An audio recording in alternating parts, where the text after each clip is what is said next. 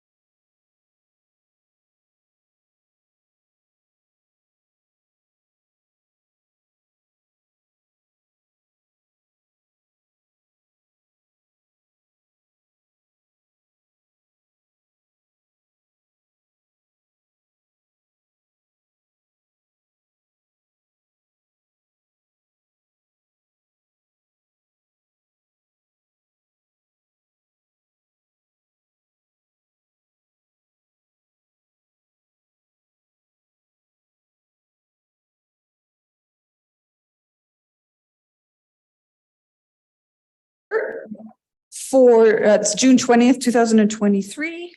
Attendance at the start of the meeting is 100% with Councillor Jolly attending virtually. I need a motion to adopt the agenda as amended because now that we are not having the meeting with Sturgeon County for IC, we're moving 15.1 from the agenda. Is that right? 15 point. Yep. Councillor Mackay, go ahead. That the June 20th, 23 agenda be adopted as amended. Thank you. Call for the vote.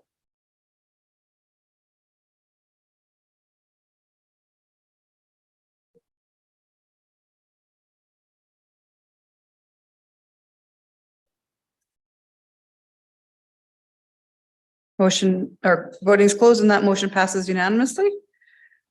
All right, we have a fairly long list of presentations, delegations and announcements, but the first and foremost on our agenda is, of course, the recognition that tomorrow is National Indigenous Peoples Day.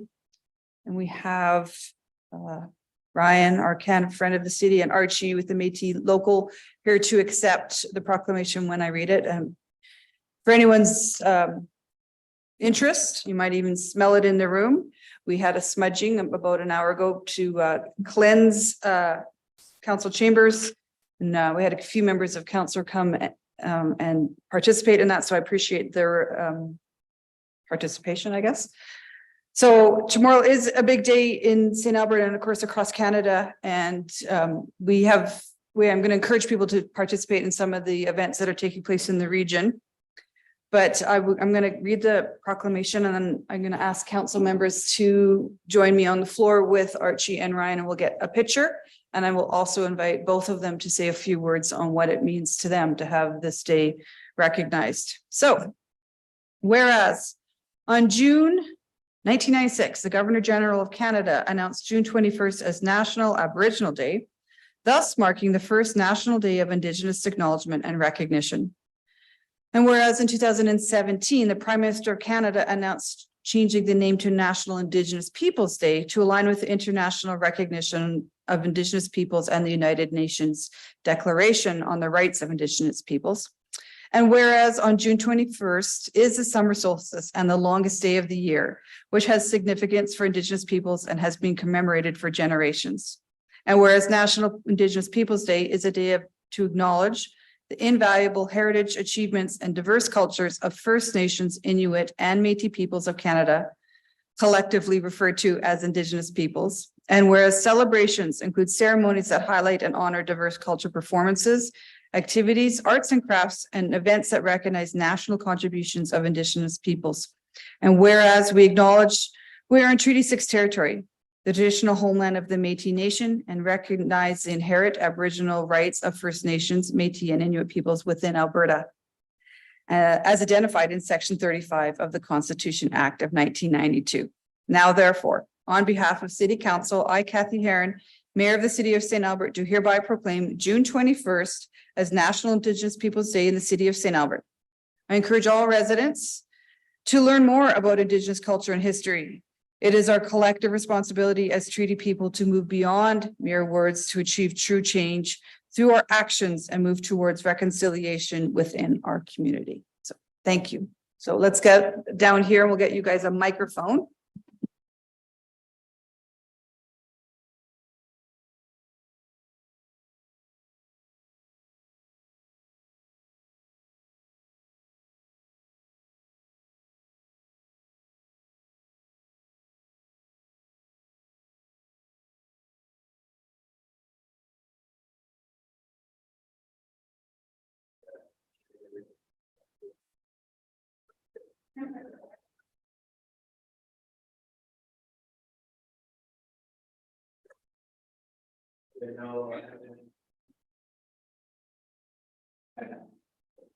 Right. I don't know how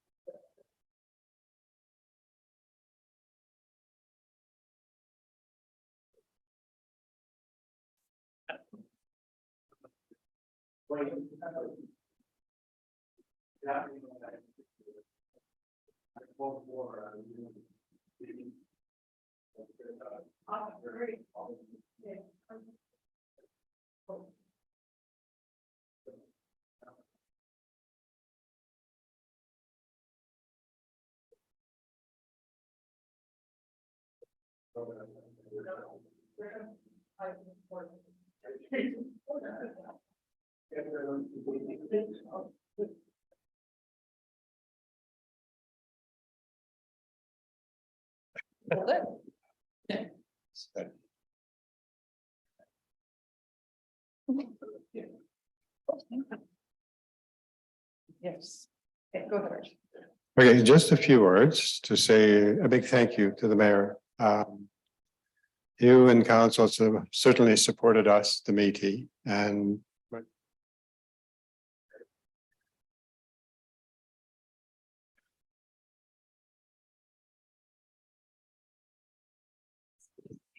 okay, the heck with it. Okay.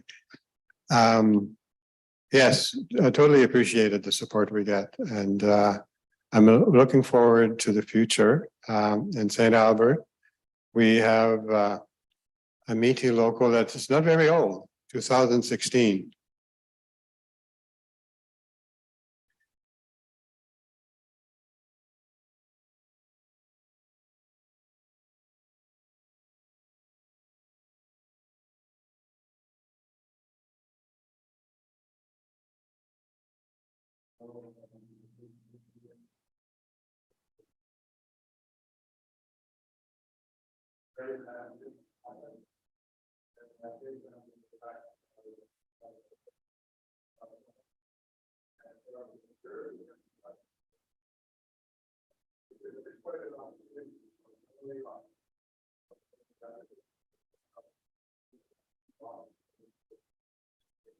I'd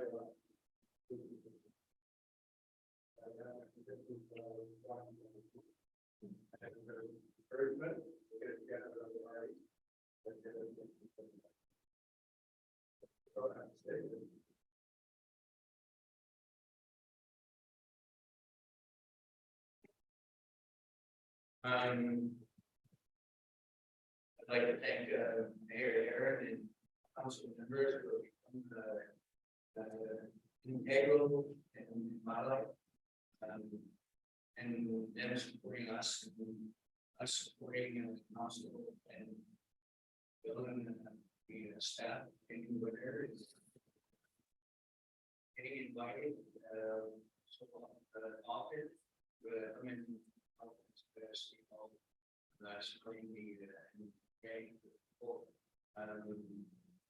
and for the mayor and this council, and I think that staff and bridge that gap to be in First Nation and community people that was so distant for so many years. Now it's the gap is closed quite significant. And I appreciate it, and I love the fact that and there's such a tremendous honor for state and Alberta for embracing my family. We've been here 74 years, so classifying and as St. Albertans has always been wonderful for us. My kids, the last one where from they say St. Albert, so for them to say that is so wonderful for us. And I thank all of you for inviting me and being our chief this beautiful day. It's significant for all of us because it's not only for the team being within the First Nation people, it's for all of us to celebrate as human beings, being the First Peoples. We should be looking at it in a different way. It's our celebration, not just segregation. And I love all of you. I see everybody as human beings. And I thank Mayor Aaron and City Council for inviting me. It was Bill. Yeah, thank you all. Thank you so much. Absolutely, not sure. I think it's very important what the position is. Wow. Okay, so thank you. I sure will.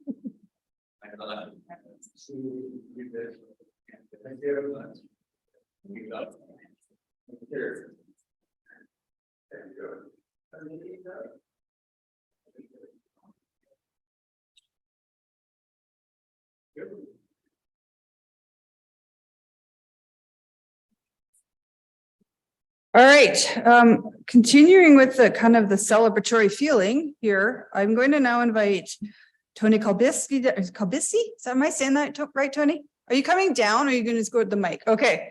He is the vice president of the Canadian Association of Municipal Administrators. And about 2 or 3 weeks ago, St. Albert staff were in Ontario to receive an award, and Tony has come here to now kind of extend that to City Council. So take it away, Tony. Well, good afternoon, Mayor Aaron, councillors, staff, ladies and gentlemen. As the mayor has indicated, I'm Tony Kolbiski, the CAMA First Vice President and Board Representative for Alberta and the CAO for Westlock County. And I'm very honored to be here to present this National Recognition Award to the City of St. Albert. It was great to have both Bill and Carrie at the Deer Herds Conference along with Amanda Wild. We thank you for your support of the association. Each year, CAMA recognizes the value of excellence and professionalism in municipal administration through the annual awards program in 4 areas of program excellence: innovation, environmental leadership and sustainability, professional development, and collaboration with external organizations and municipalities. Awards are presented to local governments and their chief administrators in recognition of their creative and successful programs, projects, or services. Because Canada has a unique mixture of small and large municipalities, the awards for innovation, environmental leadership, sustainability, and professional development are granted according to population. So we offer 3 population categories for municipalities with a population under 20,000, for those between 20,001 and 100,000, and then those that are 100,000 and over. And we were pleased to receive a total of 35 award nominations this year, and all of them were of excellent quality. So the following evaluation criteria were used by the committee when reviewing the submissions: the extent that the program, project, or service involves innovation, creativity, and exemplifies a significant change; the potential program or project or service possesses to enhance the practice of administrators elsewhere, and the degree that it can be transferred to other municipalities across Canada. And lastly, the impact of the program, project, or service on the municipality and on the organization, even if the innovation itself was not new to the profession. So the Environmental Leadership and Sustainability Award recognizes the dedication to environmental and sustainability excellence in projects that meet the needs of the present without compromising the future. This may include standout projects or initiatives to apply to the improvement of corporate processes that demonstrate real benefits to the environment. Sustainability may refer to both environmental considerations and wider sustainability efforts or impacts on people, resources, and communities. This year's winner of the Environmental Leadership and Sustainability Award for a municipality with a population between 20,001 and 100,000 is the City of St. Albert for your Grey Nuns White Spruce Park development. Sean, you have a video, if you can cue that up. This was played. Congratulations to the City of St. Albert, Alberta, winner of the 2023 CAMA Environment and Sustainability Award in the 20,001 to 100,000 population category for its development of Grey Nuns White Spruce Park. The Grey Nuns White Spruce Park development was a collaborative effort led by the city alongside the St. Albert, Sturgeon, County Métis Local 1904 community members and contractors. This project recognized the importance of the park, which provides habitat to wildlife along the Sturgeon River corridor, as the largest remaining white spruce forest in an urban setting in Western Canada. Residents and visitors can now enjoy over 4 kilometers of trails, 2 outdoor classrooms, a picnic shelter, 2 river viewpoints, and a nature-based play feature. The project serves as an example for the city and other municipalities in blending citizen use, conservation values, Indigenous knowledge, and public art. It challenged the typical approach to park development by placing a high priority on maintaining the natural features of the area and integrating those features into public art and education amenities. The project also informed the city's approach for including Indigenous partners in projects and contributes to the city's reconciliation efforts through relationship and trust building and ensuring opportunities for collaboration. Congratulations to the City of St. Albert, Alberta, winner of the 2023 CAMA Environment and Sustainability Award. Well, congratulations to the City of St. Albert. Sorry, that's awesome. Yeah. So I think we're doing some more photos. Awesome. Okay. Photo day.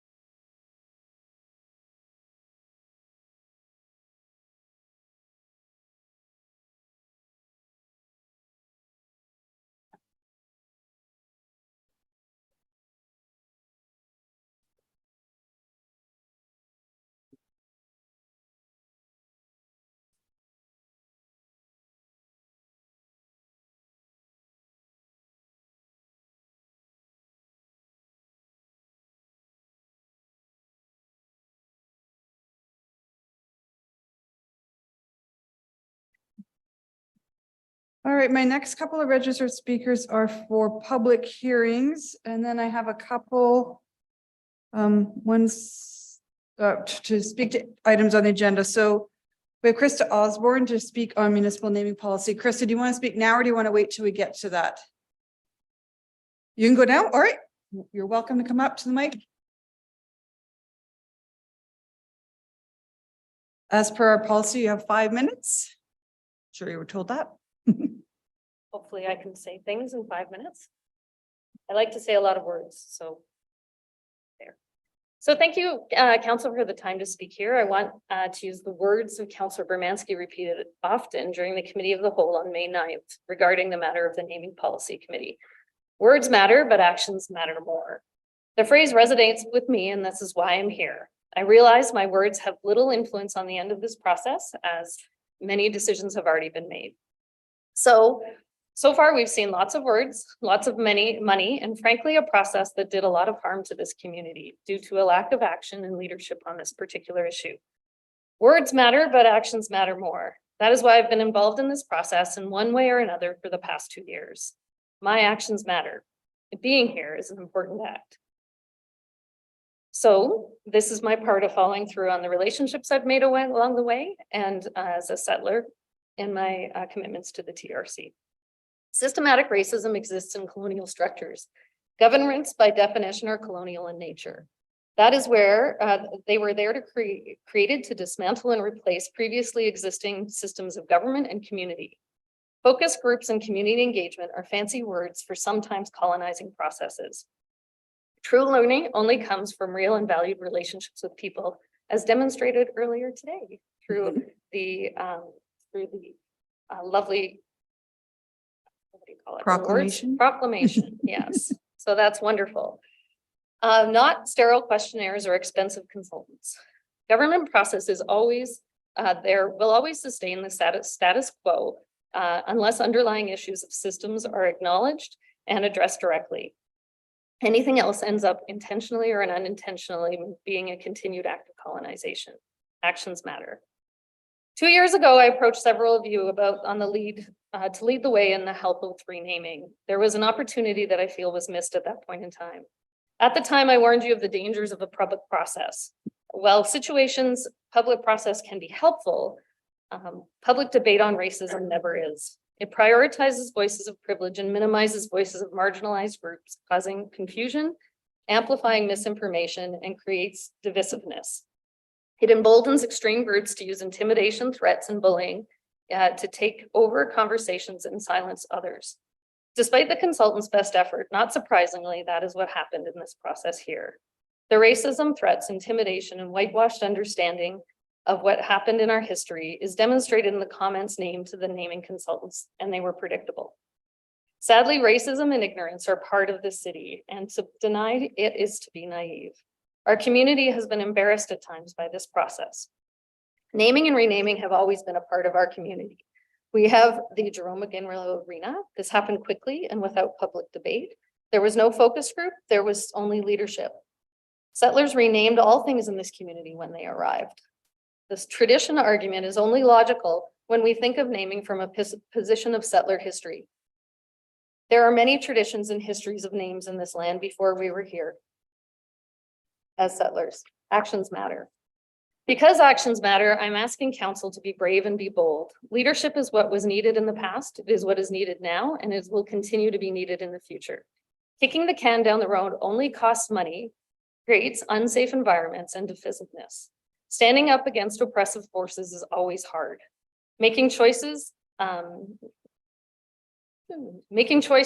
hard, and it has always been what you've been elected to do. Use your actions to decolonize and not perpetuate harm. It isn't about silencing any group or erasing history, but about amplifying voices that have historically been silenced or erased. In the case of residential schools, these voices were often abused, neglected, and sometimes murdered in the borders of our city. The naming policy that has been amended and re-amended is a good start, but it only really kicks the can down the road. Make no mistake, this will continue to be politically divisive and a process that ultimately falls to council. This is only the beginning of the process of renaming. My hope is that you or the next council will be bold and brave in how they handle these conversations and not hide behind process. This will only continue harm. You were elected to make choices that reflect the values of all members of this community.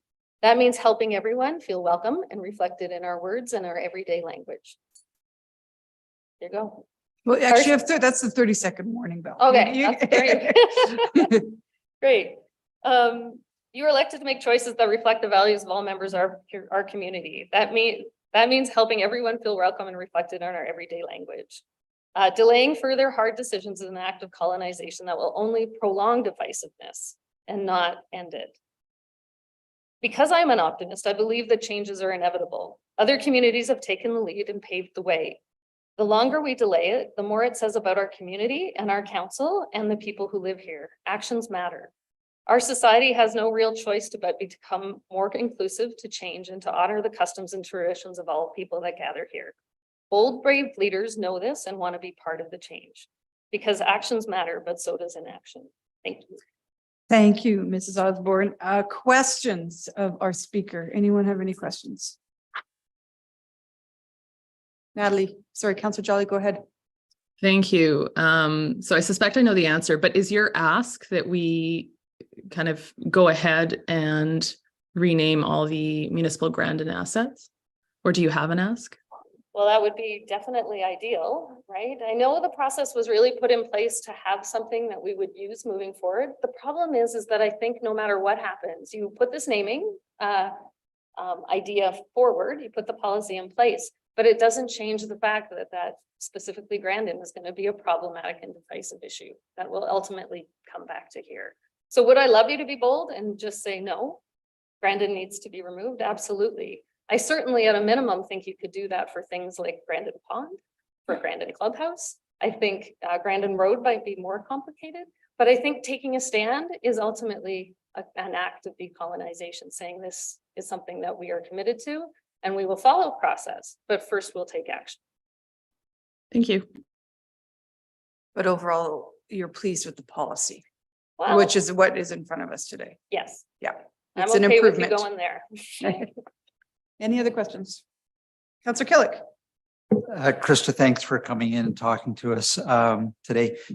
So just without a policy, it's not a policy to hide behind or anything like that. It's a policy that will help guide us in the future. So it's only as good as the paper it's written on. Somebody still, council, ultimately still has to make a decision. You seem to say kind of be brave, be bold, make the decision without referring to the policy, or because See, this is I think we need to have policy that helps guides us to that bold decision. And am I misreading what you're No, suggesting here? not completely. And really, if I were to have a time machine and go back in time, which of course I don't, is that when there was political movement towards changing that name, I would have done it. I would hope you would have done it, and I hope you would have done it quickly, such as the Catholic School Board did. It was politically in a position where it was okay and understood, and we would be done this conversation by now, rather than continuing to do potentially harm in our community. Now, we don't have a time machine, so I do agree that policy is important, but I also think we have to be really careful about hiding behind policy, because I heard multiple times in that committee of the whole of this idea of making it not a political process. There is nothing about policy that will change this. This is a political process. You will all be held accountable to that no matter what you do. Would I love it not to be? Of course. But that's what you are politicians. Political processes is what you're definitely held to. So would I love you to just be able to change the name? Of course. But I also think there was two issues here that were really blended together. There was an issue of harmful names that were obvious that you could have taken a stand for. And then there was an issue of not having a naming policy. What we tried to do, and what I saw when I was participating and working with the focus groups, is trying to find a policy that blended those two things together. And that was a mistake. And it created a lot of conflict in terms of what the perception was in the community, as well as here. So for me, they're two different issues. You don't have a policy now. I think you need one moving forward. But I also think having names like Grandin sitting on municipal properties is a problem, especially given that we had 2 residential schools in this city. As far as I know, Battelle Grandin never stood in this city, and I'm not sure why we honor him for that. I would rather, if we're going to name, and I know there's lots of debate about whether or not we should name people for people or not. If we are going to name for people, I think honoring our residents makes way more sense than honoring people that haven't been here and have actually caused harm. So yes, Councillor Kelly. No, Both. thanks for that clarification between policy and making the actual decision. I appreciate that. All right. That's all the questions we have. Great, thank you all. So much. Thanks for your action. We have 6 registered speakers to speak to the 911 dispatch services. Greg Harvey, I saw it was here. Dean here. Yep. We have Karen and Todd Whitney. Carmen Santoro. Is Carmen was a Zoom link online. All right. Yes. And we also have Michelle and is it MAMACUS? COS? Where are you, Michelle? Okay, so all of you, I will give an option. You can speak now, or you can speak at the time that we get to the agenda. When I look at today's agenda, we have 2 public hearings, this naming policy. So we might not get to the council motion on 911 dispatch for a couple hours. Totally welcome to sit around and wait, but I will give, as I read your name, if you would like to speak now, I'll invite you to the mic. If you want to wait, just let me know and I will check you off at that time. So Greg, you want to wait or? I know you said. Same with you, Dean. You're going to stick around? Okay. How about Karen and Todd? Do you want to speak now? You'll wait? Okay. Carmen, where are you online? I'll wait, please, your worship. All right. And last but not least, Michelle. You can speak now? Okay. So can you say your last name? I sure can. Thank you. It's Michelle Mamakos. Mamakos. Okay. Do we get the right spelling? MAMACOS. Okay, perfect. Just for the minutes and stuff. Thank you. All right, go ahead. So as you know, my name is Michelle Mamakos, and I am the widow of St. Albert firefighter Warren Hillier, who died by suicide in November 2021. Please note that some of the following content may be a trigger to some listeners, as I will share details about suicide and my 911 call. Thank you. 1, 2, 3, 4. 1, 2, 3, 4. 1, 2, 3, 4. This is what I remember from my call on the fateful day in November 2021. I was on the phone with 911 dispatcher when I saw Warren hanging. The primal screams that came out of my body were completely involuntary. They are the kind of noises that you don't replicate in the media or in Hollywood. They are blood curdling. It is the epitome of extreme trauma. The dispatcher on the other end of the line listened to the most excruciating moment of my life, heard me cut the cord, and then heard 300+ pounds drop onto concrete. They walked me through the steps of CPR and counted compressions for me. 1, 2, 3, 4. 1, 2, 3, 4. Unfortunately, my story isn't unique. Talking community members through the most excruciating moments of their lives is part of a dispatcher's role. They do this over and over again on a daily basis. This role is not for the faint of heart, and those who perform it are absolutely remarkable. After a call, debriefing, processing, and healing are integral to keeping dispatchers healthy and able to continue to perform their role as it passes. For the St. Albert dispatch team to be directly integrated into the St. Albert Fire Department is a significant advantage. Dispatchers are surrounded by first responders and trained peer support team members on a daily basis. They have access to the same programming and resources as our firefighters. They are enveloped in a culture and team that proudly serves our community. They are our friends, our neighbors, our family, and members of our community. On the St. Albert Fire, on the City of St. Albert website, I found this culture handout, which identifies the words we live and work by. It states that the City of St. Albert is known as the most positive, progressive civic administration in Canada, bringing our best to cultivate an amazing community. It highlights the city's commitments to teamwork, pride, caring, service, and innovation, which the city just received an award for. The City of St. Albert's motto is to cultivate life. Cultivating means nurturing and growing. This is an opportunity for the city to step up and walk the values it has set out in front of the community. It's an opportunity to show how standing by the statement of not only being a progressive administration, but being the most progressive administration in Canada. Making up the $20,000 shortfall by keeping the dispatchers in-house can be considered an opportunity to engage departments for innovative revenue solutions. Each department has experts who can choose to turn their day-to-day role into revenue-generating opportunities. Some examples may be using those in digital creation to develop an incredible sought-after branded merchandise for sale to the community members of St. Albert and visitors, converting empty office space to co-working spaces for small business owners, remote workers, creators with flexible membership plans.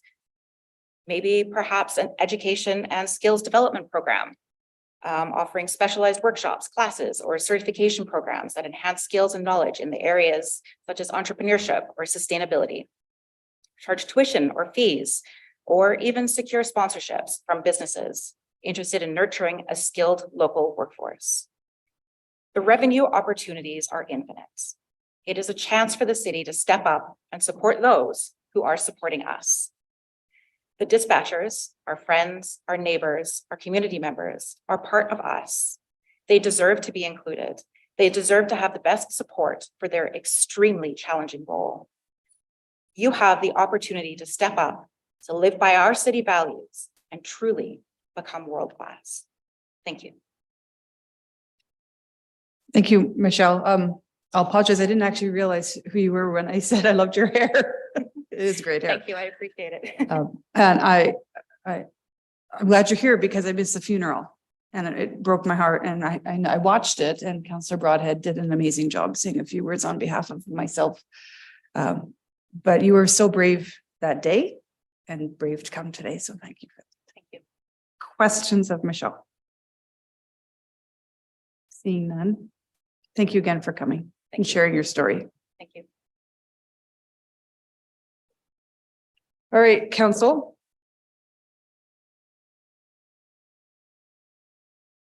Business arising from any of the presentations. So obviously we'll be talking about municipal naming and the 911 dispatch later on in our meeting, but is there anything from the CAMA award or the National Indigenous Peoples Day?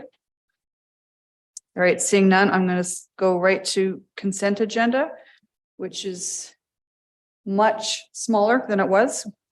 Can we have it on the screen so we know exactly what we are pulling off of consent? And council, I'm going to ask you all, because those of you who have indicated you want something pulled, if you're pulling it for voting purposes only, which is obviously 100% fine. If that's the case, then I'll just go straight to the vote.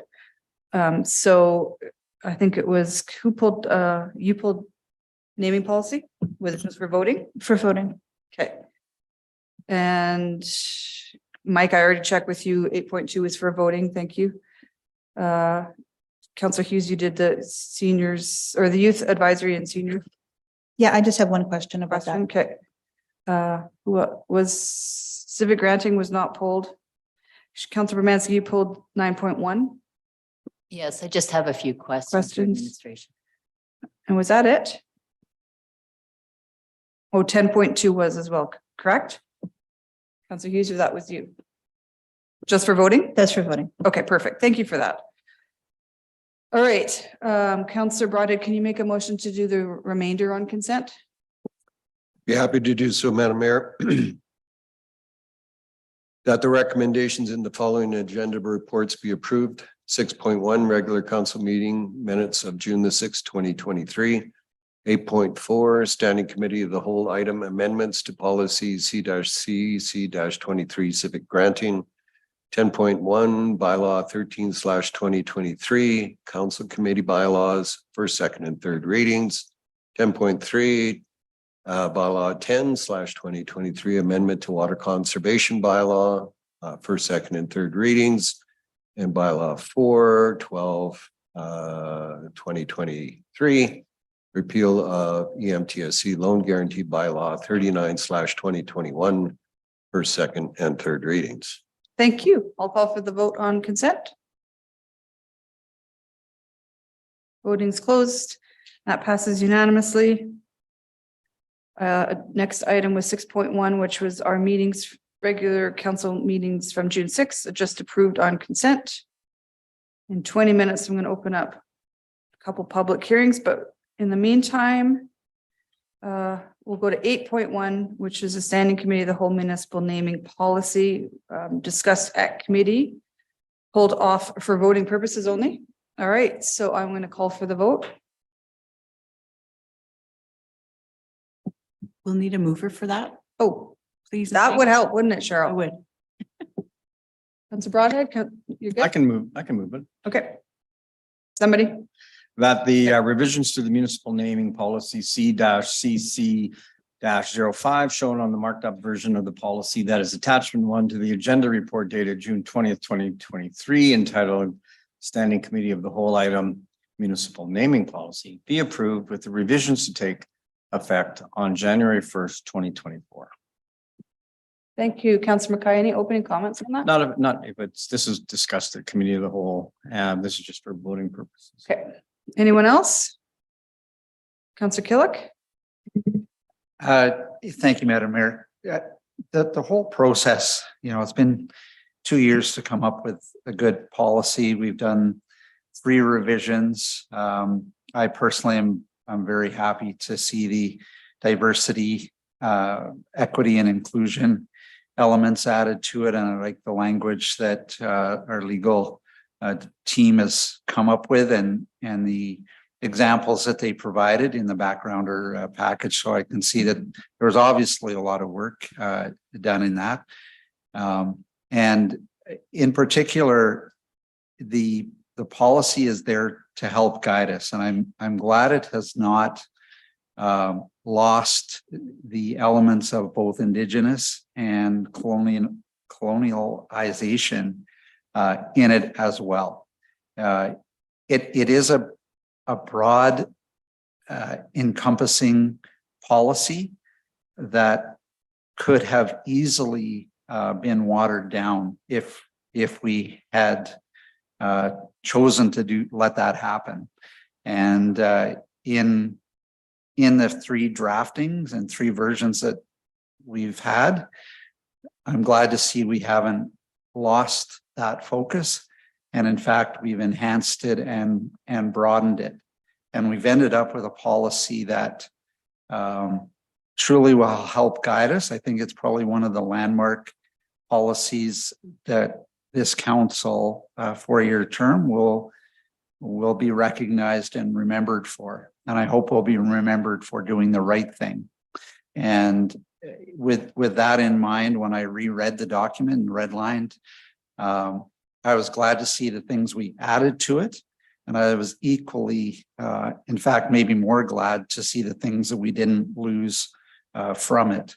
So very supportive of the work that administration has done between the last round of drafting and the policy that we have in front of us. Ultimately, though, as our presenter stated, it will be up to council to make those final decisions on both renaming and naming going forward. So I think although it was very bumpy in some of the public consultation, I don't think any council should ever shy away from public engagement and public consultation. It is the only way that we can truly end up with policy that reflects all that is good about St. Albert's. And our residents had a chance to speak up, and we've ended up in a much better place with a much stronger policy. So I'm very happy to be able to support this. Thank you, Councillor Killick. I see no more councillors wanting to speak. Do you have anything to close, Councillor Mackay?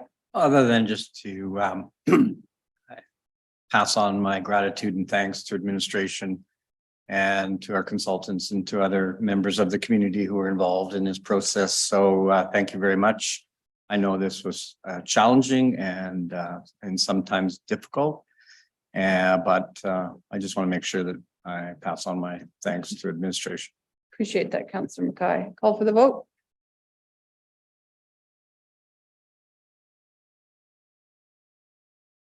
Vote is closed. And that passes by majority with Councillor Bermansky and Councillor Hughes opposed. All right. The next one was 8.2, which is pulled off a consent by Councillor Killick, which was the motion on St. Albert Trail improvements phasing 3 funding. Can I have someone read it into the record? Councillor Mackay, you're on a roll. Yeah. That project charter ENGS-070 is approved for 16,220,000 to be funded through debt financing. And number 2, that administration develop and present to council a borrowing bylaw for North St. Albert Trail improvements, phase 3A and 3B only. All right. Any opening comments? No. Councillor Killick? This is going rolling along down the road pretty quick here today. Is that a pun? No, I picked that analogy just for that reason. Thank you. The reason I pulled this from consent was to be able to have a vote on it and to reiterate simply my position as was stated at committee, and that borrowing $16 million to make changes to a road that is already functioning quite well. And I know the driver was in large part the new fire station number 4, but in committee of the whole, we heard clearly that there was a workaround to mitigate travel times and travel distances that did not require the funding of St. Albert Trail North. And just very briefly, I think what I've heard from residents is that we don't need more construction on St. Albert Trail North. What we need is, if we're going to borrow money, we need to borrow money to meet or at least start on our amenities site as a higher priority. And so keeping that in mind is this will affect our borrowing strategy going forward. We've had discussion about some of the challenges we face in future borrowing for future projects. This is an impact to taxes to pay for the 35% of it that's not serviced by offsite levies. So it has impact to residents that way as well. And looking long term, we don't know whether we're ever going to need that transit right of way that is causing us to shift the road over. It may end up being a nice to have in the future. And with respect to increased traffic, when we have Fowler Way built out, all that traffic that's coming down St. Albert Trail will actually be diverted, or a large part of it will be diverted on Fowler Way. I know that's a long time in the future, but and connect over to Ray Gibbon Drive. So there are a number of items that just said to me that we may not need this money or this road improvement. And we had higher priorities, certainly that I've heard from residents in terms of if we're going to borrow the money, we should be borrowing it for things like our amenities site. So that's why I wanted to have the recorded vote on this this borrowing in this project. Thank you for that, Councillor Killick. Anything to close, Councillor Mackay? Not without getting into a whole bunch of the same discussion that we had at committee of the whole. I mean, we all know that it's getting considerably more expensive to build things. We just have to apply that to our own personal lives. I would imagine the interest rate will continue to increase before it will actually decrease. So rising costs, labor scarcity. We already heard about the increase in material costs. We're going to hear about it again as in a short time as we talk about some of the other items on the agenda. We know that our procurement time has increased exponentially over the past couple of years, and there's additional emphasis to ensure that we have RFPs. So yes, I would say that it would be nice if we could hold this off, but honestly, this road is important not only to the residents who are trying to get to work, who are trying to get to amenities, who are dependent upon access to emergency services. It's also important to the region. So I would disagree. I think the time is now, and we can build it now instead of looking at it in the future where it does become cost prohibitive to build it. So those are my closing comments. All right, call for the vote.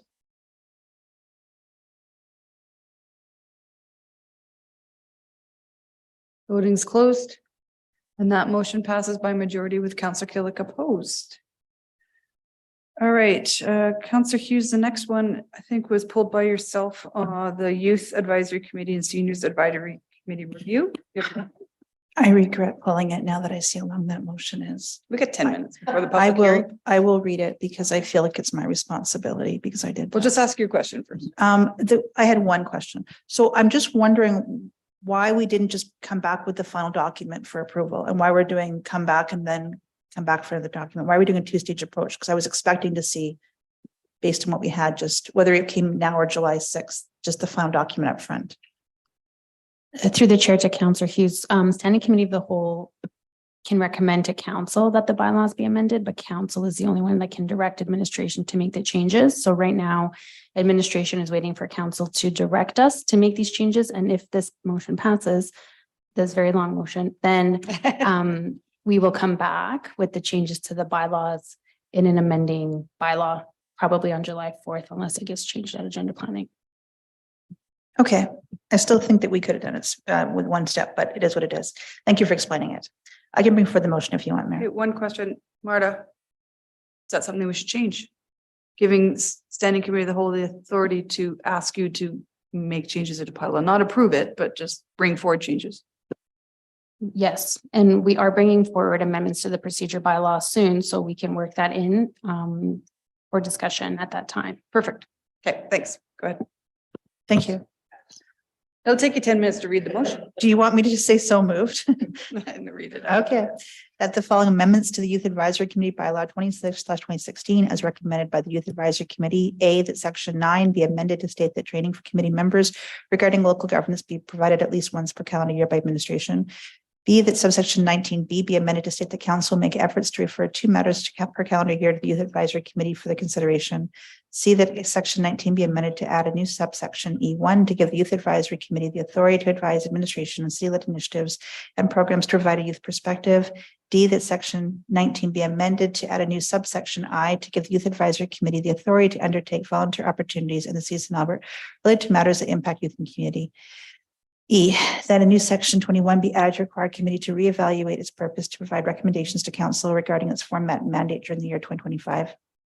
Number 2, that the following amendments be made to the Seniors Advisory Committee bylaw 26/2018 as recommended by the Seniors Advisory Committee. A, that the Seniors Advisory Committee be considered an ad hoc council committee that, subject to the meeting schedule below, is only required to meet when an issue has been referred to their consideration by council. That B, that the Seniors Advisory Committee be required to meet a minimum of 3 times per calendar year under the following conditions. 1, the first meeting of the year will be held in January, during which time the chair and vice chair will be elected. 2, the second meeting will be held no later than June 30th. And 3, the third meeting will be held no later than November 30th. C, that section 4 be amended to amend the change of minimum number of committee members from 8 to 6 and the maximum number of members from 12 to 9. D, that section 20.1 be amended to add a new subsection D that requires the annual report to council to outline whether any issues referred to the committee from council in the previous year. And E, that a new section section 22 be added to require the committee to reevaluate its purpose and provide recommendations to council regarding its format and event date during the year 2025. Next time you'll think twice about. Next time I'm going to do the motion before I read it. Put off. Yeah. Well, it might help the procedural bylaw in the couple of weeks to make it just more effective. So it might be a pain worth having. That's it. Call for the vote.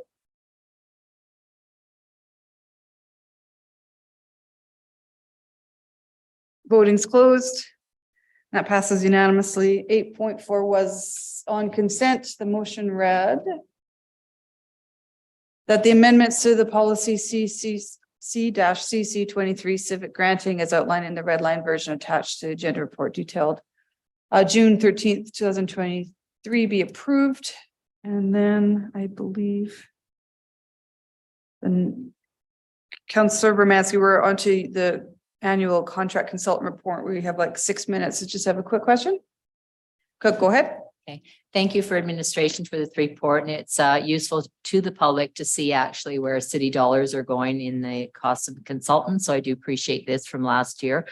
The one question that I had is that we have one consultant, let's see here, CSG Strategy Group on retainer at $5,000 a month or $60,000 a year. Is that group still on retainer? And do we have any published value of what we're getting for the $60,000 per year? Yep. Thank you, Councillor. That is Kathy Chychuk's group. So that is essentially the political analysis and political feedback that we get on a monthly basis. Yes, they are still on retainer. Still on retainer. Okay. Okay. So for further questions of that, I'll send in an information request if that's okay. And one other one here.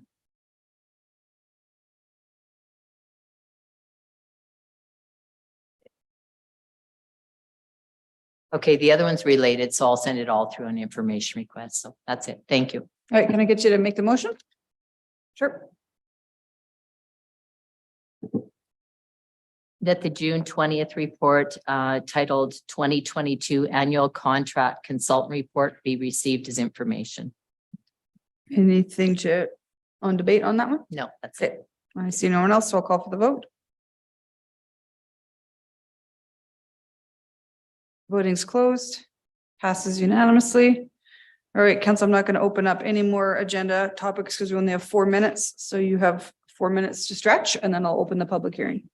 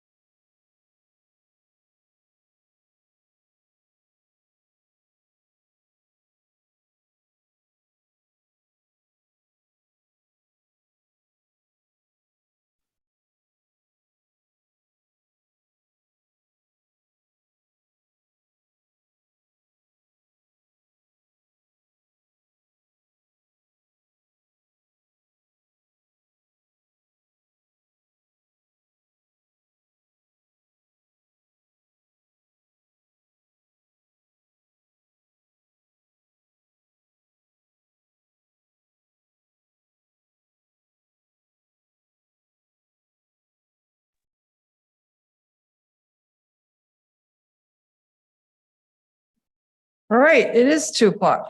Awesome. So I will start with 7.1, which is a public hearing on bylaw 8, 2023, which is Shro land use bylaw amendment. So open the public hearing. And I will turn it over to Eric. Is Eric online? There he is. I assume you have a bit of a presentation, Mr. Schultz? We do. Okay, go ahead. Let's find right screen to share. Share. Is that visible? It is. Great. Perfect. Cool. Well, good afternoon. My name is Eric Schultz. I'm here from Planning and Development to present bylaw 8/2023, which is a redistricting in the Shro neighborhood. Shro is a new residential neighborhood located on the west side of the city, west of Ray Gibbon Drive and north of Township Road 540A. Bylaw 8/2023 is an amendment to Schedule A of the land use bylaw. Schedule A graphically identifies every parcel of land in the city and its current land use district. When there's a change to Schedule A, a redistricting occurs. The area to be redistricted is shown here, and it will be accessed via Shro Boulevard, which is shown by the purple arrow. The Shro area structure plan shows the area as low, medium, and high-density residential, as well as park. This aligns with the city's municipal development plan, which shows the area as designated as neighborhood. The applicant is proposing to redistrict approximately 16 hectares of land to the following districts: residential RX, residential front to back RFB, medium density residential R3A, high density residential R4, and public park P. The current land use district for all the lands is in the land use bylaw currently urban reserve, UR. That's a holding district until development occurs on the land. There's also a large park in the redistricting area, and this is designated as a future school site in the Shro area structure plan. The St. Albert School Board submitted a letter of support for this application, emphasizing the importance of schools to a healthy community. The application was circulated to internal and external stakeholders, and no objections or concerns were raised. The application would normally also have been circulated to residents within 100 meters of it. However, the show homes are just being built this year, so there are no residents living in Shro right now. In conclusion, the proposed redistricting is supported by the Shro area structure plan and the city's municipal development plan. Therefore, administration recommends that council approve bylaw 8/2023 as amended, as presented today. Thank you. All right, thank you for that. Council, as per our procedure, I will now open it up. Any questions from council to administration? Councilor Jolly's got none. All right, no questions. Go ahead, Councilor Kellett. Go. I have to learn to punch that button faster than my colleague, Councilor Mackay. He beats me every time. Eric, does the is redistricting from that we've just discussed, does it meet our aspirational goal of 40 units per hectare for density, or will that come later in the plan? I'm not entirely sure what the overall for this entire district, it's a mix of medium density, or sorry, low, medium, and high. So I don't know if we actually have a figure for this particular area. The overall Shro neighborhood will meet it, of course, but again, I'm not sure if we're pushing off the higher density to the higher northern part or not. Perhaps I believe the applicant and the land developer is here as well. They might be able to answer that. I do see Bladen and Jim Kelo in. Do you guys want to answer that question? You're here for questions. Paper, rock, scissors. Who's going to answer it?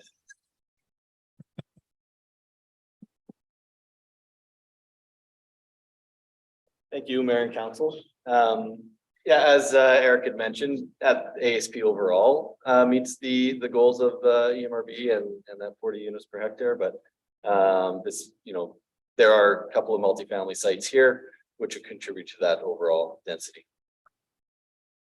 Great. So it's part of the long-term plan of that whole site to get to that that goal. Correct. Yeah, it's looked at the plan overall, not on a stage by stage basis, but this is a fairly dense stage as well. Yeah. Or there's multiple stages within this redistricting, but this area is fairly dense. Great. Thank you. That's the only question I had. I just want to keep making sure that we're always working together with the developers to meet that goal. Thank you. Thank you, Councilor Kulik. This is essentially just taking our urban reserve, and putting a land use on it other than urban reserve, right? But it Correct. conforms with the area structure plan. Okay. Exactly. Sorry, that's your only question, Councilor Kulik. Wes, do you have a question for administration or for the applicants? Go ahead. Yeah. Well, thank you very much for being here to answer a question. Mr. Schultz, if you could bring up the land use map just one more time. Schedule A. Pardon me? Schedule A. Yeah, the one with the uses attached right at the bottom there. That one. Yeah, perfect. So I believe that front to back this is a first iteration of this in St. Albert. Is that correct? It's certainly the first one I've brought to council. But it is. I think so. Just for the public who's listening in, can you just describe what that is? I mean, it's kind of unique. I've seen it, but I don't think many have. So maybe just describe what that looks like. To me rather than Eric. Yeah, you. Whoever wants to answer. It'll be our first block of semi-detached, commonly referred to as front back units. So half of the units will be accessed from the street, and the other half, the other side of each semi-detached unit will be accessed from the lane. So the streetscape, it looks like a block of larger estate style homes. Yeah, and some for on both sides, it looks like you're looking at the front of homes, correct? Yeah, like one side will have a front attached garage. The other side will have the veranda and rear detached garage. Yeah, fair enough.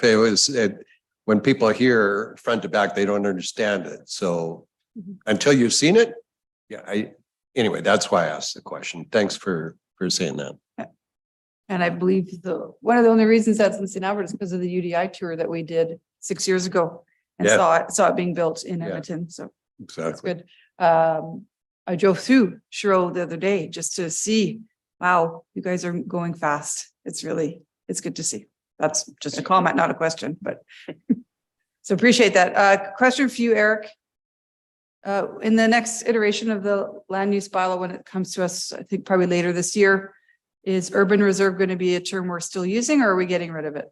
I believe there's discussion to rename it. I think the current is future development or future urban development, but it hasn't been finalized yet. Okay, as long as the word reserve isn't in there, because I think people get very confused that they think everything that's titled reserve is going to stay as this beautiful green space or natural, but. Yes, we've had this come up Adrian, before. Adrian popped in. Did you want to add to that, Adrian?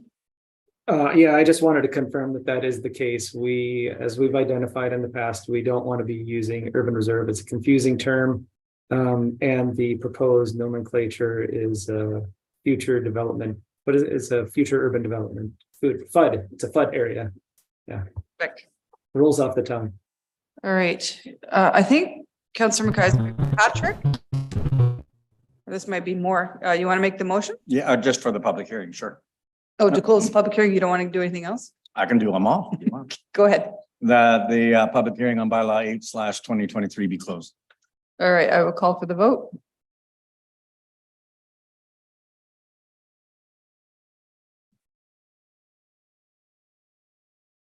Voting is closed. That passes unanimously. Anyone else? I never get, Councillor Jolly, you don't have the option to like jump in and make, if you ever want to make a motion, just let me know. But I will, thank you. Okay. Councillor McKay, go ahead. That bylaw 8/2023 being amendment 215 to land use bylaw 9/2005 be read a first time. All right, I'll accept that motion. Do you have anything to add?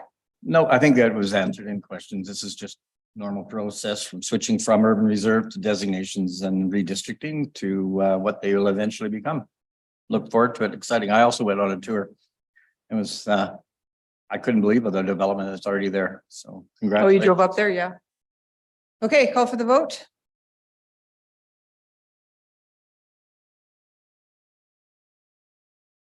Voting's closed, passes unanimously.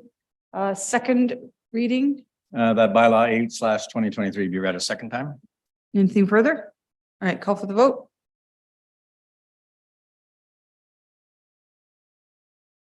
Voting's closed. Passes unanimously. Counselor Killick, you got your request to motion. Do you want to do unanimous consent? Go ahead. That unanimous consent be given for consideration of third reading of bylaw 8/2023. Perfect. Call for the vote.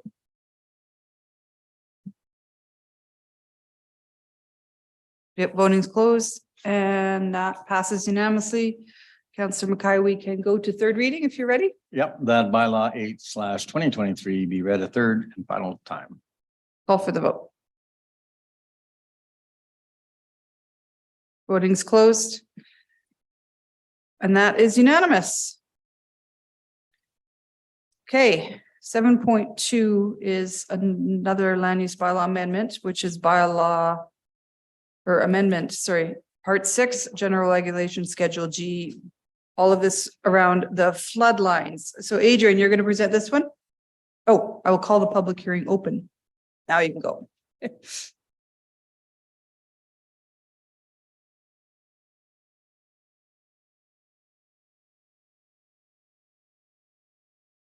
We can't hear you, Adrian.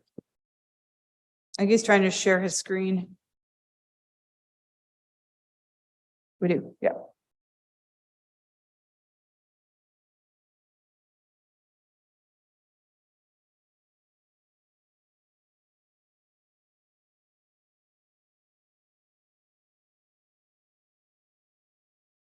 All right, Adrian, we can see the screen. Just can't hear. I've got too many screens going. Okay, now we can hear you. All right, we're in business. Okay, go All ahead. right, so good afternoon, Mayor and Council. I'm Adrian Slatt from the Planning and Development Department.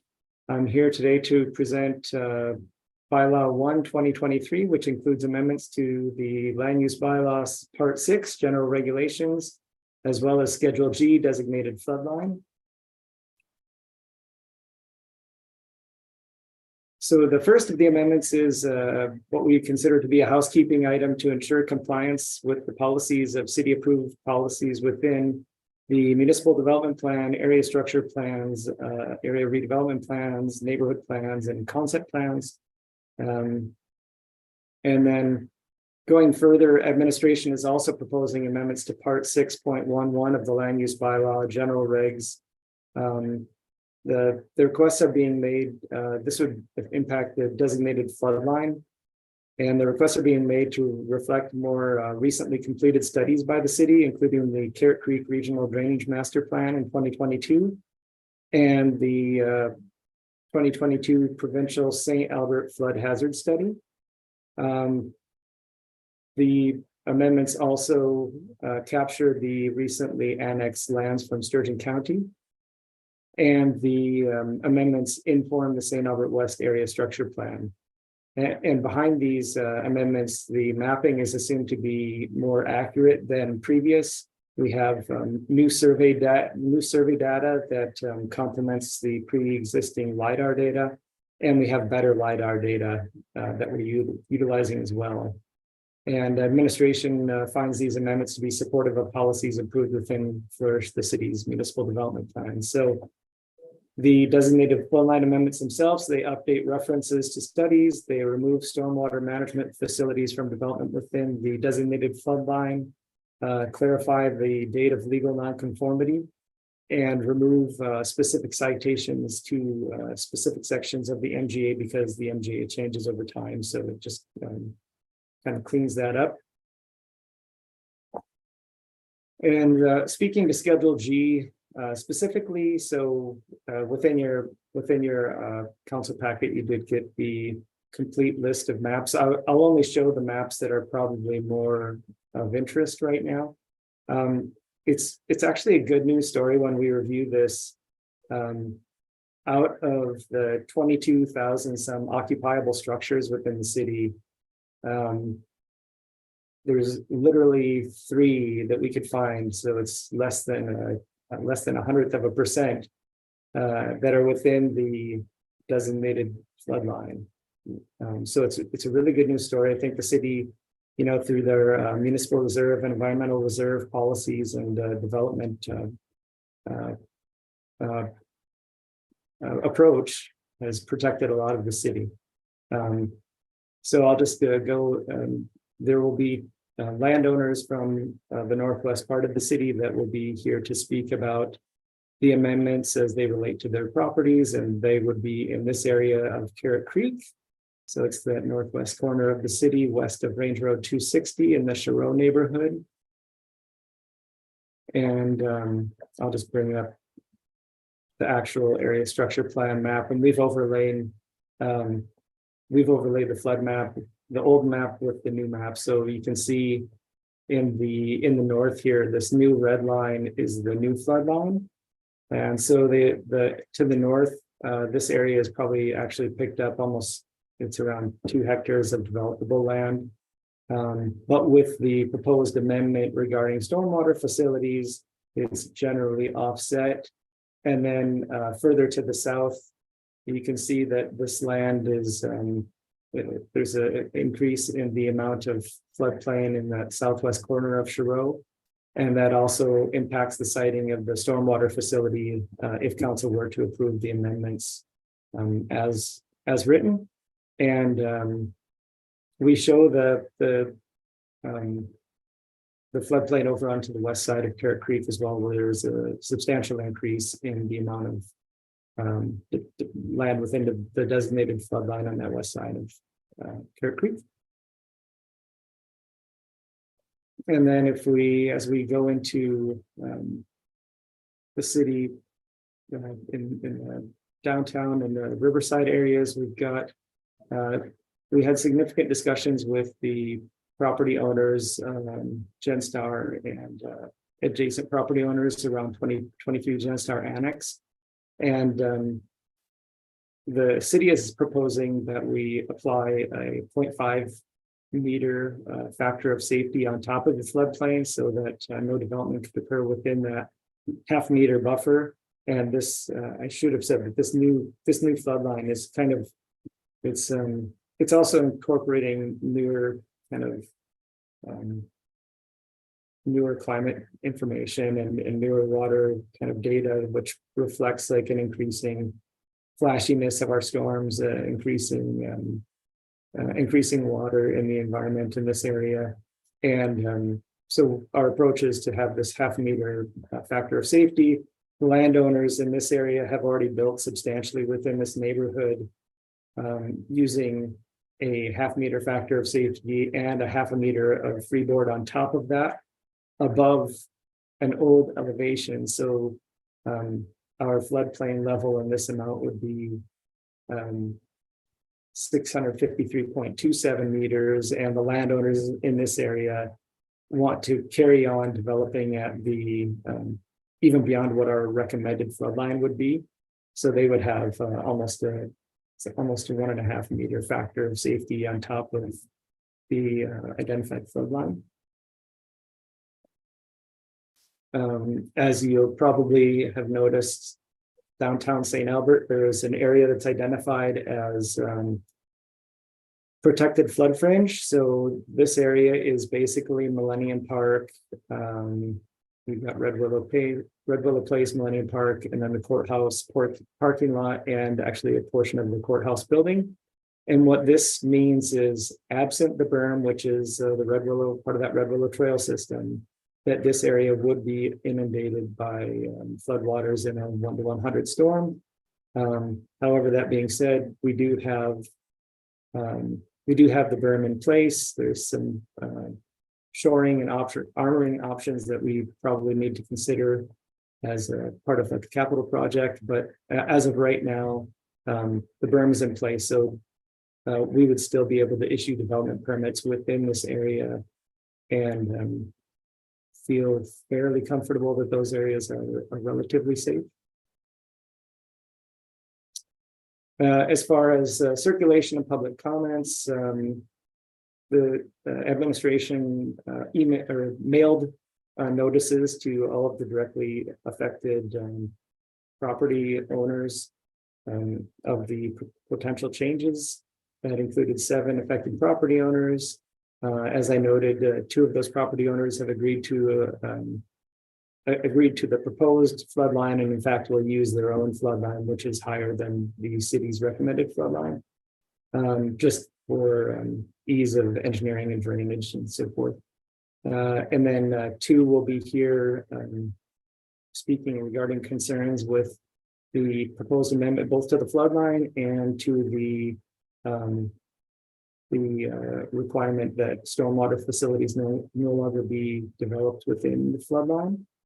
And then there is also a member of the public that I believe will be speaking in favor of a more rigorous factor of safety or freeboard, and of including the elevations, the previous flood line cross-section elevations on the map. Administration did kind of intentionally remove those elevations. I guess we view this as the map is no more than, it's an 8.5 by 11 size map. So it's viewed at a high level. And we really want people, if they have questions about development anywhere near that flood boundary, we want them to contact administration and have a really meaningful discussion and have us apply the flood line directly to the property at that scale where we can really determine whether there's impact or not. And so that's why we did leave off the proposed those flood elevations on the Schedule G map. There is a recommendation within the report. Administration, based on some of the feedback that we heard from property owners, we did agree that we would provide an alternate recommendation, and legislative services has that as well. And I've just highlighted those things. It was pointed out that we included public utility building as still being an allowed use within the designated flood line, while we removed stormwater management facilities, and it was felt that was not kind of a fair approach to things, and ultimately we agreed that we didn't want to exempt ourselves. So we agreed that the city really needs to work to ensure that public utility buildings that are required for essential city services, be located outside of the designated flood line wherever possible.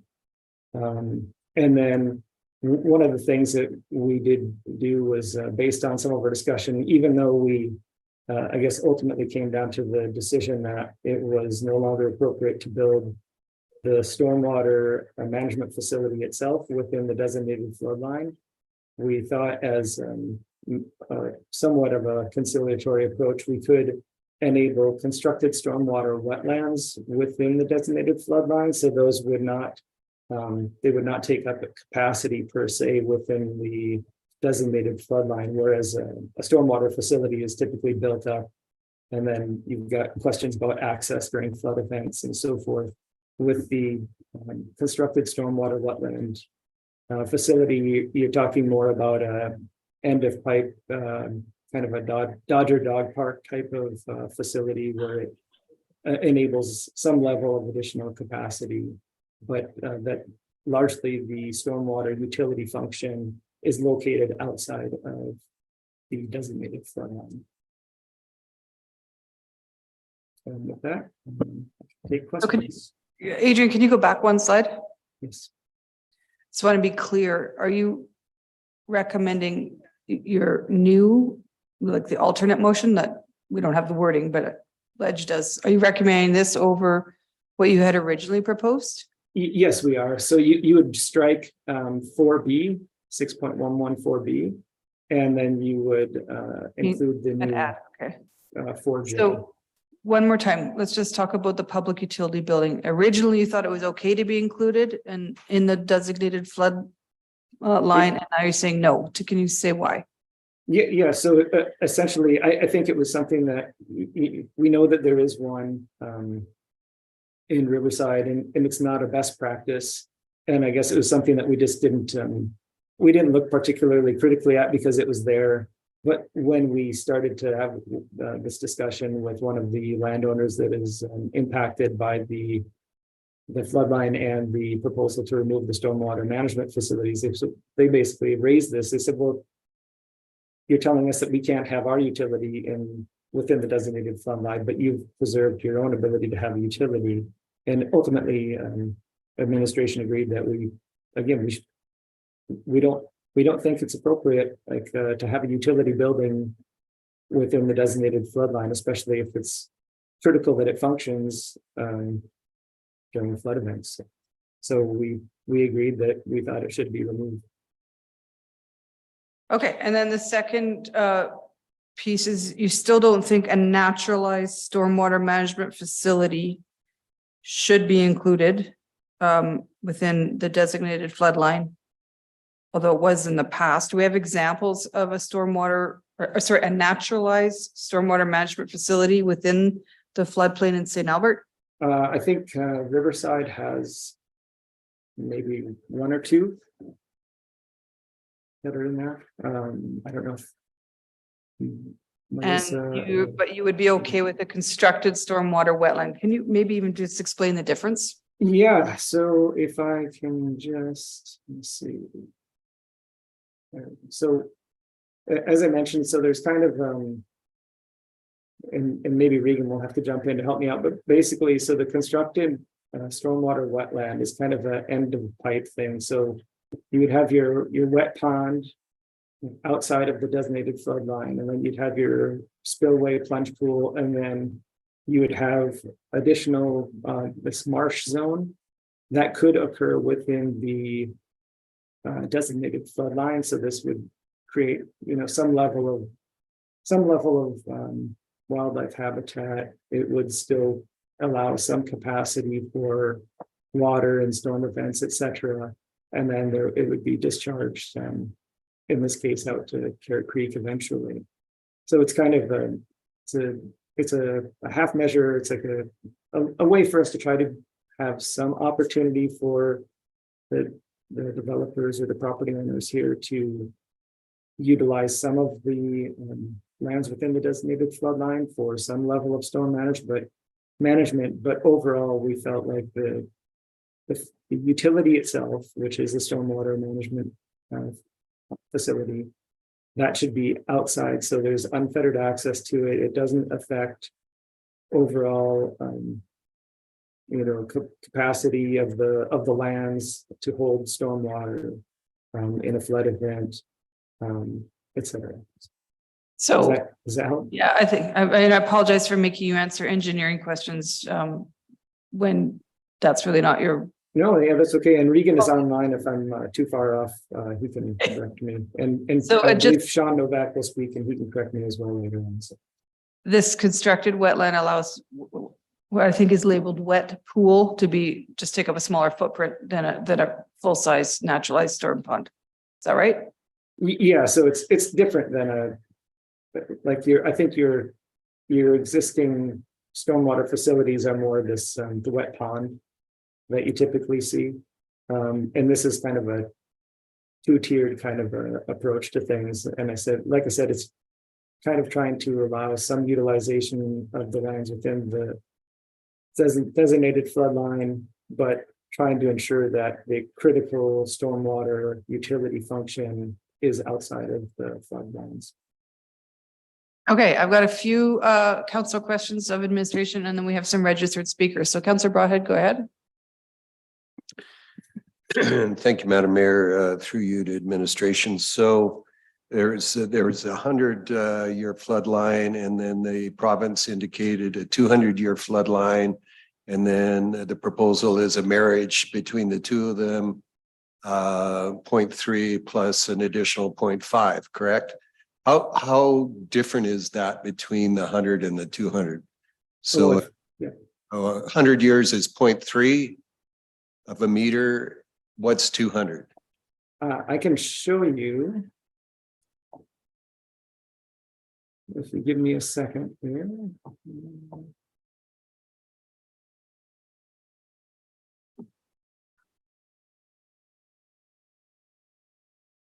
So do you have the aerial on your screen now?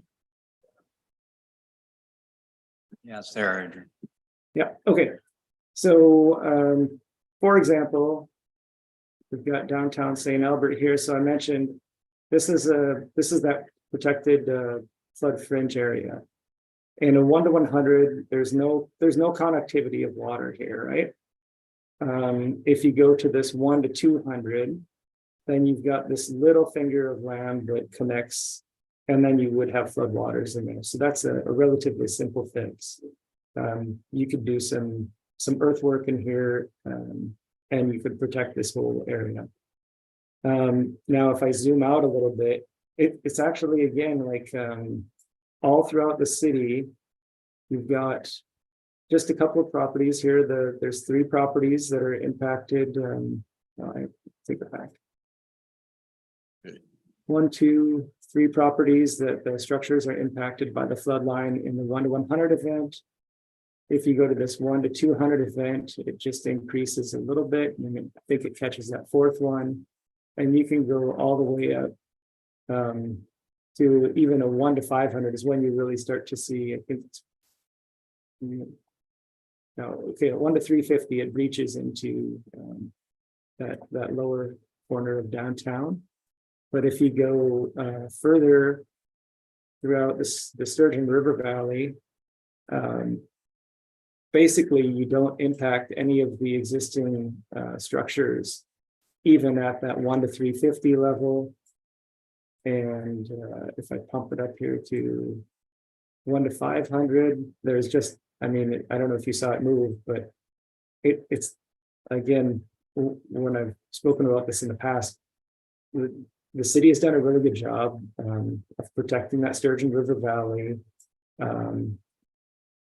The valley is fairly wide and flat, and there's a lot of, it's kind of spongy down there. So it's not like we're not on the Bow River where we've got flashy waters with a lot of elevation or like grade differences or anything like that.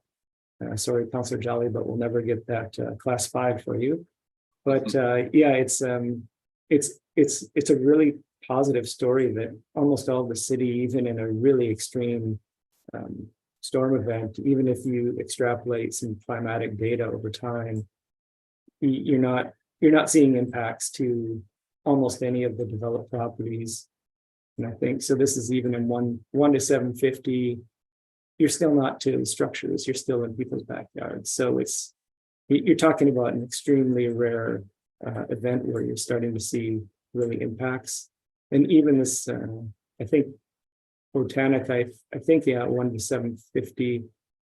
There's a kind of the angle of the building here. If you can see, even the Botanica building itself isn't impacted. There's actually like a trail down here in between. So this is just the impact. This is showing the impact of not being directly overhead of that building. So it's actually the footprint of that building is still okay at a 1 to 750.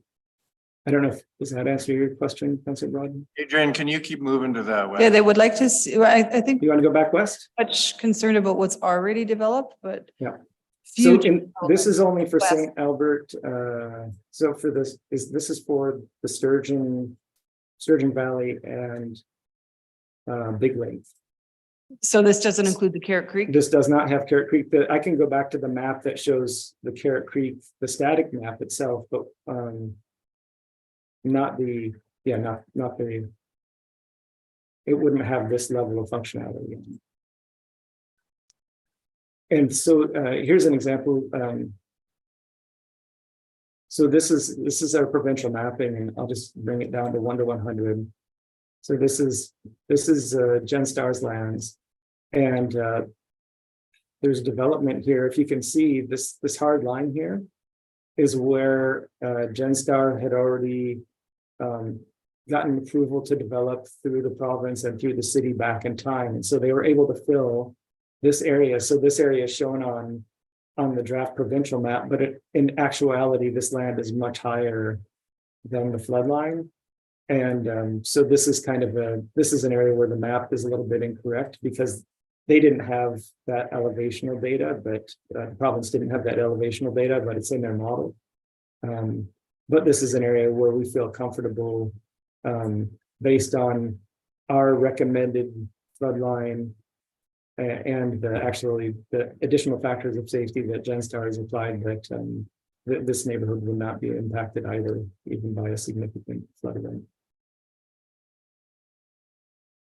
Thanks, Adrian. When you had your consultations with the landowners and the developers in the area, were they generally okay with the direction of 0.5 over and above the 200-year provincial floodline?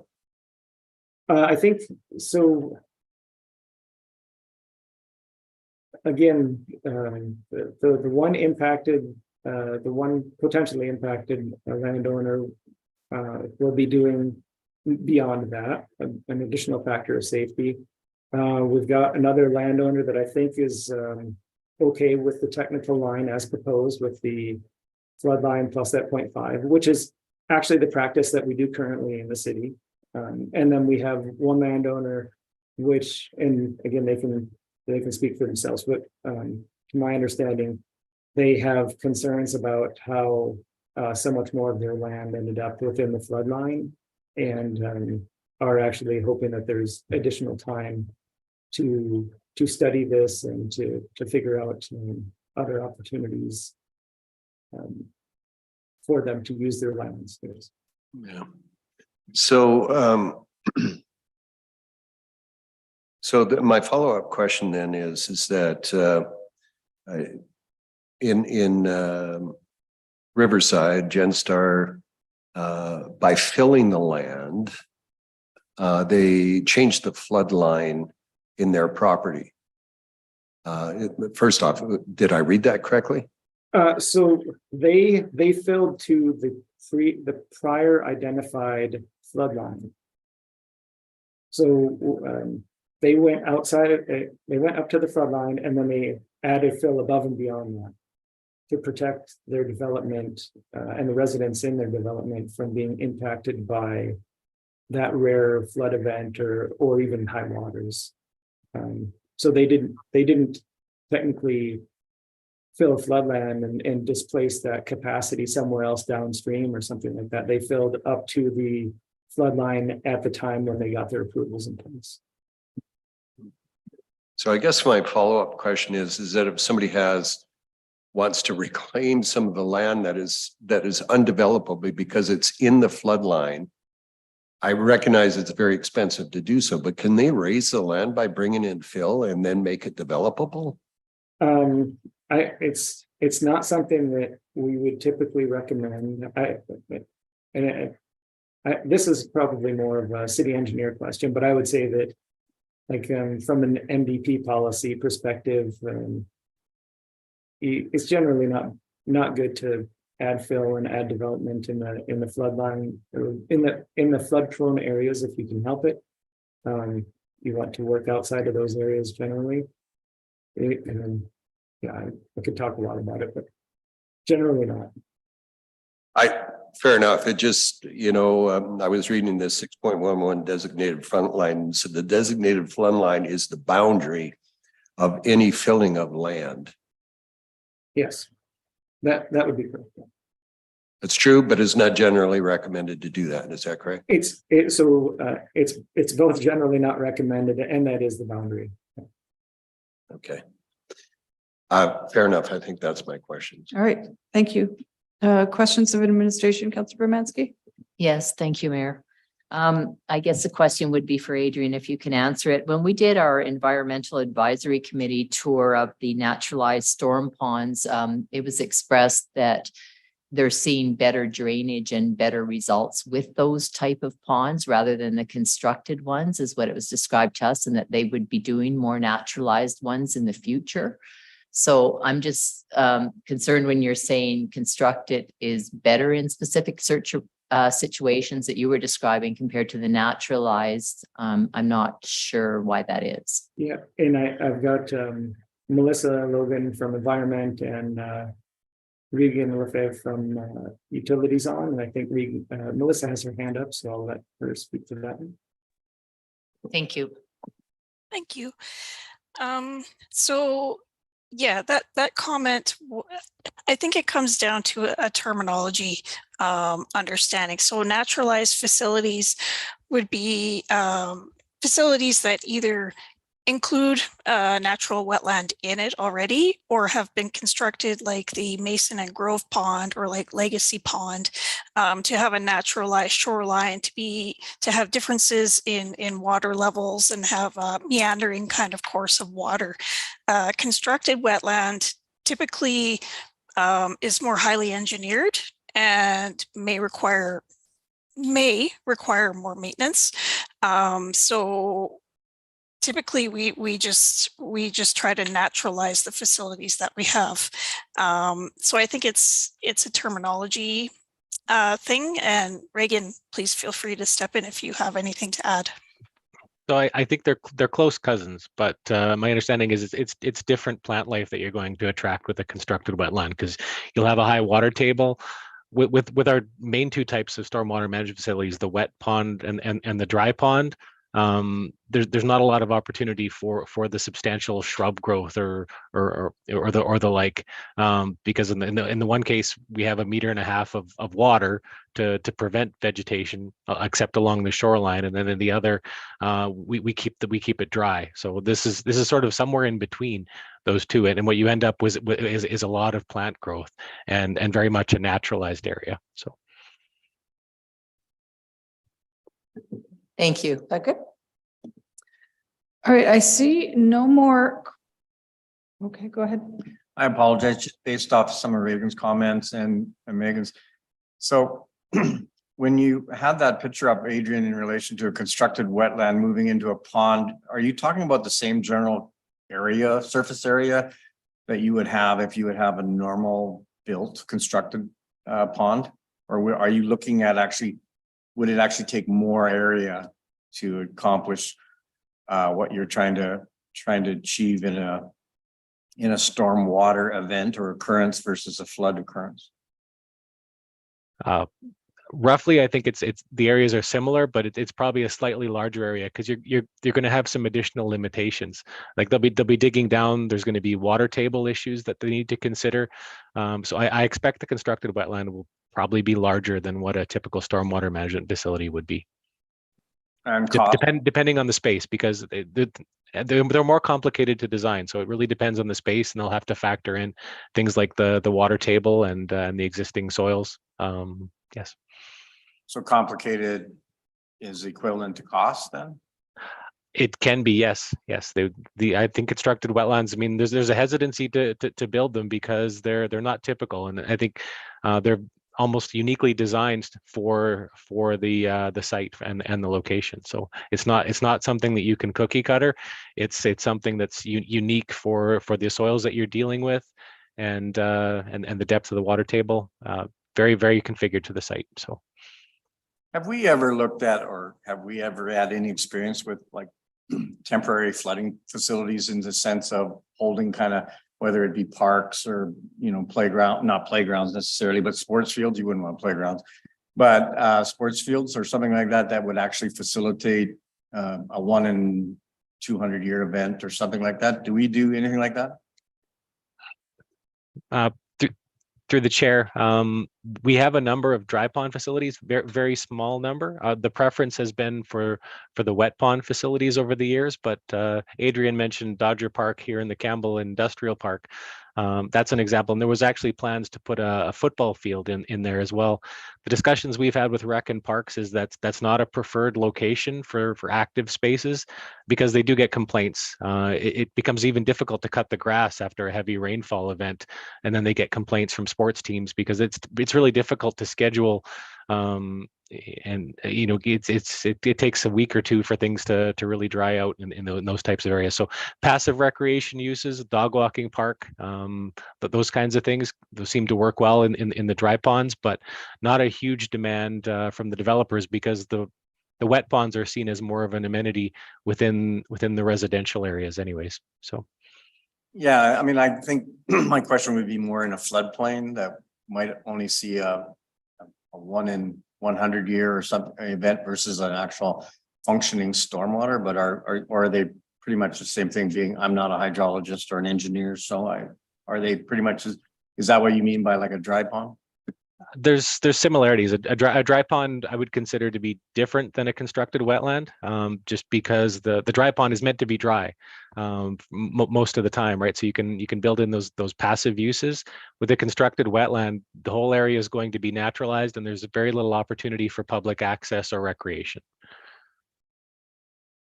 Yeah, and I think and that lends itself to being located within environmental reserve, because you're going to have wildlife corridors through the area. And it's a better fit within the ER than a manicured stormwater management facility, and I think that's the objective here. All right, thank you. Thank you, Councillor Mackay. Councillor Killick. Yeah, I'd just like to go back to the alternative red line version that Adrian had showed us. And I'm totally agree with, why would we be allowed to build a public utility building in a designated flood area when we don't allow anything else to be built there? That one's pretty clear. But the last one is that we're going to allow constructed stormwater wetland to the satisfaction of the city engineer. So do we have like some definitions that I don't want this to be a very subjective type discussion? Like, is there some standards that we would already have established that would say what that constructed storm water wetland would look like? Is it? Through the chair to Councillor Killick, we have a section of our standards that contemplates constructed wetlands. Our standards are not as, I would say, mature as, say, the city of Edmonton or the city of Calgary, but we will look to those standards as well and factor them in. But as I said, it's very site specific. These types of designs are very site specific, and this is going to be the exception, not the rule. So there are places that will lend themselves to the constructed wetland, and if a developer wants to go through the process, we're willing to work with them. Okay, thank you. All right. Now I see no more questions. Councillor Mackay. Sorry, I apologize. Like, It's all good.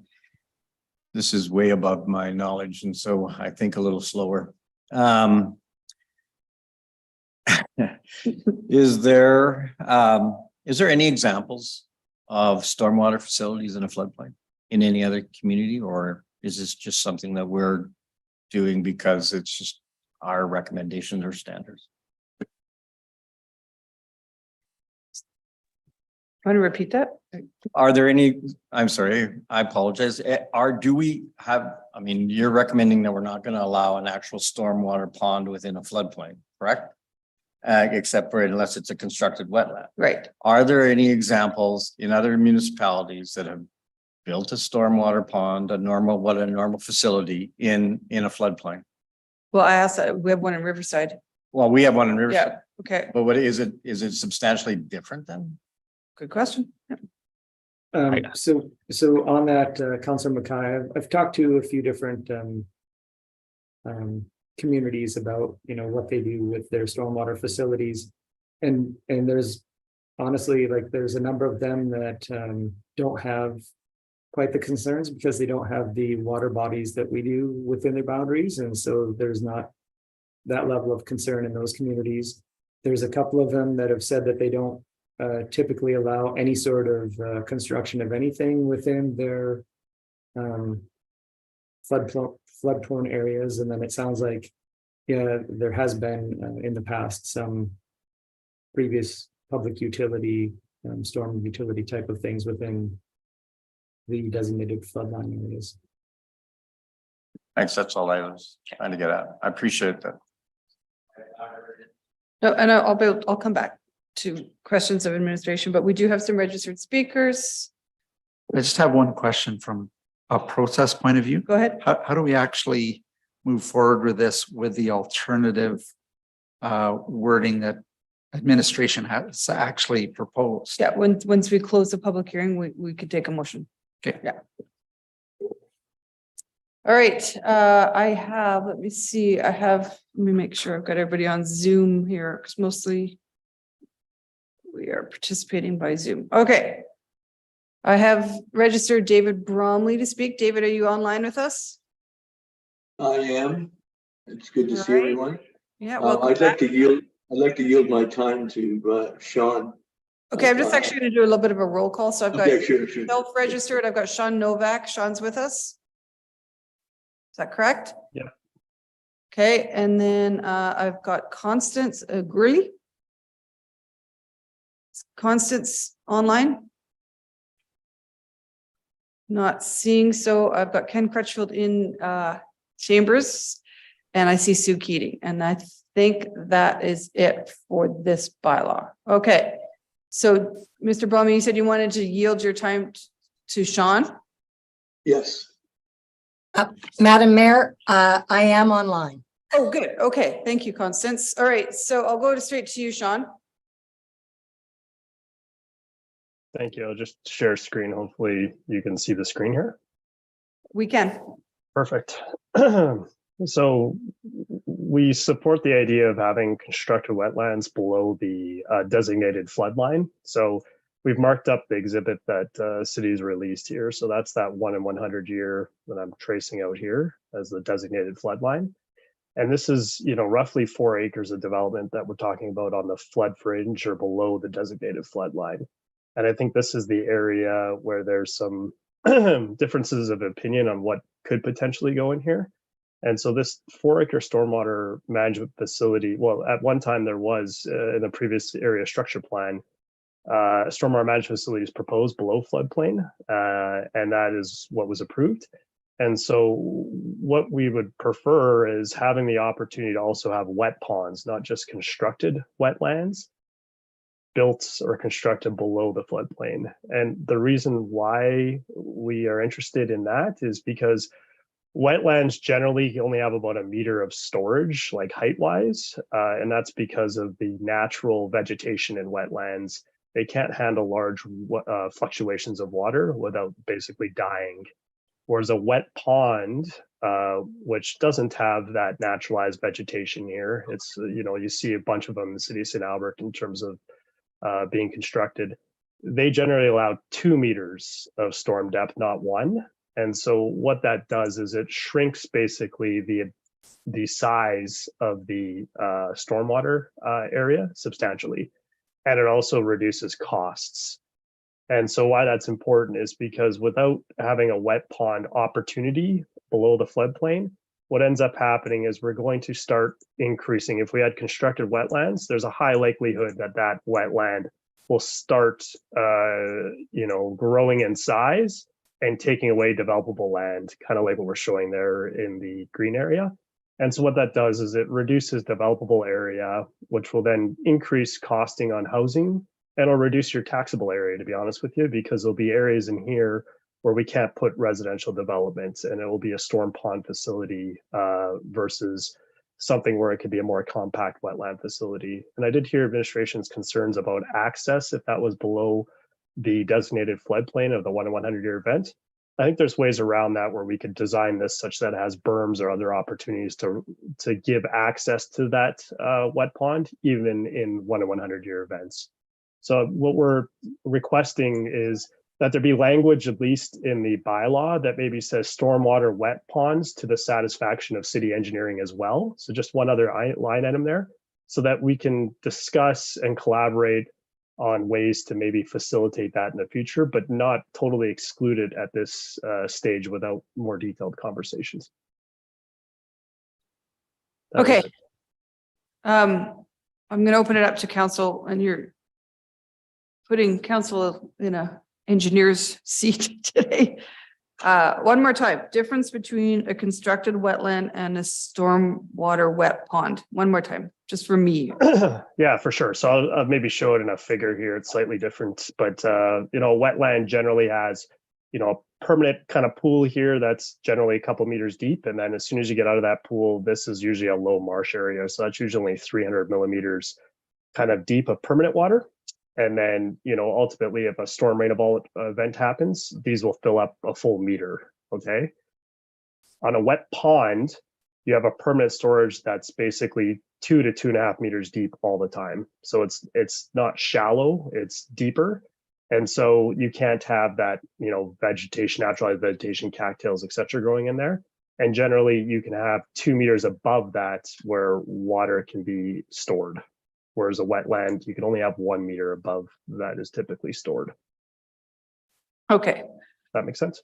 Yeah, it totally does. And I'm gonna, when we get back to questions of our administration, I'll see if, I don't know if you guys have had conversations about that. And if they support that, we're gonna have to check. But I'm gonna open up to the rest of council. I've got Councillor Killick as a question for the presenter. Yeah, so generally what you're proposing, as I understand it, would allow a in the 4-acre storm pond would be a much deeper but smaller area, so that you would have more, that the equivalent water holding capacity in a smaller but deeper area, and that would allow development closer to it. Is that That's right? exactly correct. Yes. Okay, thank you. All right. I can't see. Councillor Jolly, do you have any questions of our speaker? You're good? All right. All right. I see no more questions from council to Mr. Novak.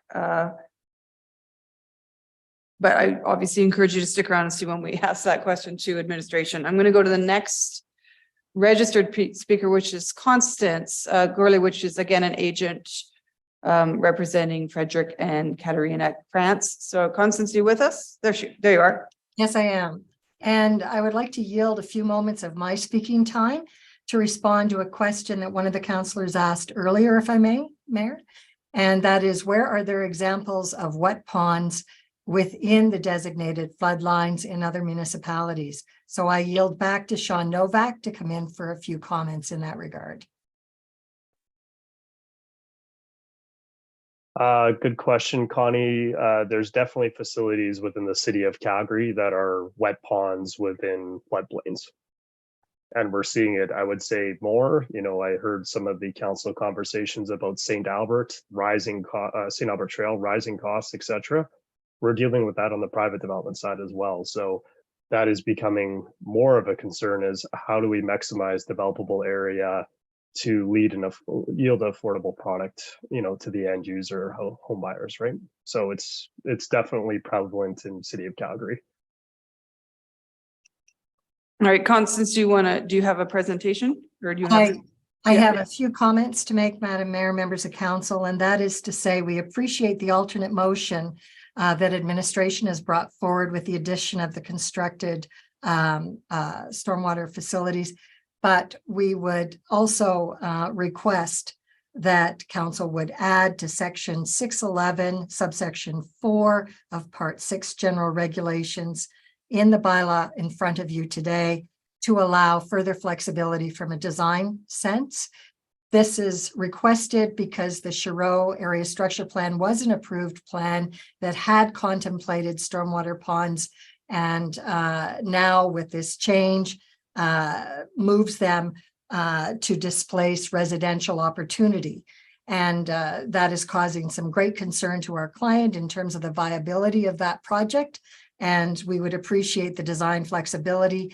This is a new parameter for us as we continue to try to move forward with doing a neighborhood plan for the Avenir component of Chirot. So we would make that request. If the wet ponds, as Mr. Novak presented them, could be added to section 611, subsection 4, then we would remove our opposition to the bylaw in front of you today. Okay. Thank you. I'm glad we're somehow getting closer to a compromise with pieces of this. I'm going to now go to Mr. Crutchfield. Come on down, Ken.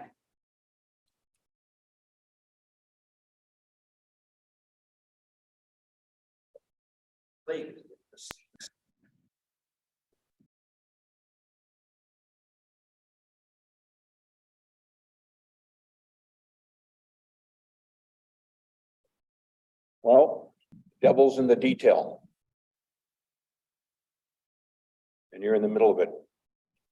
Are we starting? Or- Go ahead. Yep. Okay. Thank you, Mayor Herron and councillors. I've been a resident of St. Albert for over 40 years. I've got a keen interest in green spaces. In my former career as a provincial and federal regulator involved with water management, I've witnessed firsthand the consequences of human activity on water landscapes throughout Alberta. And I've also come to recognize the importance of regulatory instruments being very practical, clear, and concise. And I've come to understand the role of land use bylaws when it comes to municipalities managing these resources within their boundaries. In the next slide, do I have control over that? Okay. I see three shortcomings with bylaw 1. Part 6 of the land use bylaw needs to state more completely how St. Albert intends to manage land development in proximity to flood-prone areas. Schedule G figures designating the flood line need an additional measurement detail. I can appreciate that they cover a large area, but there's definitely an opportunity for more detail to be there. And I would submit that the proposal to add in a subsection 611.1, at least in the documents that I had, is a redundancy. Next slide. Provincial regulators are now recommending establishing a 0.3 meter freeboard above the current 1 to 100 designated flood line. And as I understand the documents in front of you right now, it shows a 1 in 100 year flood line, not the 0.3 increase that the provincial regulators are recommending. So I'm asking, why is this freeboard elevation not built into the new designated flood levels proposed in Schedule G? Next slide. St. Albert has done additional work with surrounding municipalities in coming up with the Carrot Creek Regional Master Drainage Plan. In addition, the province is completing its designated flood review here in St. Albert.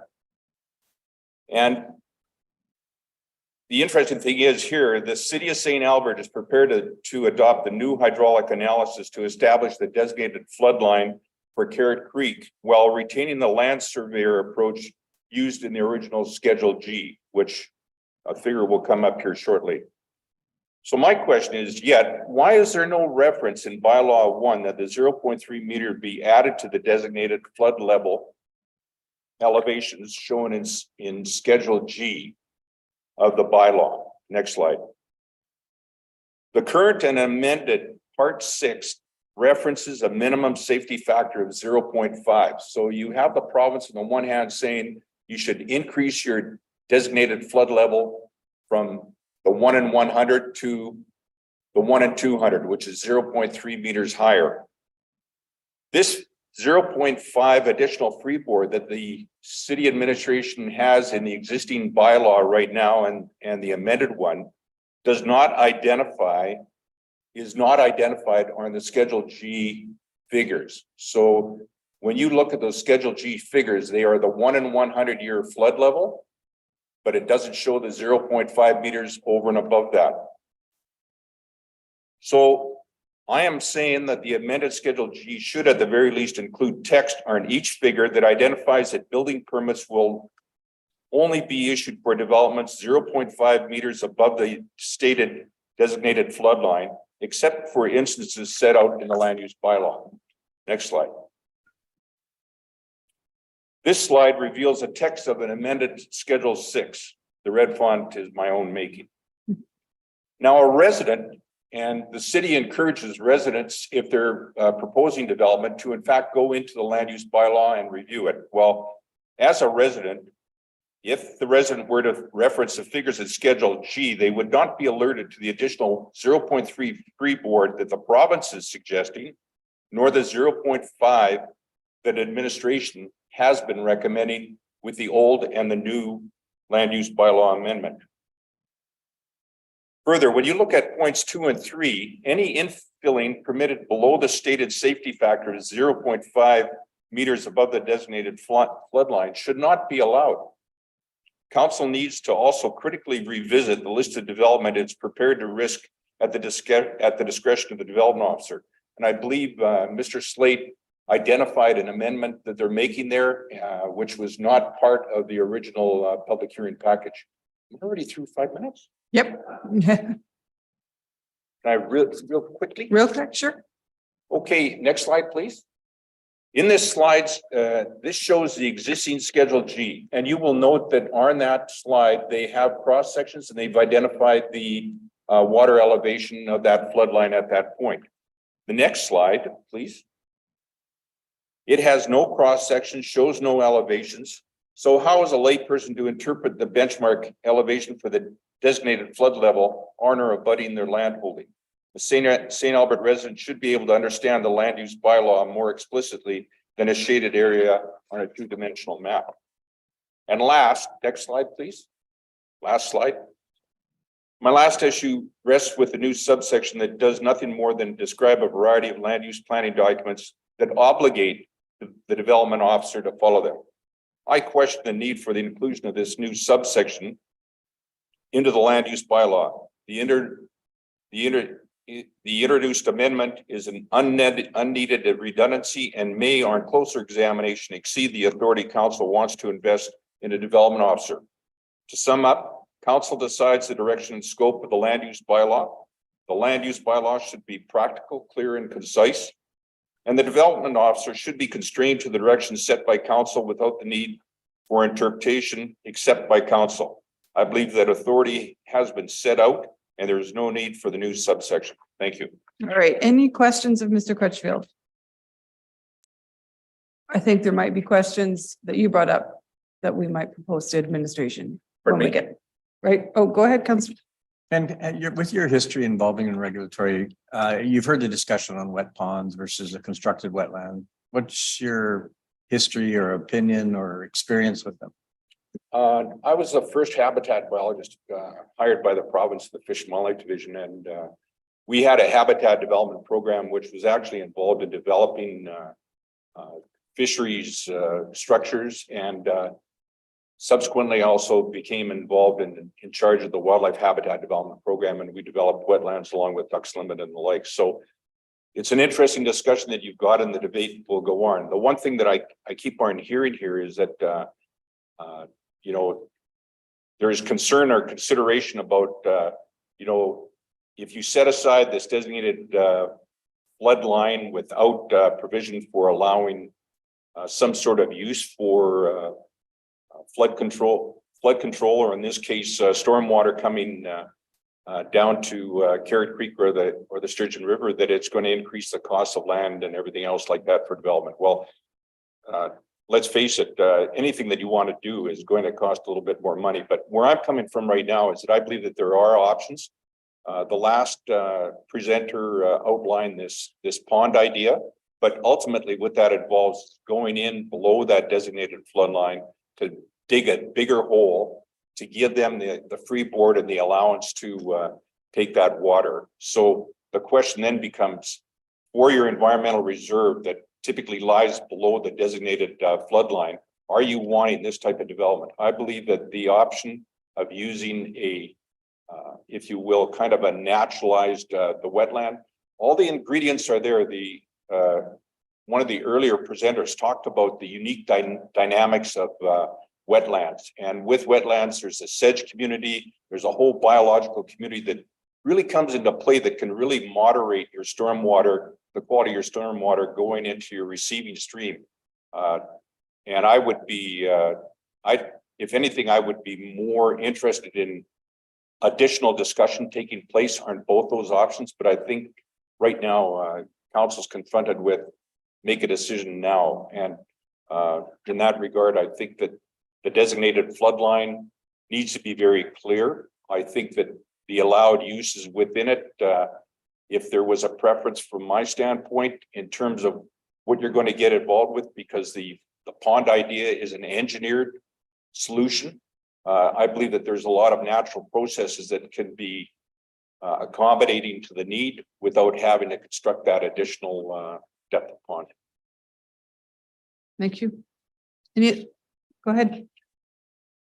Hi, Ken. Thanks for coming. Also, very impressive slides. You spent a lot of time preparing for this today, so just wanted to acknowledge that. I should have worn my hearing aids. Well, Okay. So I'll try to just talk really loud and slowly. Okay, which will be quite the feat for me to do the slow part. So what I'm hearing though is the recommendation is to remove the naturalization and put in the other one. Would it be your opinion then that we should have both options, keep the naturalization and have the controlled wetlands? Would that be a better way to address the concerns that you have? it doesn't hurt to have, Both?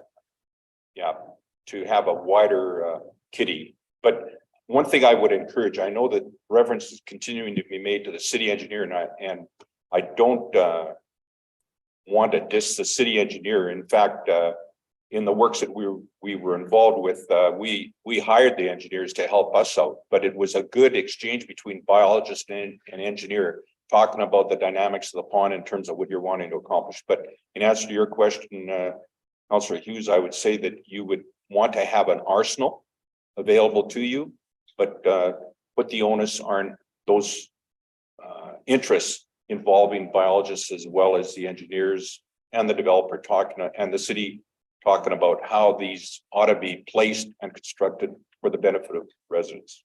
So as far as this bylaw goes, though, it is of your opinion that we should have naturalization and like don't remove one, add one, but not remove one from the bylaw for the options. So add the control, but don't remove the naturalization one. Yeah. Okay, thank you. All right, thank you, Mr. Crutchfield. No more questions from Okay. our council. And then finally, I've got registered to speak at this public hearing, Sue Keating. And Sue, I believe you are speaking on behalf of UDI, is that correct? No, I'm here- Melcor, no, sorry, got to get your titles. Okay, yes, VP Community Developments, Melcor, go ahead. Yeah, thank you. Hi, everyone. My name is Susan Keating, and yes, today I'm representing Melcor, which is a landowner along Carrot Creek that will be quite negatively impacted by the proposed change to the floodline. So I'm here today to request that this update does not get approved as currently written. We were not properly consulted on this material change to the bylaw. Currently, we have asked for more information and clarification and have not received satisfying responses. So our request today is that you postpone this and send it back for more consultation. We're happy to work with you and your staff to ensure that our perspectives are heard and reflected in the update. A brief summary of our outstanding questions and concerns. As it pertains to the engagement and consultation, we received a single-page letter, which was sent to us by mail, and unfortunately took a number of weeks to actually arrive to my desk. And this was just a bit surprising because Melcor's been working with the city for decades, and personally think it's a little unreasonable that an issue this significant would only be communicated to us by a single-page letter letting us know that there's a public hearing coming up. We have many points of contact with the city through our business dealings and volunteering on many committees and working groups, as well as being a resident. The fact that this was delivered by mail, only outlining the date and time of the public hearing and not any of the significant effects that it has on us, leads me to think that administration may be trying to rush this through, or they were maybe hoping we might not notice. At this time, in addition to our concerns with consultation, we have a number of technical questions that have not been addressed. High level, our understanding was that this Carrot Creek study identified an ability to increase the discharge into the creek, which surprised us to see that the flood line was widened so much on our land specifically. And so, you know, that kind of furthered us wondering why the city didn't bring this to our attention specifically. Again, we are happy to collaborate, and we do believe there's a solution that'll work for us and the city. And I think the discussion that I've heard today about stormwater management is a good start. One way we could deal with this today would be to modify the bylaw so that the uses and permissions within the floodline be dealt with at a zoning or development permit phase. This seems to be typical in other cities. As an example, Edmonton has like entire neighborhoods in the 100-year flood line, and their land use bylaw allows for this.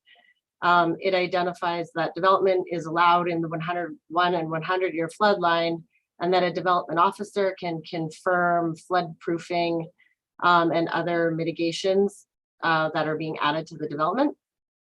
Another concern we have is that we have an approved ASP, so we're not sure what will happen to it now. Is what the city is going to do with the land that, you know, is identified as approved in our ASP for development. You know, if this gets approved today, what happens to that land? And is the city willing to purchase land from us that isn't highly sensitive, but also not allowable according to the new flood line?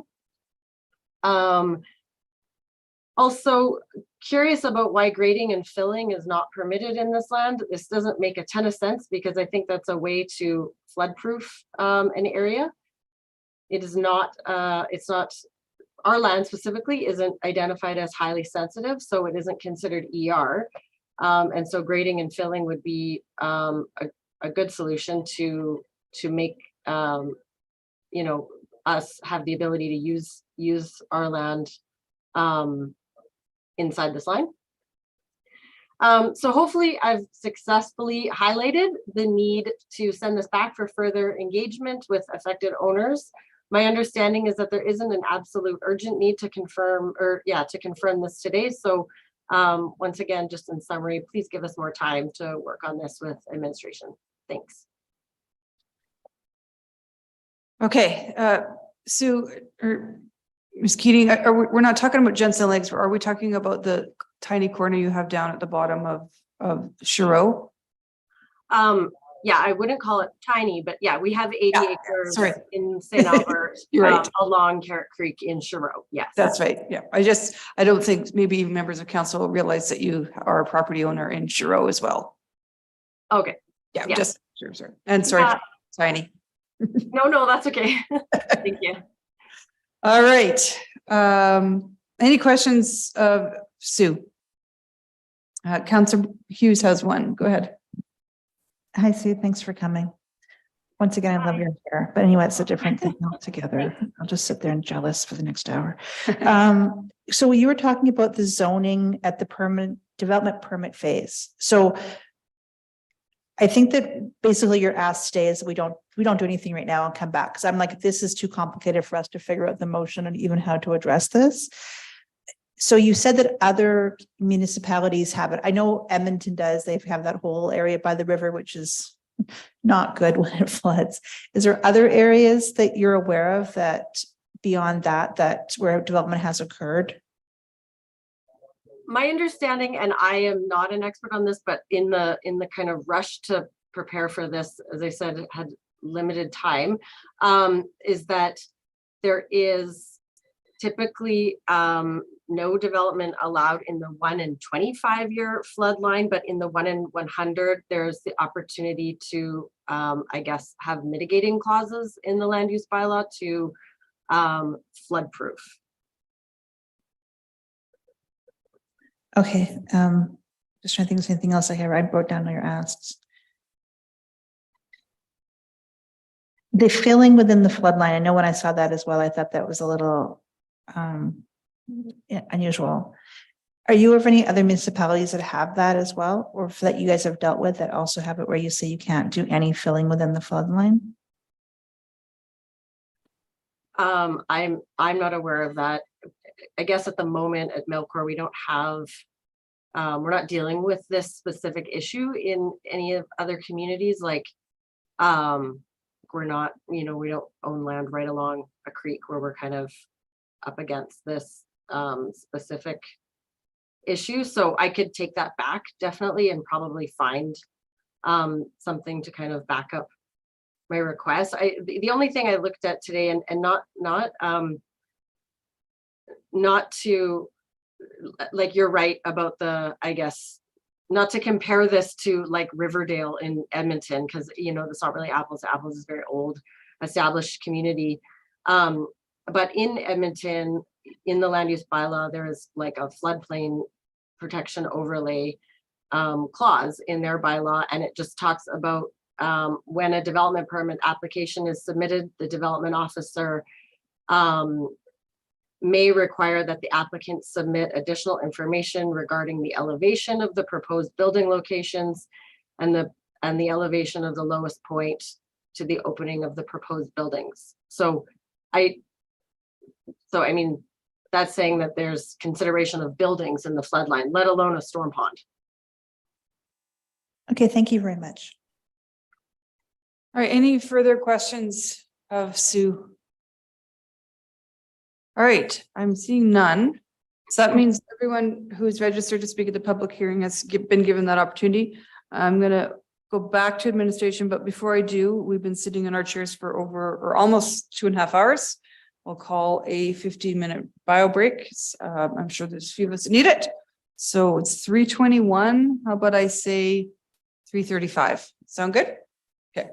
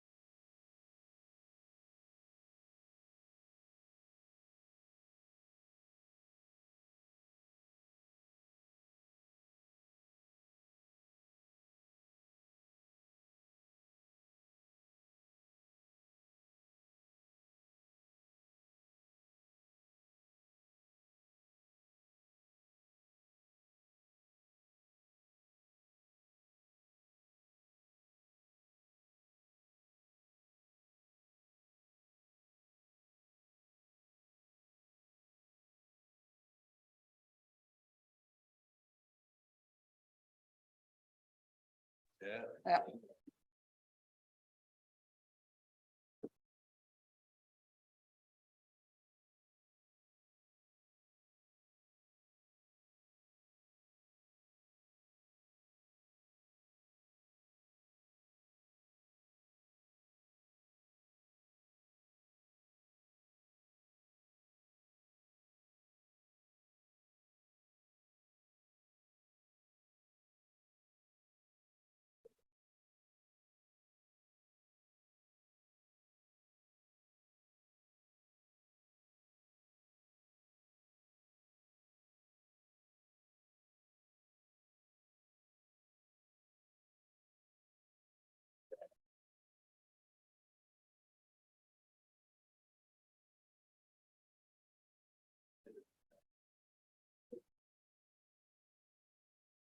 Can we turn on Chambers?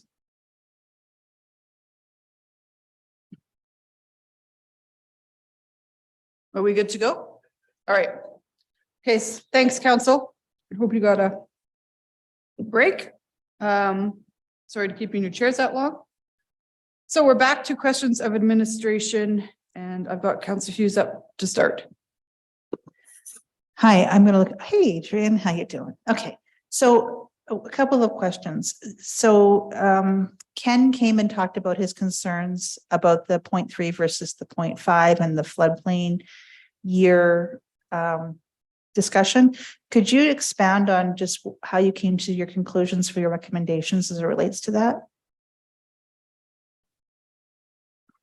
I will try, Councillor Hughes, and if I don't nail it, again, we've got Melissa Logan and Megan Lefebvre here to help me out. But so essentially, when we went down the road of looking at the new flood study from the province and then the Carrot Creek Regional Drainage Master Plan, we wanted to make sure that we were accommodating for climate change, which had been identified within the provincial study.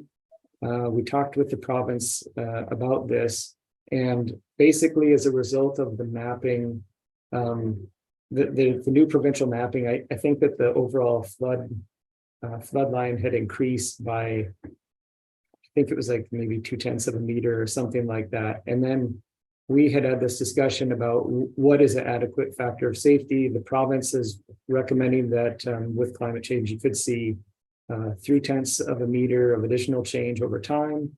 And so we talked with the province and within the internal working group between environment, utilities, engineering, planning and development. And we felt that the 0.5 meter, which is our standard practice right now, 0.5 meter above the identified flood line would be adequate. So even if the flood, the 1 to 100 flood line raises another 0.3 of a meter over time, you still have 0.2 of a meter. So I think Mr. Crutchfield is, just maybe more of a belt and suspenders type of approach, and that's I think what Genstar has done as well. They've gone above and beyond, and we've just tried to be we've tried to be conservative while making sure that the residents are protected over the course of time, that development would not be impacted. Even if the flood line did increase that 0.3, we would still have 0.2 on top of that. Okay, thank you. I appreciate that. The other things that have come up in the past few minutes. So the whole thing about not being able to fill at a flood line. I didn't ask about it before, but I agree with the concerns they have. So if you were to just fill for where the flood line, let's say, ended and you started backfilling that up, wouldn't that simply reduce the flood line if it was done, calculated and planned way, properly engineered? So why would we not allow that, or allow some flexibility so that it might actually reduce the entire flood line? Yeah, so thank you for the question, Councillor Hughes. From my understanding, basically, if you add fill within a floodplain, you're just displacing that capacity somewhere else, and it, you can end up with the death of 1,000 cuts. So you can let a property owner here and here and here add fill, and pretty soon You're changing the whole profile of the floodplain. You're changing the depth of the floodplain, et cetera. And so that's typically why we've tried to avoid any sort of filling activities within the floodplain. And that's when I referenced Genstar, they filled to the mapped floodplain at the time. So they added up to, but they didn't fill in the floodplain. Okay, so when Susan came to speak, she had quite a few concerns about how it's going to affect their property that's coming forward. Yeah. And so would you, I'm just trying to think of how we say this, but would you be open, or how is your response to their concerns about just allowing zoning at the development permit phase? I know that the other woman that came to speak also said that, you know, allowing more flexibility from the design sense and allowing some kind of additional information if we were going to have some kind of development happening within that floodplain. I guess allowing just a bit more flexibility. And I know from a developer standpoint, I mean, obviously they'd like to maximize the amount of land that they can develop on when they purchased it. But I guess how would, I'm trying to think of whether it's better just to send it back and consider a few more options and then come back to us in a month or two, or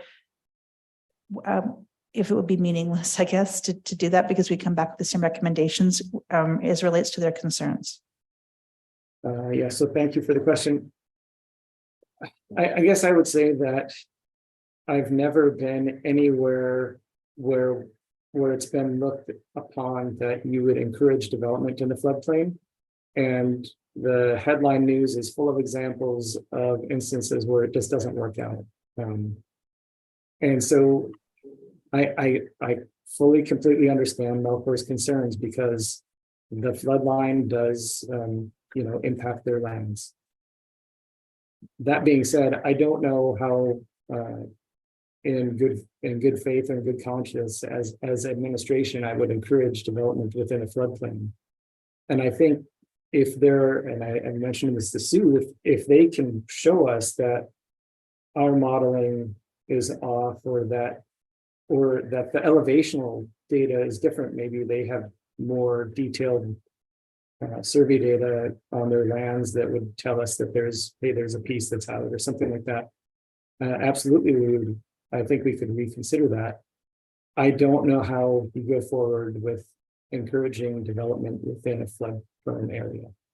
And I don't think that would change today or tomorrow or 10 years from now. So the one thing I look at is, like Susan said, that most of it doesn't allow development in 1 in 25 years. And I should know this moment, but if we're doing 1 in 100 or 1 in 200, I think we're doing 200 at this point. We're essentially accommodating for the 1 to 200 or the 0.5% chance. Yeah.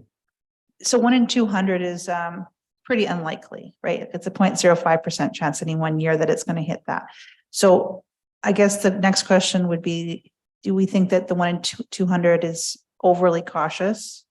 Or, because if we were to change it to 1 in 100 or 1 in 50, it would obviously change. We could do 1 in 500 too, right? Like I guess that's what I'm trying to figure out, is if there should be a bit more consideration in this. Yeah. So if I guess maybe I'll put it in perspective. It's in any given year, 1 to 100 means it's a 1% chance in any given year. The problem is in many places throughout the Northern Hemisphere, that 1% chance is not a 1% chance anymore. I've got a friend who's a hydrologist, and they're having to throw out all of their models because their 1 to 100 is now their 1 in 20. So like we're seeing the patterns of weather, climate, precipitation, whatever you want to talk about, whatever you feel comfortable with, they're changing. We're seeing flashier events. We're seeing larger events. There's more water in the system with increased temperatures. And so I think that 1 in 200 is probably pretty realistic. I wouldn't say it's overly conservative. And again, I mean, you end up seeing a lot of examples of places where people thought that they could push Mother Nature, and Mother Nature eventually she wins on a lot of them. So that's just kind of my perspective on it.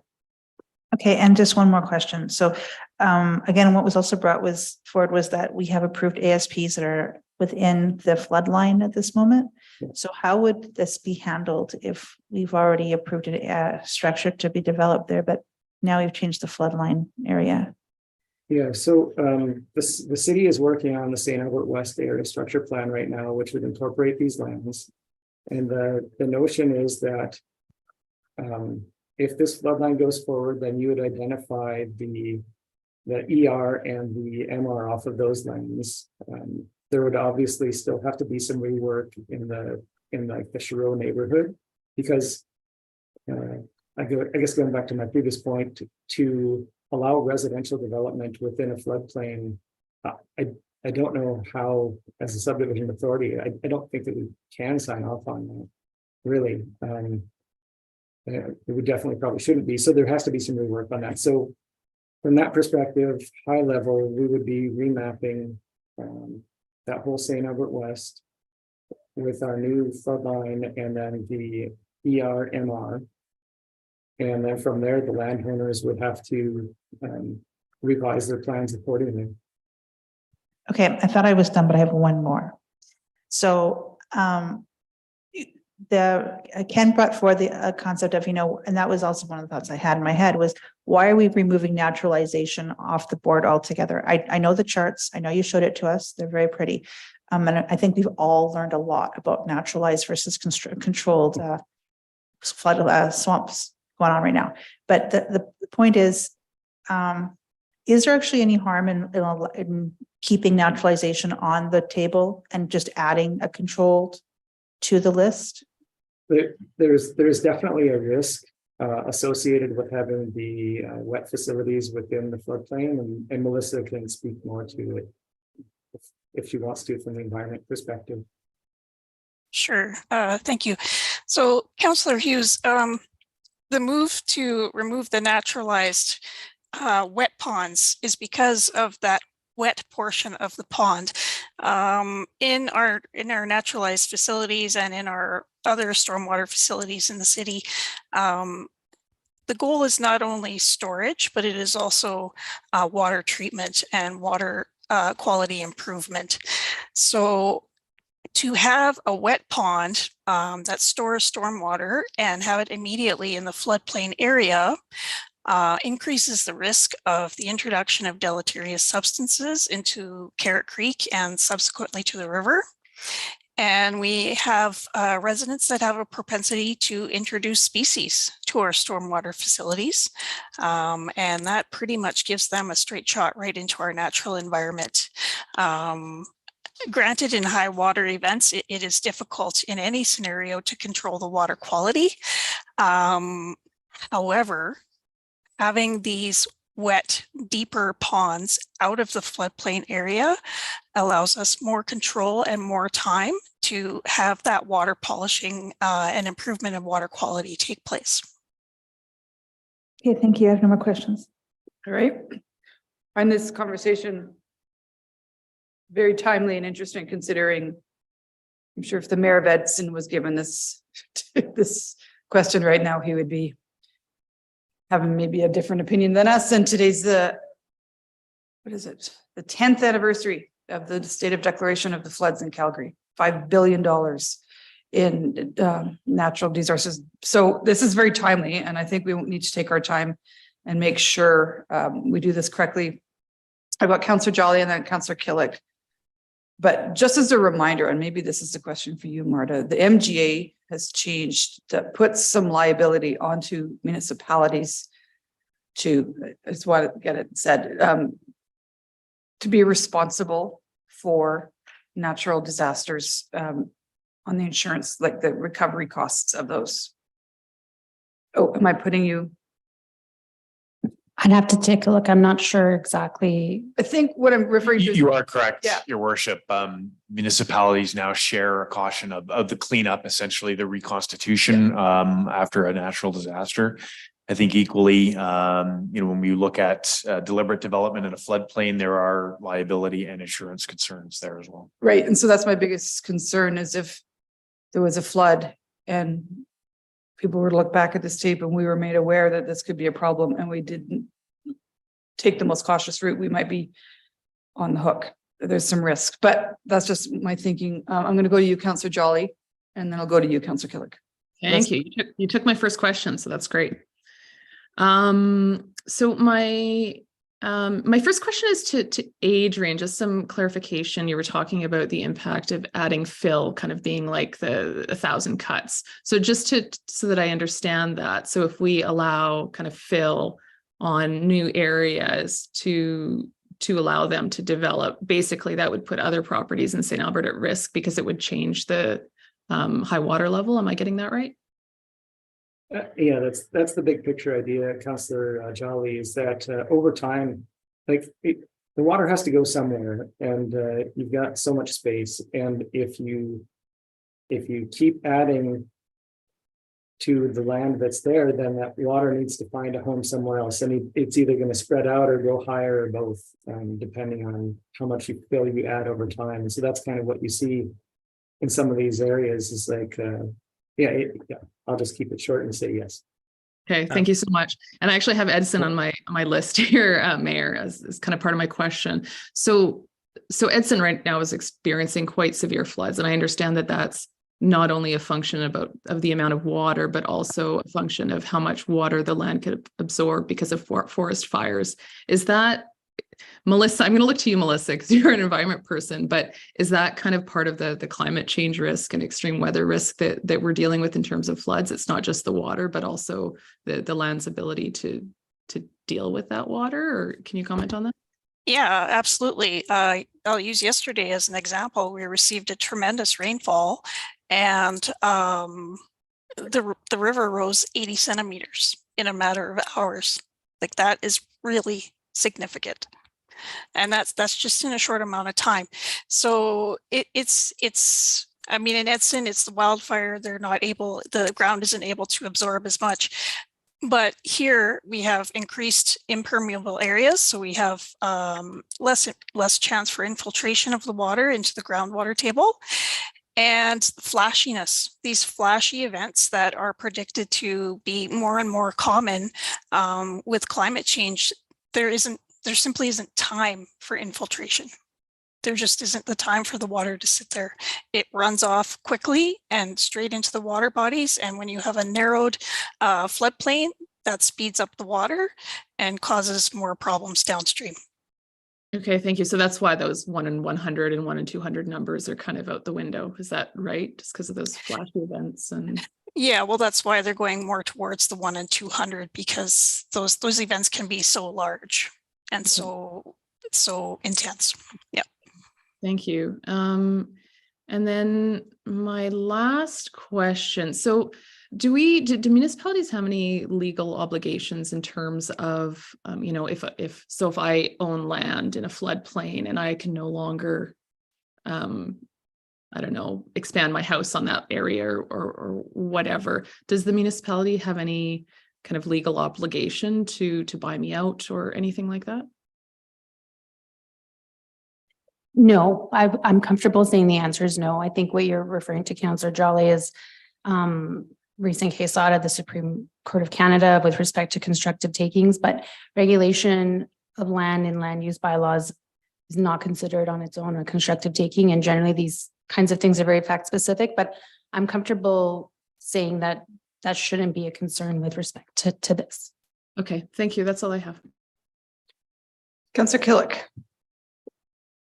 Thanks. Just in terms of going back to the deeper pond, and what does that change the flood line? Like, if the example we were given on the one map where in the Shro land that their suggestion would be to dig a deeper pond to hold more water, does that change the flood line itself?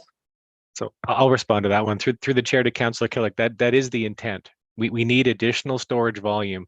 The current flood line represents a volume. So there's a volume there to attenuate the flow of Carrot Creek. So there's some flow that's coming from upstream, and the floodwaters rise to provide storage to attenuate flows within the creek itself. Post development from the developments along Carrot Creek, we're going to have additional runoff than we do now, right? And we're going to try and limit that runoff to 2.5 liters per second per hectare. So that's our target for runoff. And the reason that is set is because that was the pre-development runoff. Now it's going to happen more often. We're going to see that 2.5 liters per second per hectare more frequently, but the analysis that we've done shows that Carrot Creek can handle 2.5 liters per second per hectare. But we need a storage volume at the bottom end of these developments to attenuate the flows to that 2.5 liters per second per hectare. And when you locate a stormwater management facility in the floodplain, it defeats the purpose of that stormwater management facility to attenuate the flows from the development. So the volumetric calculation is going to be complex for this constructed wetland because it needs to maintain the current storage volume for Carrot Creek for the floodwaters, and we need additional storage volume to also partially attenuate the flows coming from the developed areas. So it's something that we're willing to do for a constructed wetland. It's not something that we're willing to do for a stormwater management facility or for a dry pond. Right. Okay. So it's a consideration, right? And yeah. Yes.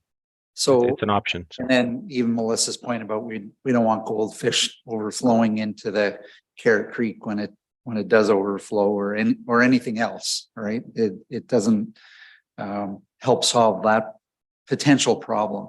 The other question is more higher level, I guess, and this floodplain study, although it was the St. Albert flood hazard study, I believe these were prompted by the province after the High River in 2013. So this is not unique to St. Albert. This is province-wide remapping of floodplain lines. Is that correct?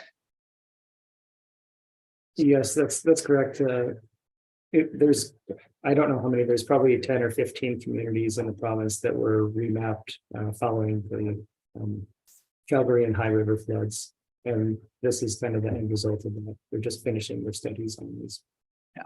So we're really taking provincial guidance, which is to prevent floods, address an insurance liability risk that's also being handed down by the province. They're saying, hey, here's the new guidelines for floodplain.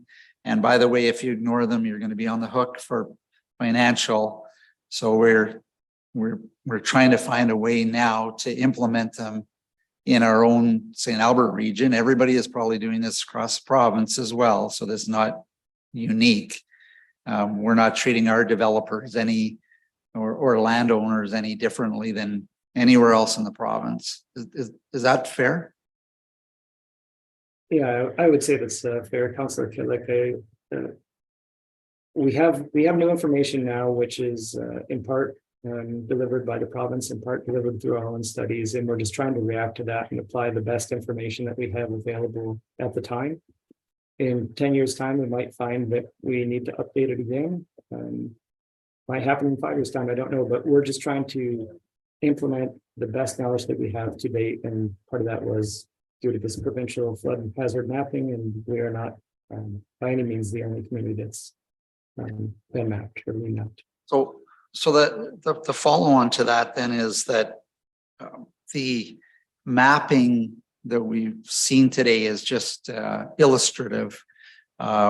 Really, you've got I guess a GPS type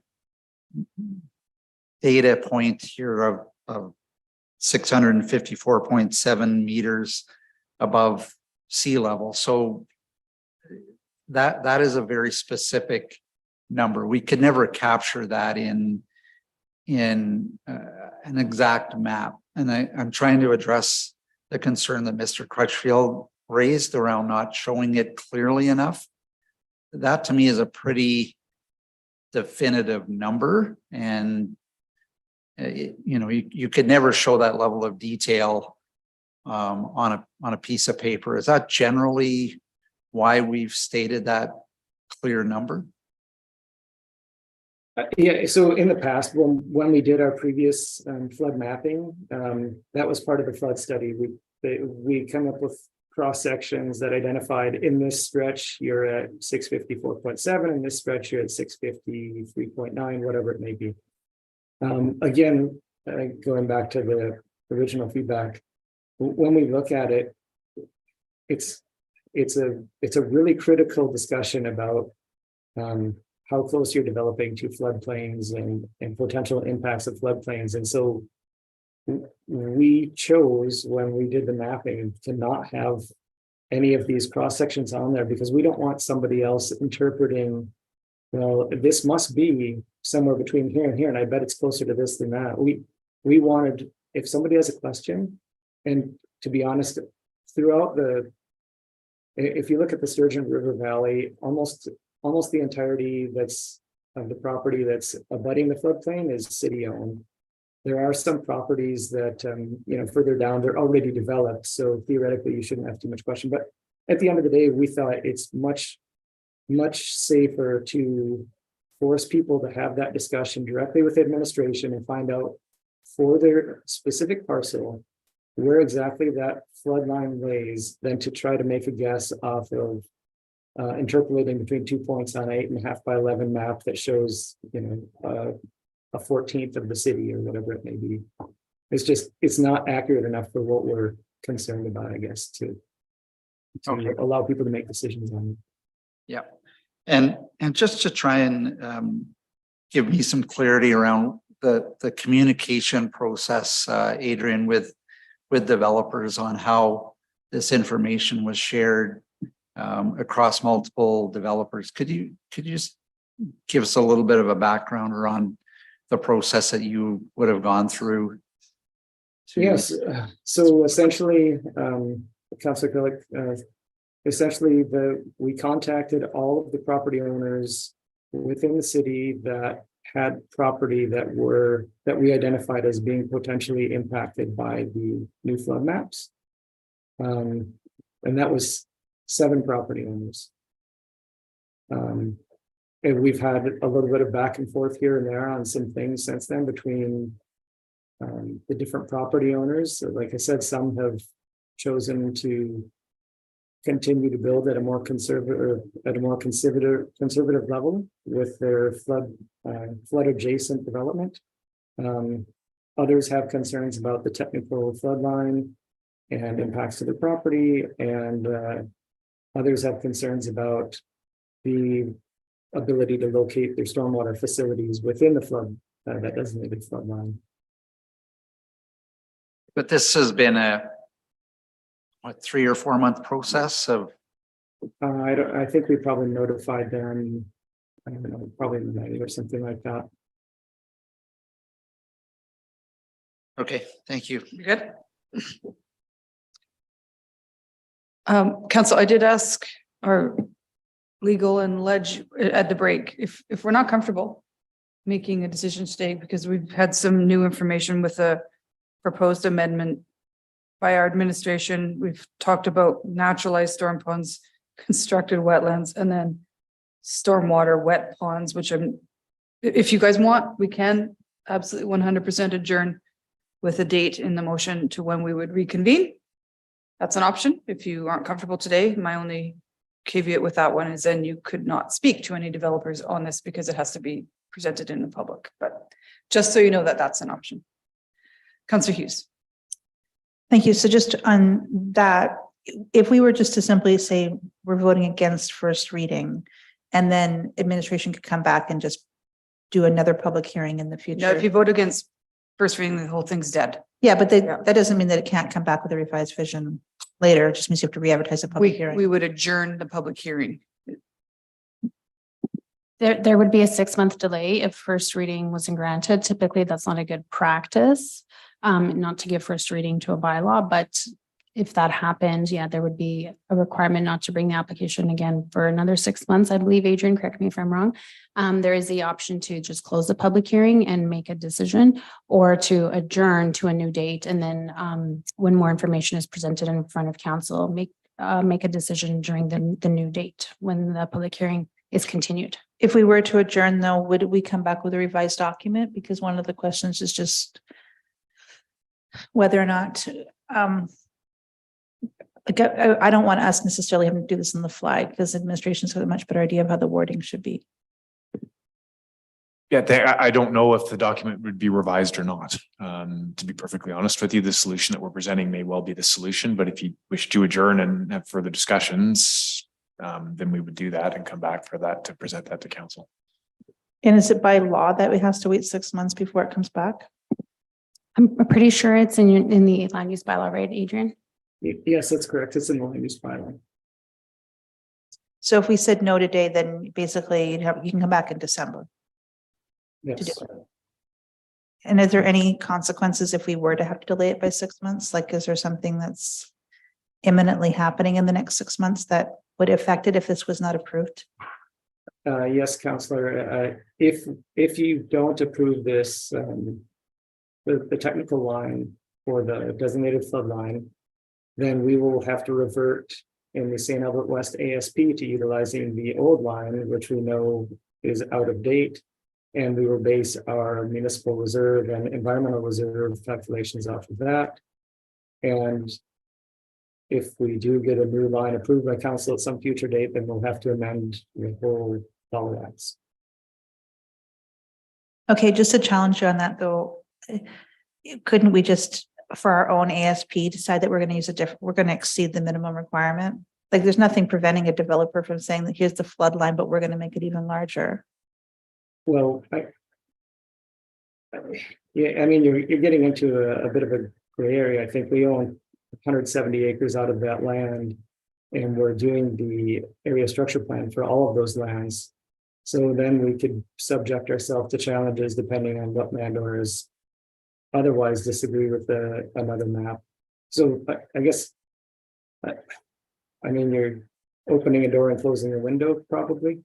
I don't know. I think that there's potentially long-term issues for the St. Albert West ASP if the technical flood line is not approved one way or the other. Okay, so I'll let that go for now.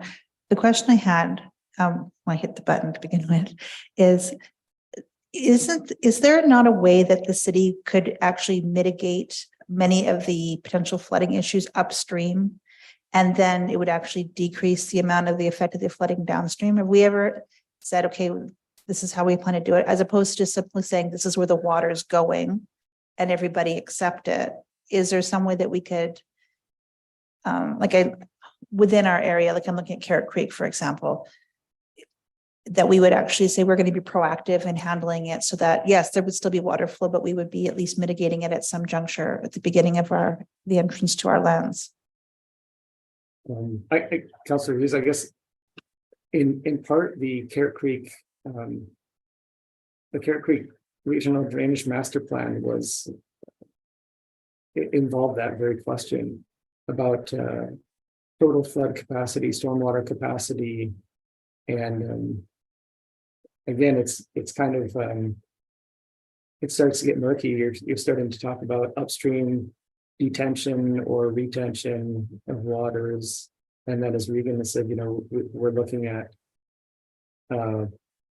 developing these lands and what that impacts as far as our stormwater capacities, etc. And it affects our servicing design briefs that we have for the area structure plan. So then that area structure plan again comes into question.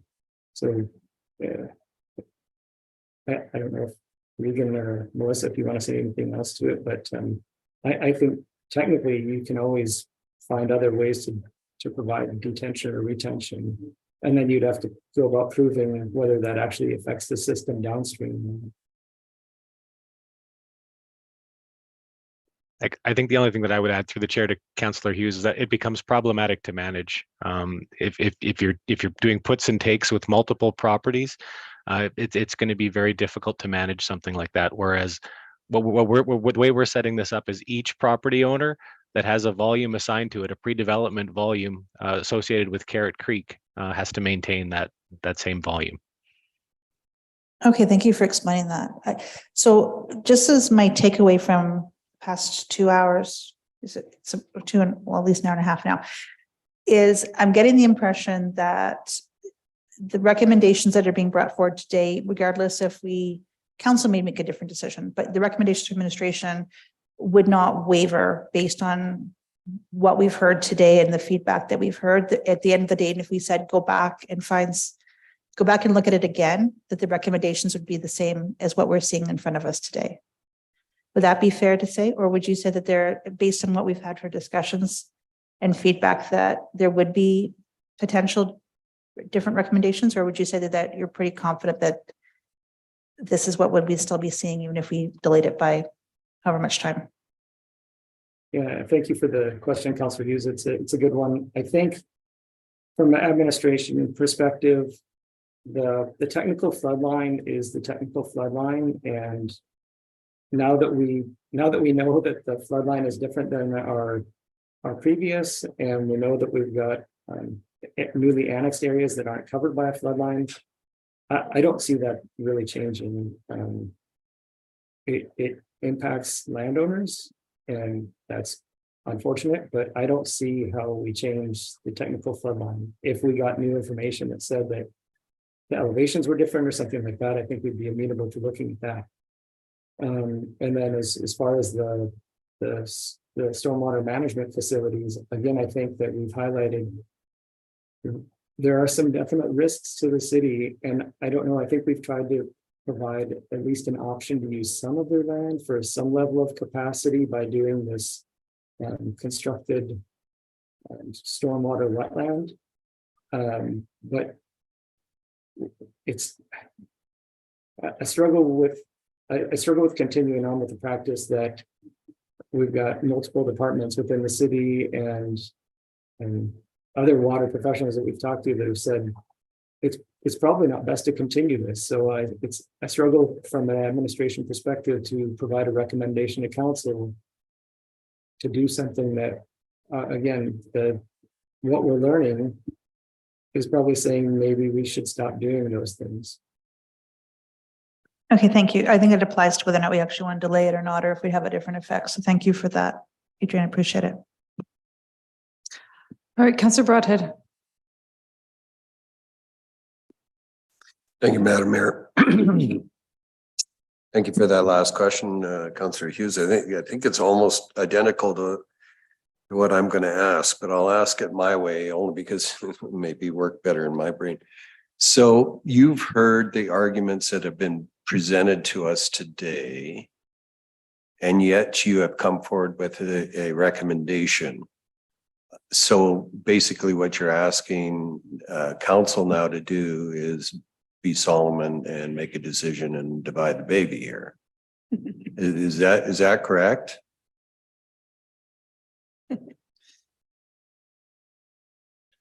Thank you for the question, Councillor Broadhead. I guess from my perspective, we've tried to provide information to the best of our ability of how we understand the issue. You've heard from adjacent landowners who have provided their best understanding of how they view the issue and their concerns. And however you divide the baby, that is, so to speak, if that's your right. And so that's just where we are right now. I think we've tried to provide the information as we see it from our perspective. And if you agree or disagree, that's just your right as council. Fair enough. Could I perhaps, absolutely, or should maybe just ask Melissa to chime in very quickly on the APA component of this? And I think maybe I'll just finish by saying you are receiving administration's best advice. It has significant impacts, as you've heard, for developers. That is recognized, but I think in the long run, we're looking out for the long-term viability, not only of our natural assets, but also trying to protect our residents and the developments. Melissa, do you mind chiming in on the APA piece? Sure. Thank you. So Alberta Environment and Protected Areas was at the table with us when we were developing the Carrot Creek Master Drainage Plan. And with the establishment of that floodplain line that we have before you. So currently this master drainage plan sits with Alberta Environment and we are waiting for a Fence Line Water Act approval, which in future makes developers' lives a little bit easier because we have that pre-development flow rate set. We have the agreement with the province about this flood line, and we will get that fence line approval. It's looking very positive. So that is also something to consider, that Alberta Environment has seen this. They are supportive and are willing to work with us towards that fence line approval.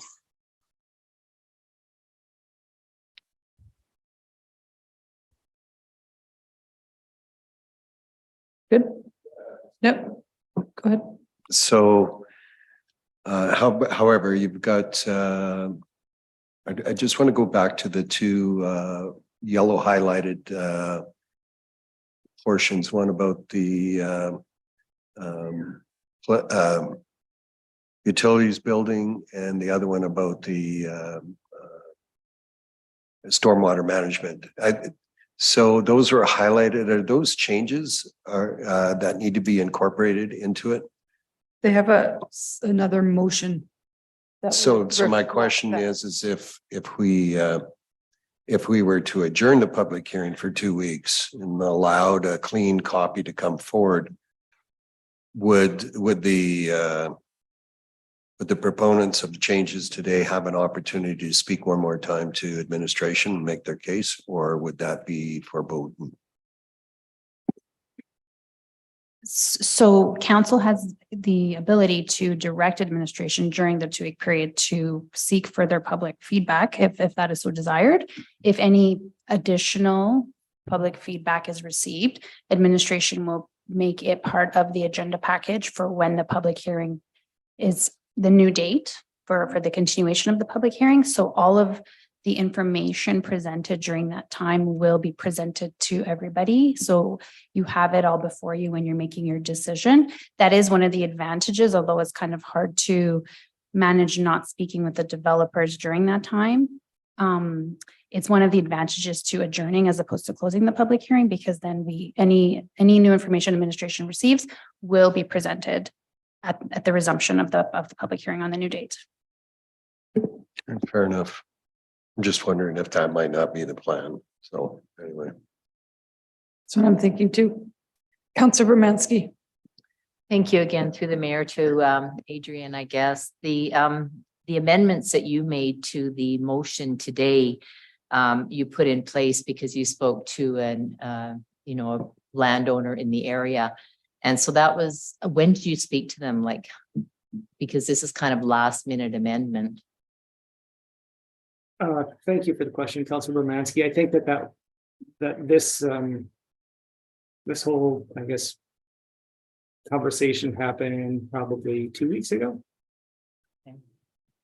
So my thought is, you spoke with a person with having concerns 2 weeks ago, and we've got things, redlined or recreated in the plan, yet we have people that have come forward today with some very legitimate things that should probably be discussed too, and yet we're getting a response that nothing would change. But you took time to digest what the neighboring properties gave you. So would it not be beneficial to perhaps digest what you've heard today as well? Yeah, thank you for the question, Councilor Romanski. I mean, if there are other solutions or other ways to address these potential issues, I'm happy to consider them. I guess where we ended up at the end of the day was just kind of, we were at the point where we couldn't figure out ways to make all parties happy. And so we came forward with our best recommendation from our view of protecting the public interest. But if there are ways that we can do it and it takes 2 weeks time or 4 weeks time, I'm not opposed to having further conversations. But again, I think we just heard that also gets tricky. So Okay. Before I go to you, Mr. Fletcher, we've got a conversation going on in the chat that is not appropriate because it's not public. So is there a way we can shut down the chat? Like, council's not hearing what's going on in the chat except for Councilor Jolly and myself, and that's kind of, I don't know. Can we do that? we're gonna put the host to IT and they'll try and shut it down, but we can ask individuals. Yes, so of if course anyone's not, on but- Zoom call, please refrain from commenting in the chat because it is not public and this is a public hearing. But Sean's gonna work on that. Go ahead, Mr. Fletcher. I just wanted to expand, Councilor Bermansky, to your point.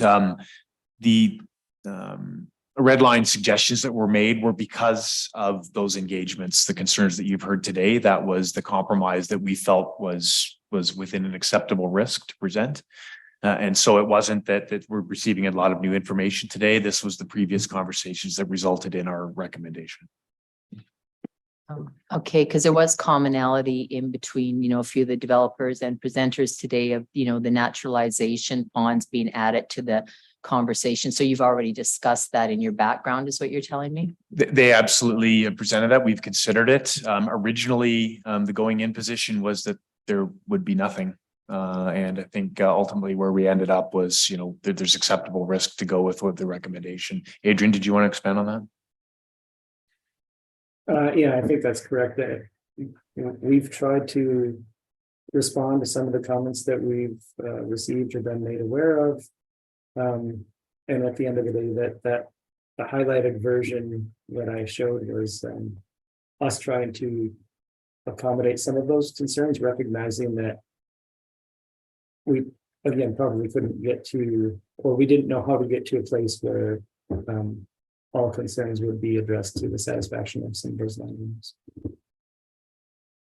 And my last question is, do you personally feel that giving yourself a little bit more time would allow you to get to that place without, you know, with a concrete motion, so to speak? Yes, like I said, if it makes sense to have a couple of week reconsideration, cooling off, whatever you want to call it, period. I don't have any problem with that. We can sit down with the administrative group and talk about what we've heard here today and see if there's any other things that we can put on the table. I don't know that we'll come up with anything different, but it never hurts to have that sober second look at things. So if that's council's preference, then that's fine. Yeah. Thank you. That's all my question. Okay, before I go to you, Councillor Killick, I'm going to just take a look at my colleagues here. Are we prepared to rule on this today, or would you like more time?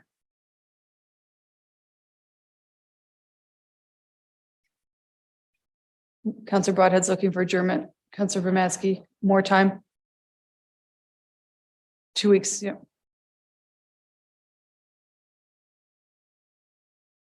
Okay. Councillor Killick, do you have a question or you, and then I'm going to get somebody to make a motion to adjourn.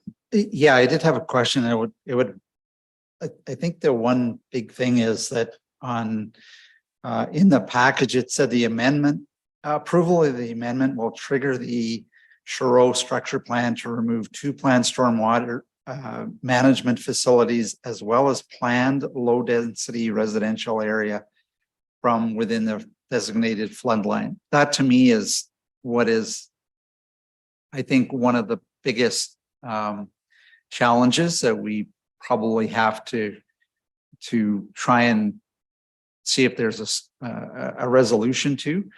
But do we have a slide, Adrian, that actually shows what that is? And that may help. And would the new amendment actually affect that? So I was trying to understand, because that's that big red line versus the blue line. And that's a big chunk of land.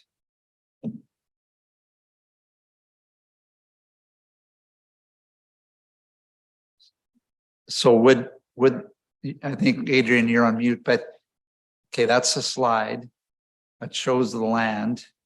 Oop, that one does, yeah. But does the amendments that we're talking about in the revised proposal, would that actually affect that red line?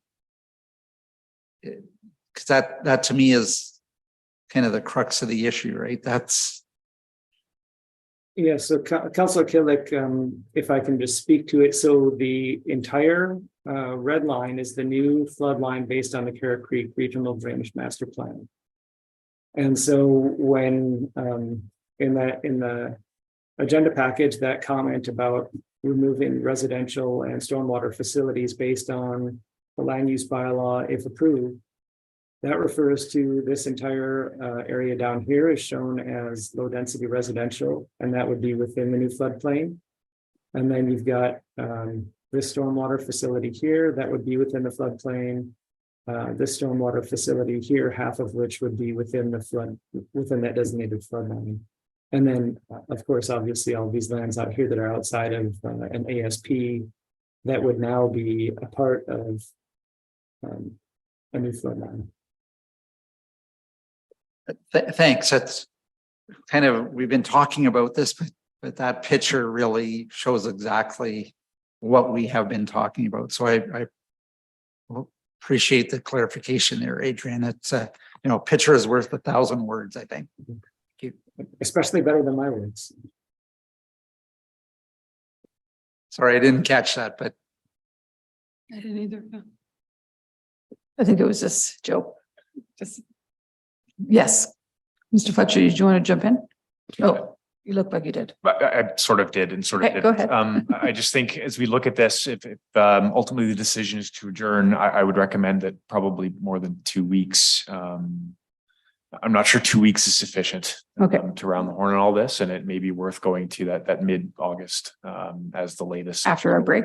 Correct. I feel like we need some consultation with development industry. And I personally need to understand the difference between a naturalized stormwater management facility, a constructed wetland, and a stormwater wet pond. Like there's 3 different terms that are being thrown around and they might be similar and I need to know. Okay. Councillor Jolly. Yeah, I'm just concerned about that big of a gap, because we'll basically have to ignore any information, like for 2 months from developers or the Gazette or anything.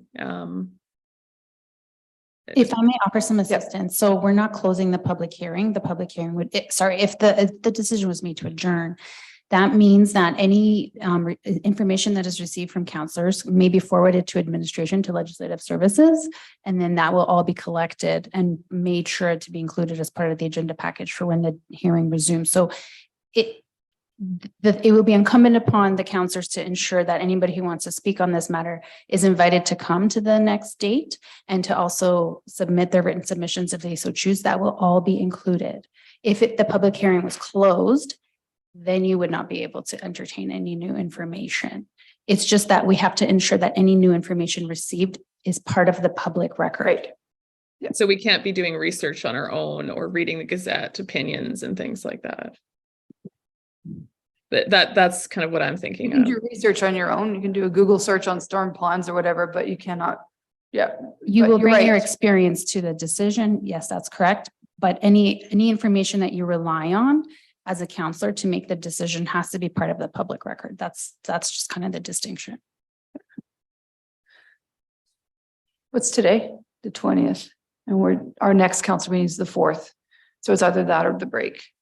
And you're saying the break after the break is better. Okay. Can we draft a motion to adjourn to a certain date? Have you worked on that? Yes, we It's have it. ready. Okay, can we see it? Did you want July 4th or August 15th? August 15th. We can debate that date too if you guys want to, but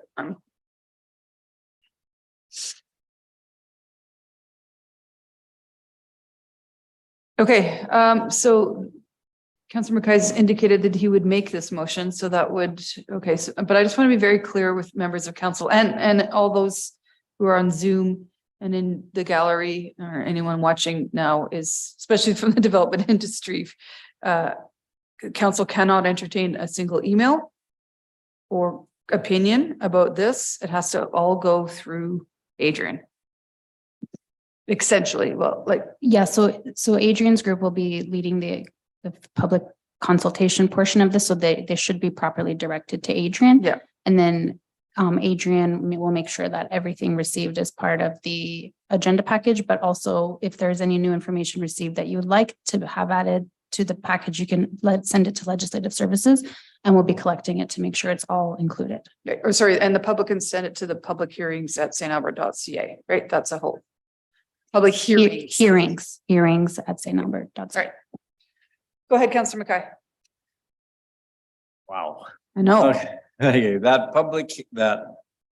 public hearing on bylaw 1/2023 be adjourned to the August 15th, 2023 regular meeting of City Council. And that bylaw 1/2023 be circulated for additional public feedback prior to the resumption of the public hearing on bylaw 1/2023. Okay, thank you. And to Councillor Jolly's point too, if there's a letter to the editor, for example, that's now public, it goes in the public hearing package. Yeah, okay. All right, anything to add to your motion? No, I mean, as in comments, no, I think Yeah. the comments for the last 2.5 hours have shown. No, us how- the motion is to adjourn, that's all. Yeah, I know, but that's what Okay. I'm just saying, it's showing us that this is a complicated issue, and that I think that the extra time and the extra information that will come back to us is necessary for us to make the proper decision. Okay. Councillor Brady, do you have comments on adjournment? I do, Madam Mayor, simply because sometimes these amendments come to bylaws and we look at them and we say, well, that probably shouldn't take too long. And then the debate happens and it turns out to be much more complex with significant impacts to people. And whether or not it gets changed in the end, we need to be able to face our proponents and say, we heard you. And I think the adjournment is appropriate at this point. All right. Anything to close, Councillor Mackay? No, when supper? Call for the vote. Oh, sorry. Councillor Jolly on adjournment? Yeah, I'm just wanted to make a comment. I'm going to oppose this. I think I'm going to disagree with Councillor Broadhead. I rarely do that, but I don't think this is complicated per se. I mean, technically it's extremely complicated, but it's just really, it's a tough blow to be really looking the next 50 years straight in the eye into understanding kind of the impacts of climate change. And just because it's hard, I don't know that talking about it more is going to be helpful. So I'm going to be opposed. Thank you. Appreciate that, Councillor Jolly. Now I'll call for the vote. Opposed. Voting's closed and that motion passes by majority with Councillor Jolly opposed. All right, we got through 9.1. We are now at 10.1, which was on consent. Hold on, let me find it.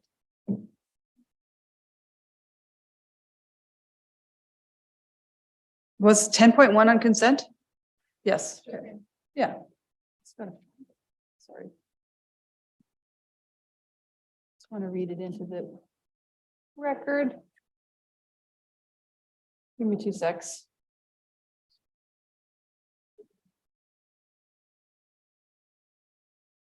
Pardon? Pardon? You put the motion in the chat for me. It would be easier. 10.1. Normally have them bookmarked.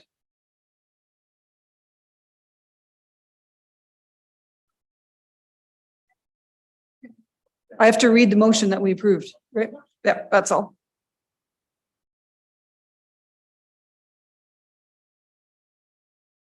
I will just, oh, there it is. Sorry, I've got this little window pane here. Navigation panel bookmark. There we go. Sorry.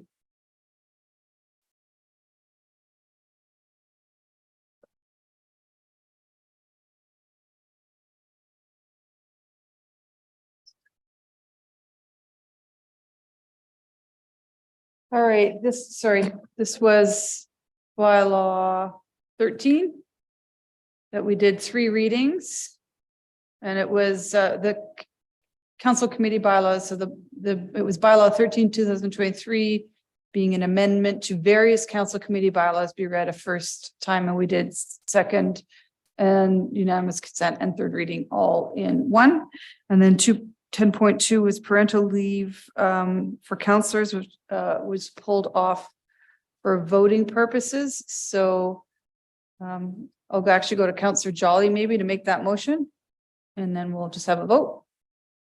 Does that work for you, Councillor Jolly? Yeah, that works if, yeah, Cheryl's put it in the chat there.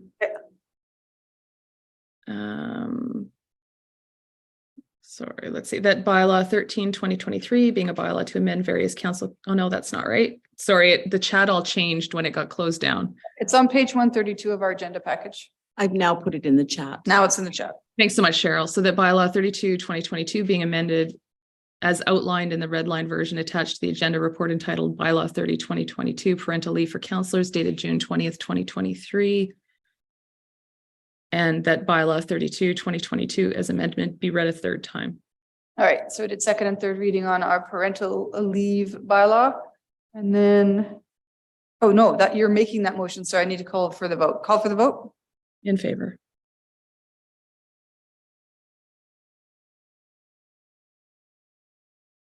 Voting's closed. Sorry.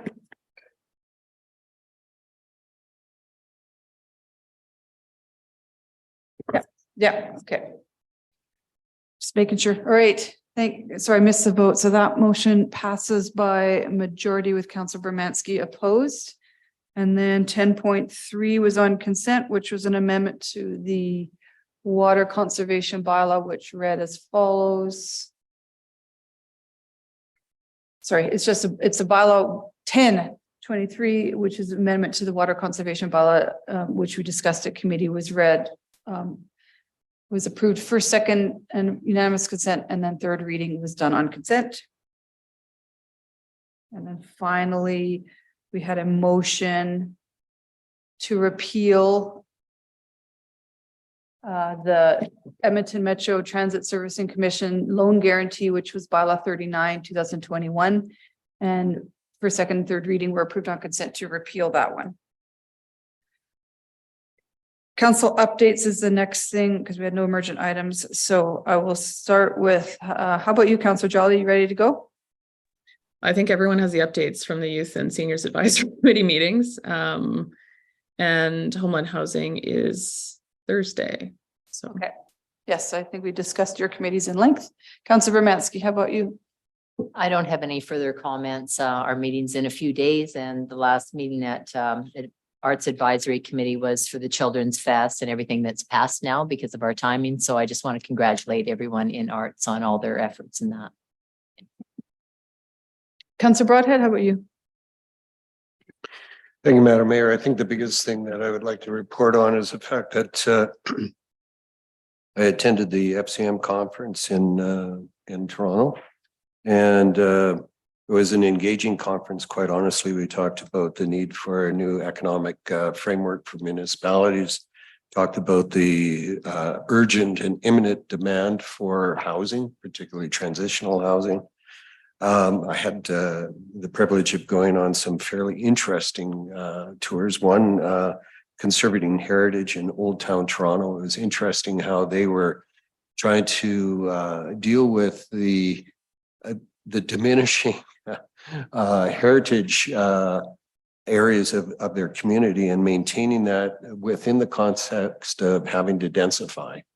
And how they managed to, that was quite unique. Of course, FCM is also an AGM, and because it's a nationwide organization, of course, we got to hear from Melissa Lantsman, Prime Minister Trudeau, Elizabeth May, and Jagmeet Singh, and all of them had a perspective on the relationship between the federal government and municipalities that was interesting. I wouldn't say that anybody made any massive announcements, but they did commit to the idea that housing was certainly something that they needed to come on board.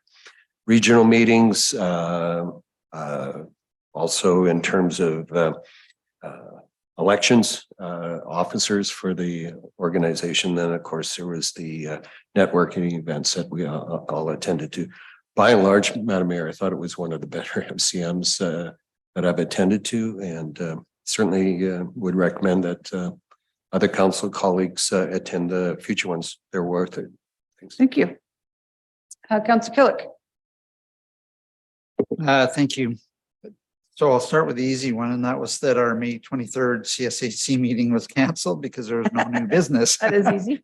So that was fairly easy. However, at the May 25th EAC meeting, we did review the sustainable buildings policy.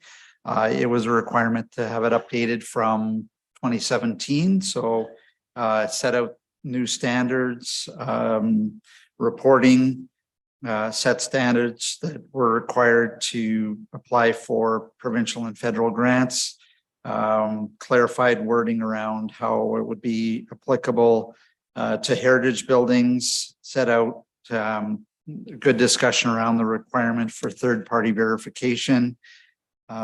Additionally, we reviewed the report on the environment. These are all things that council would have seen, and a process that going out to the community on increased communication to drive greater participation in the environmental grant process going forward. So we had a robust discussion on May 25th, and we're going to end off our year before the break with on June 22nd with a site tour of some things that administration is keeping secret from the committee. So we're looking forward to a surprise and engaging site tour as they have been in the past. At the follow on from EAC, our North Sturgeon Watershed Association, we went through quite a detailed meeting with a lot of our administrative reporting from a financial report. We assigned an auditor to that as well to do our mandated audit. We reviewed some of our board policy updates and had numerous reports on river health, outfalls. River level was, of course, a big one back on that meeting day of May 24th when we were kind of in our drought. So we had a robust discussion around monitoring river levels and water quality, and interestingly enough, repairing setback calculator, which falls into floodplain, and the provincial mandates. Big one upcoming is for our AGM of NSWA on June 28th, which is going to be in person. And just quickly then on Edmonton Salutes, a couple of big things that are upcoming. June 22nd, they're actually having the second annual Base Pride Parade, which coincides with many other activities St. Albert is, of course, is engaged in. So it's good to see that taking place on the base.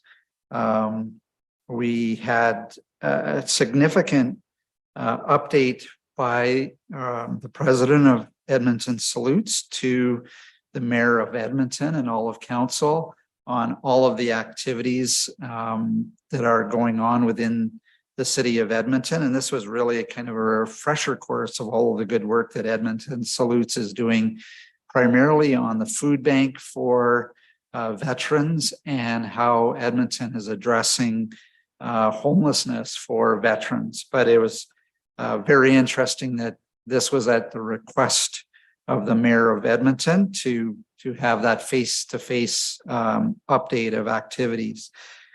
And of course, the two big things that are coming up, one is passed, and that was the funding for the military families to attend the Elks game, which happened on June 11th.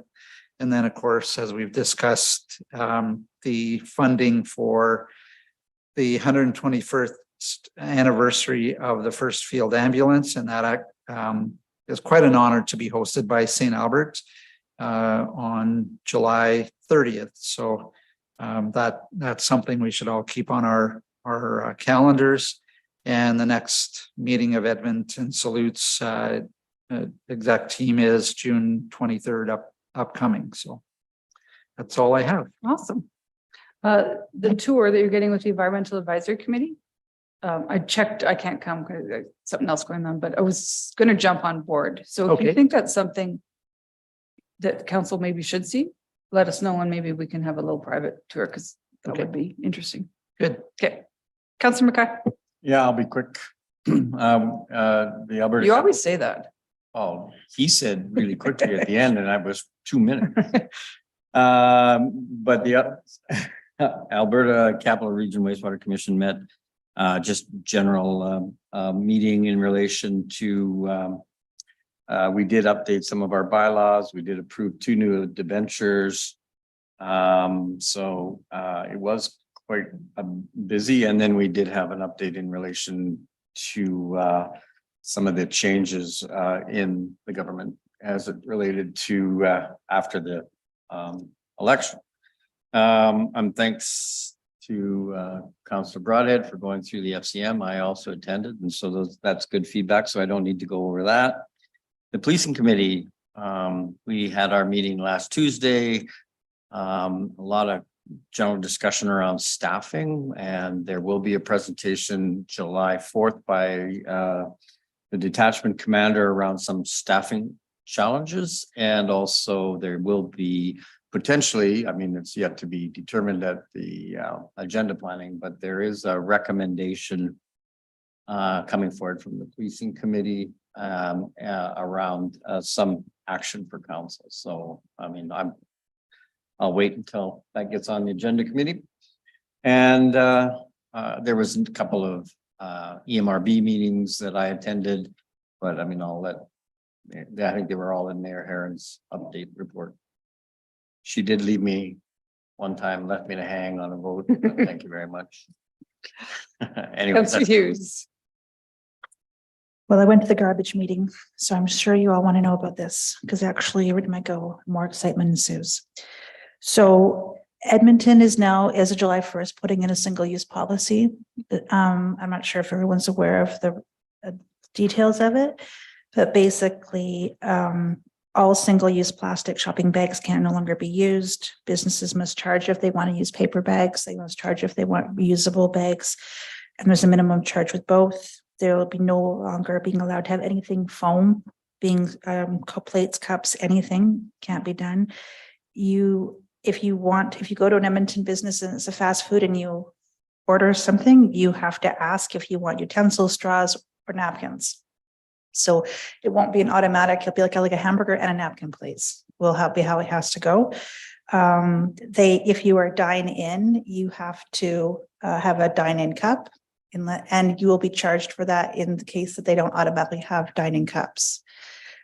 So, for example, McDonald's, don't have dining cups. And so in the event that you chose to dine in, you would then have to pay for a reusable cup, which I suspect will involve people owning many, many reusable cups. So we could just see an accumulation of that in landfills, but nonetheless. And that they also must have a policy about how they'll be accepting reusable cups. It doesn't mean necessarily they will be accepting reusable cups, but they must have a policy in place for that. So that goes into effect July 1st, which is a pretty significant change. Vancouver did something similar and they had to walk back some of their initiatives. And so we will see how the response is. Certainly it's a challenge for the fast food industry trying to manage with it. The other thing is the motion that I put forward that we'll be discussing, I think in July, about the take it or leave it. I had a tour of the hodgepodge, which is basically a take it or leave it facility. And for my motion, when it comes forward, I'm going to bring pictures. So I'm going to share a screen. It's going to be exciting. And you can see kind of how they were able to build this facility. And they built it for $300,000, which is 1,500 square feet for $300,000 is pretty cheap in the world of municipal. And the dedication and how they did this, they certainly walked the talk. It wasn't just about building a facility. They reused as much as possible, which is how they were able to get those numbers down. So we'll have that discussion in July. So that was all my excitement on that. Awesome. Looking forward to that one. I'll just add to Councillor Broadhead's comments. The FCM is in Calgary next year, so I do encourage you to go. My quick notes on FCM were similar to Councillor Broadhead's. The focus was on housing 100% for sure. Carol Staub is the CEO of FCM, and she had a presentation that was honestly worth watching. It should be online. Her speech at the opening ceremonies. She talked about how global population is about to decline for the first time ever. And so Canada is going to really need to rely on immigration. Canada hit 40 million people on Friday, Thursday or Friday. I can't remember what day it was. So, but where we're going to put those people is the big question. 5.8 million homes we need to build before 2030. So St. Albert's got to do their part with that. But the inadequate and archaic relationship between the provincial government, the federal government, and municipalities was a huge theme from the entire conference. So I found it was quite good too, except for the closing ceremonies. That wasn't that good. And yeah, Councillor Mackay mentioned EMRB, but you guys got a briefing on that one, or the St. Albert motion to develop a kind of a model to examine how we add and expand major employment areas was discussed. And did it pass unanimously? Yeah, it was. Yeah. And I honestly, I got to thank our staff.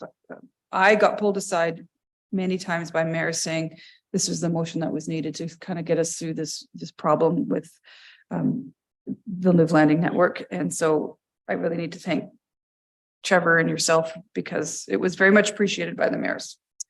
All right, we have a council motion, do we not? That's where we are now, which is 13.1, which is dispatch services. I do have people that have been waiting patiently. I'm sure you learned lots about storm management ponds. Something you never thought you'd learn. Okay, so I have Greg Harvey is up first. So I'll get you to get down to the mic, and then Dean, you're on deck. And then Karen and Todd, thank you so much for hanging out with us this whole afternoon. And then Carmen is the last speaker. So Greg, you have 5 minutes, take it away. Or are you and Dean sort of splitting up here? Hopefully I don't hear the buzzer this time. I think it's a little short. So thank you, Mayor and Council, for allowing me to speak today.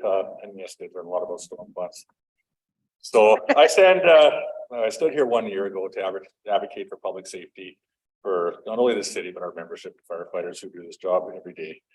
At that time, the decision was made by a 4-3 vote by this council to move forward with outsourcing under the premise it was going to save $340,000 per the MMP report.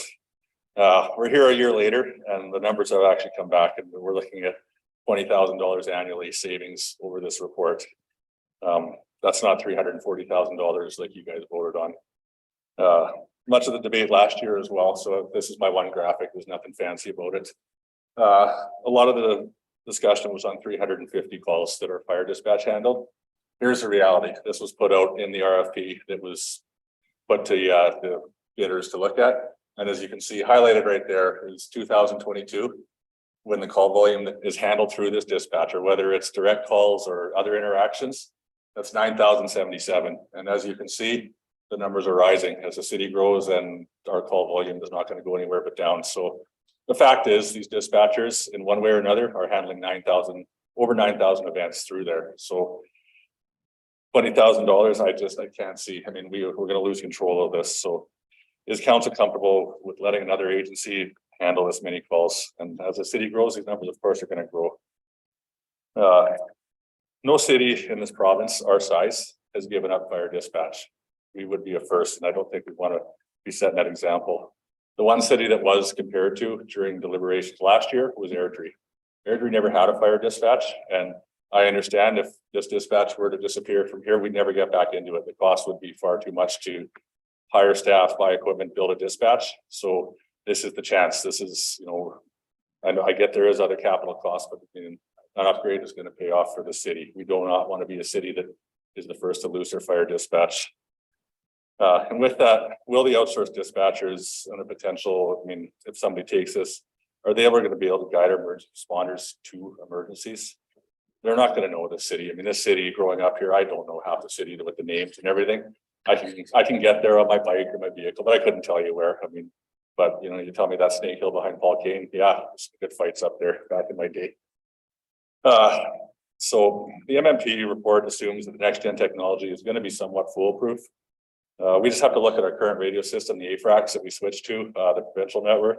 It's not as good as we were told it was going to be. We have problems every other day with it. On the technology front, we saw AHS, who took the EMS dispatch from municipalities, who still want that dispatch back. They had a complete crash in January, and to the point in Calgary, the 911 EMS crashed, and this is right off a news article. The calls were being taken by cell phones from the dispatchers in there. So with that technology gone, I'm answering my cell phone. I have no clue. I mean, at least our dispatchers, they know. I mean, when you call and you're going to hear something a little bit later on here about how it was landmarked from an individual that they didn't know where they were. And I just fear that if this was outside the city, that's going to happen. So it is crucial that we have our local dispatchers that know, because technology will fail. That's just the reality of where we're at. And just based on the registered plan takers who showed interest in this bid, is council really comfortable in having dispatch that serves many other agencies and could be occupied? And we've talked about flooding, fires. When we're dealing with that, we went from fire to floods. And these are handled by the agencies that put their name forward as potential bidders. So we have Parkland, Strathcona, and Red Deer. They all have major emergencies. We can go to Highway 2, we can go west with what's going on out there. Strathcona have major fires. When those calls come in, you want it picked up within 60, or you want the trucks out the door in 64 seconds. We just can't guarantee. We do it here. That's something we can guarantee. Our dispatchers do. You know, it's nice with the city. Something happens, calls go through. I get it. We're in very, very tight fiscal times. I mean, I watch these meetings quite often. I know where the city's at, but where we're at, I mean, there's $20,000. I think we just heard 300,000 was, you know, smaller potatoes in the grand scheme of municipal. So 20 is, you know, it just doesn't make sense to remove this service based on that minimal savings. So I get there is a capital potential cost here to upgrade. You know, I'll kind of go by saying, if you build it, they will come. I personally believe that we do these upgrades. There are other services that would come to us that are lucky. That's just based on conversations with other fire services out there. So this is 1.2 million. Again, I would love to win that lottery right now, but in the grand scheme of this city, 1.2 million to upgrade this system and potentially bring another, this now becomes a revenue source that would essentially pay for itself. And that's all I got right now. And thank you for your time. Thank you, Greg. I'll open up to questions too. Councillor Hughes right away has a question for you. So go ahead, Councillor Hughes. Hi, thanks for coming. It's always different when you have to talk, okay, than when you get to watch it. Okay, so you just mentioned something about the revenue and the potential for a revenue if we were to upgrade it. So I guess, can you expand a little bit on that? So what are you saying that specifically that you know that if we were to upgrade it, that we could actually be the ones to provide that service and potentially to make money? That's what I'm hearing from you, right? We couldn't. I would have to, I mean, Chief Cook would be the ultimate answer of that question, but just based on conversations over the last year that, you know, there are services that are looking for other dispatches. I mean, none of them are perfect. I mean, they Airdrie moved from one to another because they weren't happy with their original one. And others moved from, you know, between Strathcona and Red Deer. It's just how the industry goes. And we've heard that there's lots of ones that, you know, if there was something a little bit better out there, then they might look at it. Okay. The other thing I'm not sure of is, do you know how the salaries for our dispatchers relate to the rest of the province? Do you know that or no? Not like me for this, but our dispatchers in the full-time fire service, as far as IFF unions, are our lowest paid in the province. So the next one up is 3% higher, which in the grand scheme is $3,000 a year per dispatcher. And the other services, including the ones that bid on or potentially might have bid on this contract, go significantly higher, up to, you know, 120% on top of what a first class firefighter salary. We're at 95, so that's the max we have. So we do have a bit of a competitive advantage as far as where those salaries are, and looking to put a business case together to bring other business in. That's it for questions. Thank you. Thank you. All right. Greg, there's no more questions, so I'm going to go to Dean next. Thank you.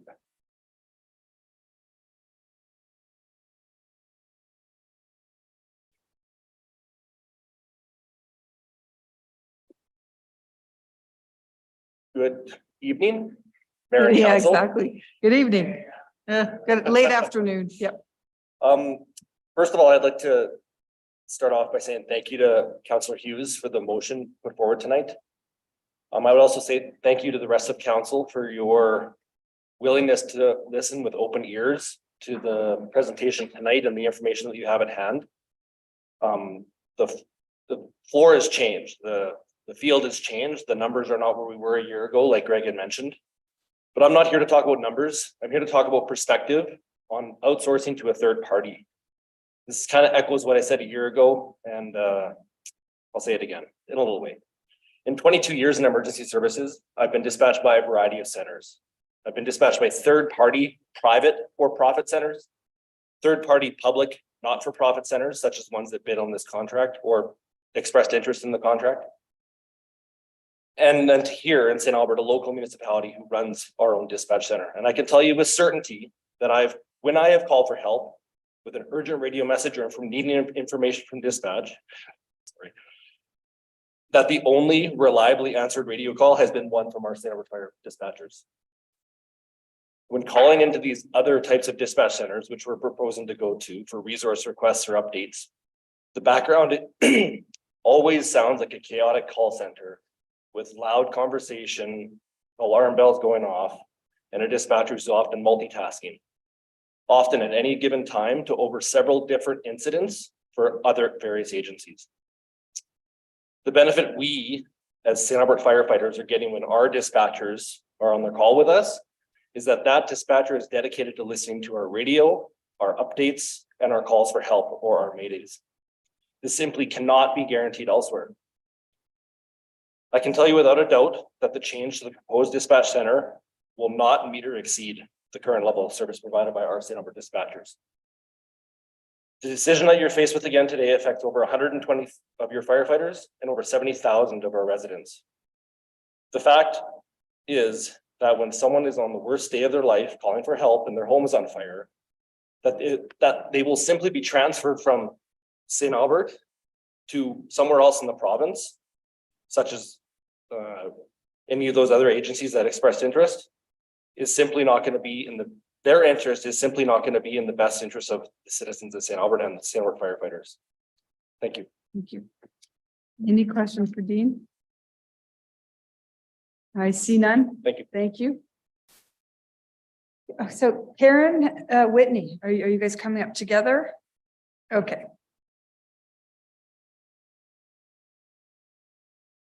So this is Karen and Todd.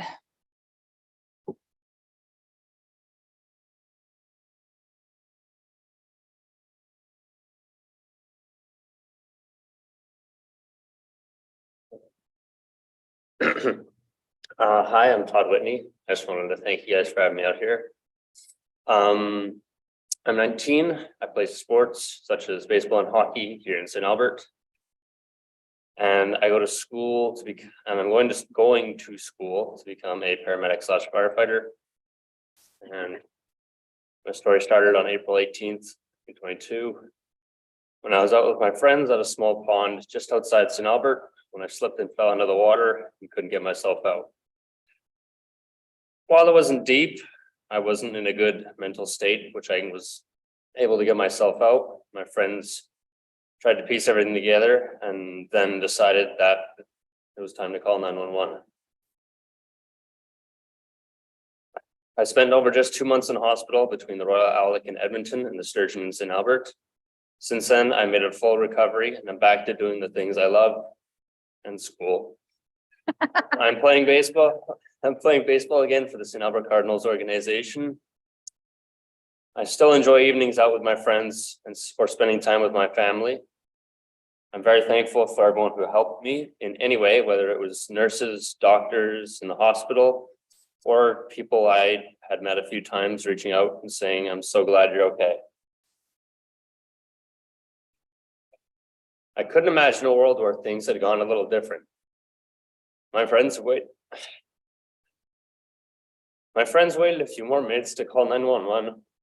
The paramedics weren't able to find me or get me out of the water that fast. Anything that different, and there's a great possibility I wouldn't be standing here today. Thank you. Thank you, Todd. Hi, everyone. So I'm Karen Whitney, I'm Todd's mom, and I'm going to be brief and I'm going to try to get through this without being a blubbering mess. More than anything, I would like to put that night behind us. I don't want to think about it anymore or what could have horribly gone differently. But when I heard about this possible change to the dispatch, I knew that I had to come and speak. I needed to remind everyone here of the human aspect of this. This human. And all the other humans are so blessed to have him still in our lives. And anybody else that is going through a horrible incident and can benefit from having a local dispatcher helping to get them the help that they need. I have no doubt that my son wouldn't be here today if it weren't for a local dispatcher. The pond that the boys were at doesn't have a name, and Todd's friend who called 911 was quite understandably panicked and couldn't give accurate directions to help find him. So the local dispatcher was able to prompt him with questions about specific landmarks and the specific route that the boys took to get to that pond. And that is what they used to get that fire truck to that pond to get my boy out. And without that local knowledge, I am certain that Todd's outcome would not have been as successful.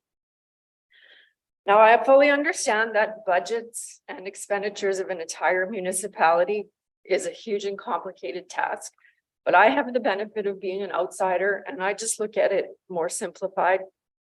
And I look at it as if it were a household budget where you have two buckets, the must-haves and the nice-to-haves, and you fund those must-haves first. And then if you have leftover money, it's the nice-to-haves. And I can't imagine why a service that quite honestly saves lives would not be a must-have. So I'm here to ask that you please consider that. And I'm just here as one member of the community. And I know that if this change would have been implemented before, our family would be forever grieving and forever broken. And our community would be without a fine young man. So thank you for listening, and I hope that you take this into consideration. Well done, both of you. I don't see any questions. I'll just, I'll add, first of all, thank you. I said that to Michelle. I'd say to you, it was very brave. I heard your 911 call. Catherine played it for me and it was impactful. And I don't know how anyone does that for a living because it's hard work. But thank you for coming here and standing and showing a testament to the value of it. Appreciate it. I don't see any questions and I don't want to cause more tears to fall. So thank you for coming and putting a human face to this decision we're making. And finally, I have Carmen Santoro, who is the Senior Executive for Eastern Canada International Association of Firefighters. Carmen. Hi, I'm here. I don't know if the video, for joining us. I don't know if the video is working or if it needs to work. You can just see your picture, not. Yeah, I'm trying to start the video, but the host has stopped it, so I don't know if that's. Oh, we might have to do bring back some permissions after we shut down the chat. Give us 2 secs. Sure, no problem.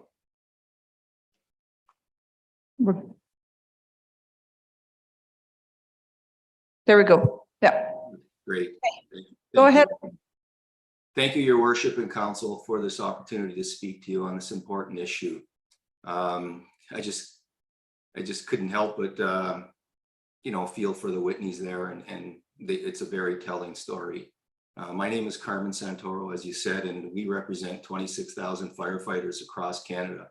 But I'm also a member of the Next Gen 911 Committee, and our committee has been working for many months since this Next Gen 911 was announced. And we met with stakeholders, agencies, and those responsible for the conversion to Next Gen 911.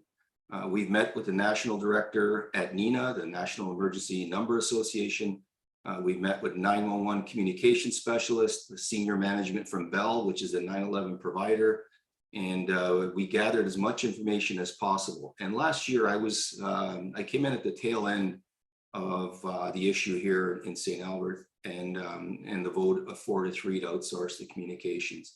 And at that time, I'm sure, I would imagine that the $1.6 million perceived cost avoidance over the 5 years was the tipping point. But now, as we come to learn that it's only $20K per year or 100 grand over 5 years, I just can't even, I don't think I should even spend time on trying to rationalize how 20K would make a difference in a budget and what you're losing for that 20K. Is it really worth losing your independence and the risk to public safety and the firefighters? I mean, we've heard from the previous speakers on how that affects people.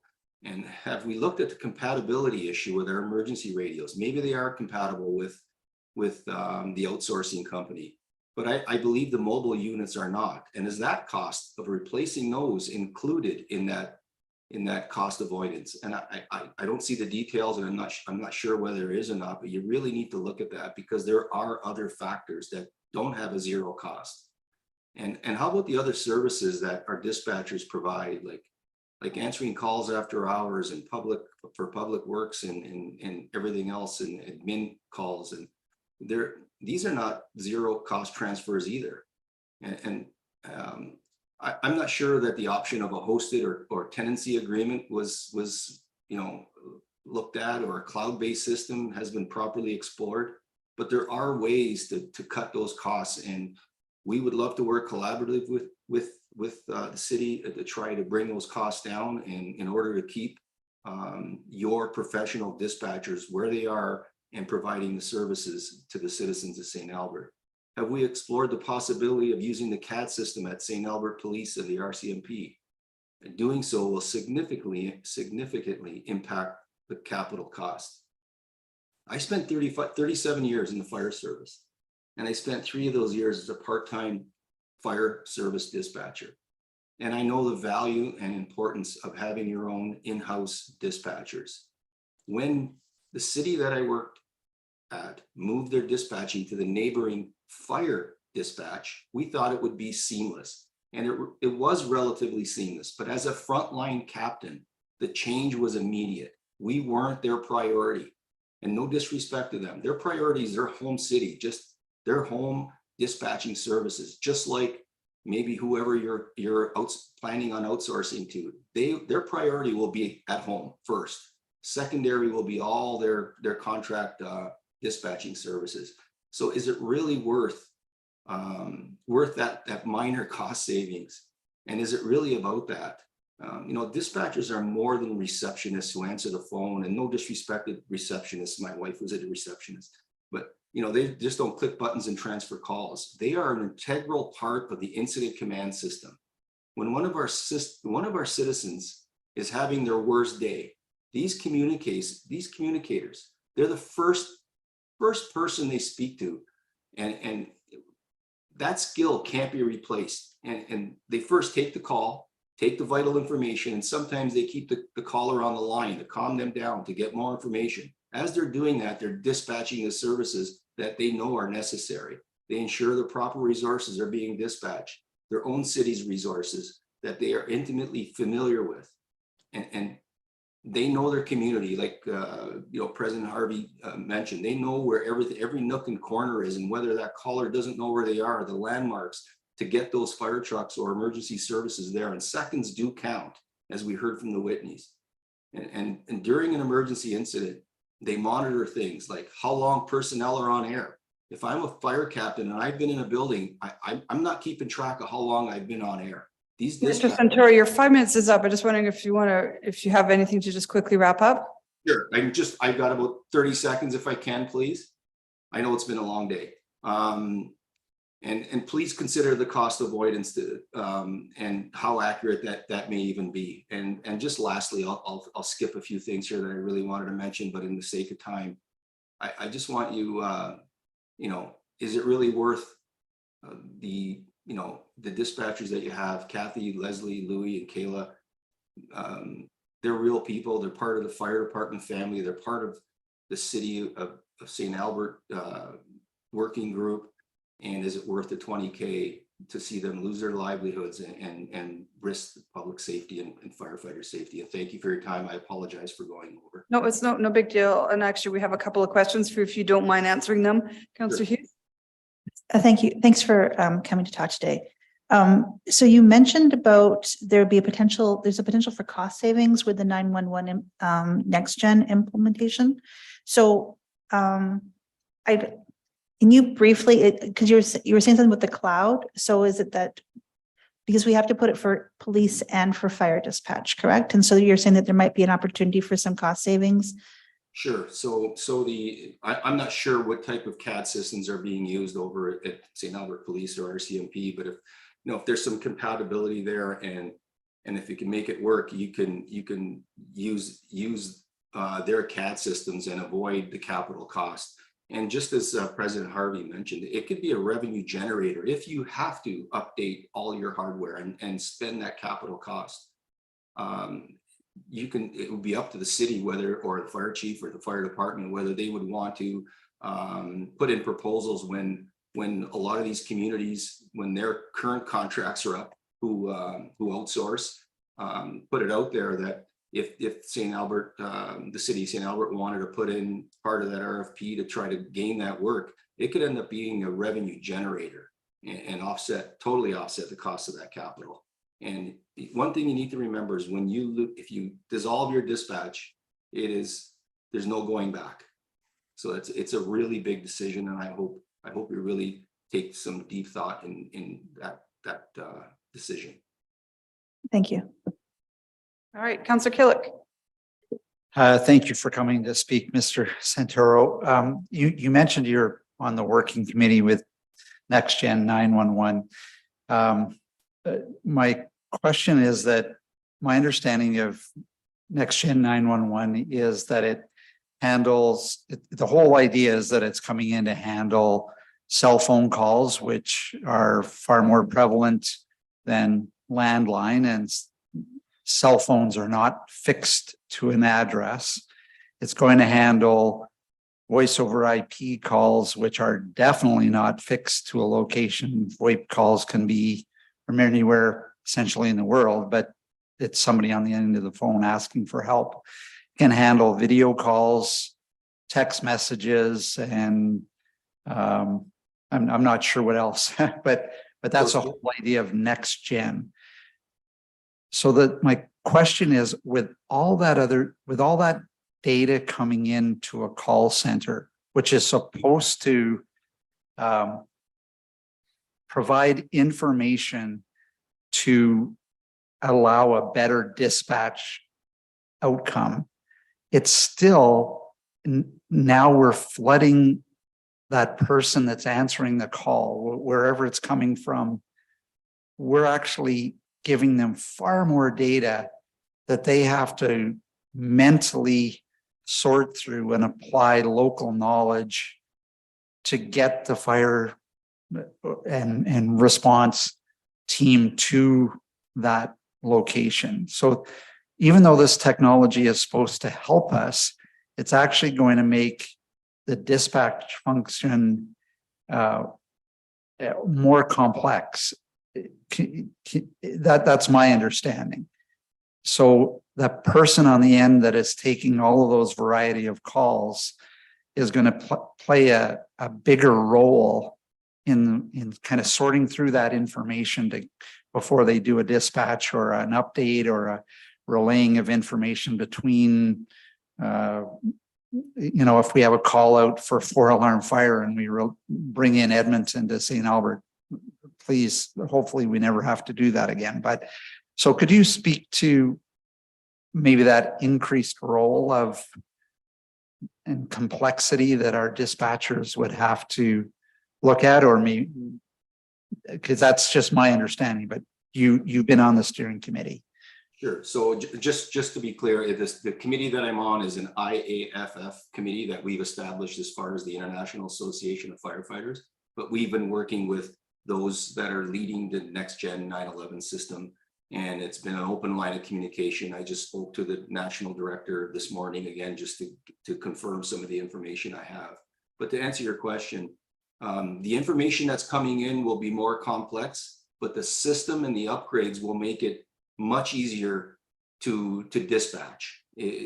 That's why you need all the upgrades and everything else that goes with it. This will simplify the work that's being done now currently with the information they're getting now. We'll get double or triple the information because you'll be able to receive text messaging, video messaging from an emergency if someone can't get, you know, they took a video and then they can't speak, or they're in some type of emergency where they can't speak and they just send a video, be able to recognize where it is and be able to decipher from that, actually receive the video and be able to dispatch to the location. So my understanding, Councillor, is that it will actually be easier to dispatch once all the upgrades and software and everything else is in place. Dave, thank you for that clarification. Thank you, Councillor Broadhead. Thank you, Madam Mayor. Thanks for your presentation, by the way. Can you just expand a little bit? You say that if we invest in the next gen 911 here, we would have an opportunity for revenue. How would that work, do you think? Well, if you're next gen 911 compatible, it's no different than the RFP that St. Albert sent out to whomever bid on that RFP. If you are compatible with next gen 911, you would be able to enter into some of those bids, whereas another community or someone else may be looking for a dispatch service, and then you would, you know, contract it out, accept that contract under the provisions or whatever pay scale that you set up locally. So it's just no different than anything else. I mean, if the neighboring municipality, for instance, didn't have snow plowing, or they wanted a backup snow plowing, and you guys got into a memorandum of understanding where you provide that, it would be a revenue generator to offset the cost of providing the snow plowing. I mean, that's probably a bad example, but I think you understand what I mean there. Okay, thank you. I think we talked about that, but in any case, appreciate that bringing it forward. I believe that the RFP responses are other units that have actually invested and are offering this service. So if we went into the same business, we'd be in competition with the very people who responded to RFP, which are, as I understand it, just other fire services within the province. So interesting. Thank you. All right, Mr. Senator, I have no more questions from council, so I appreciate you waiting all this time. Thank you.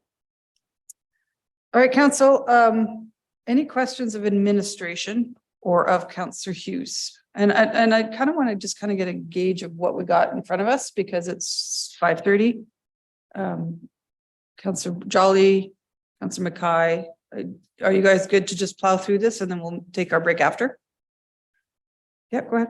Then I only see a couple. Yeah, no, I'll be just really quick in relation to this, because I mean, obviously some of this is repeating from a year ago, but just to refresh my memory, probably to Ms. Graham, time of, I guess some of the challenges will be now procuring the actual second NG 911.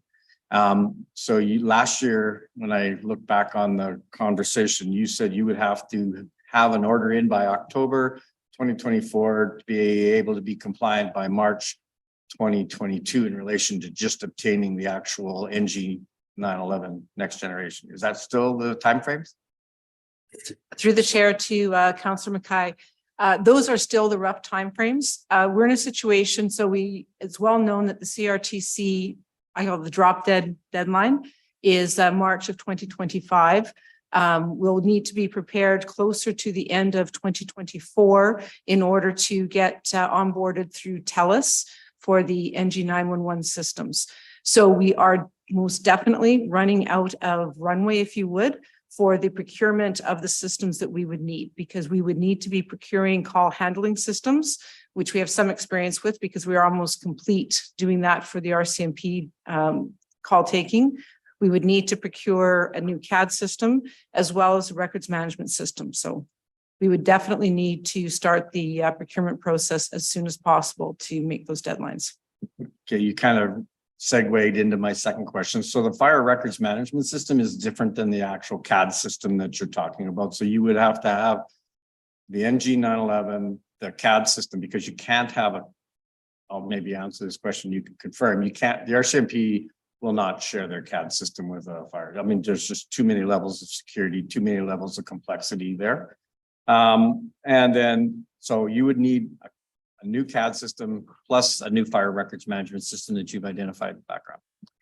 That is correct to an extent. There are some vendors that provide an integrated CAD and records management system in one platform. They would certainly be considerations. What we have seen in some of our municipalities in the Edmonton region is that they have chosen to go with best of breed CAD and integrating with records management. So we would certainly consider both options. And to get that RFP out on the market, you would still be able to meet those timelines? We're optimistic that we would, but very cautiously optimistic. We have been doing some research should we need to expedite that process. So the dollars last year, we were talking about 1.5 million. Is that still accurate for NG 911? But then the CAD system and fire management system are above that? Yeah, so in the agenda report, we did have some up-to-date information based on the experience of some other municipalities. So that is there. Of course, it does need to be confirmed with the procurement process. And so right now our estimates looking at the capital for procurement is at the 1.19, but with the operating on top of that.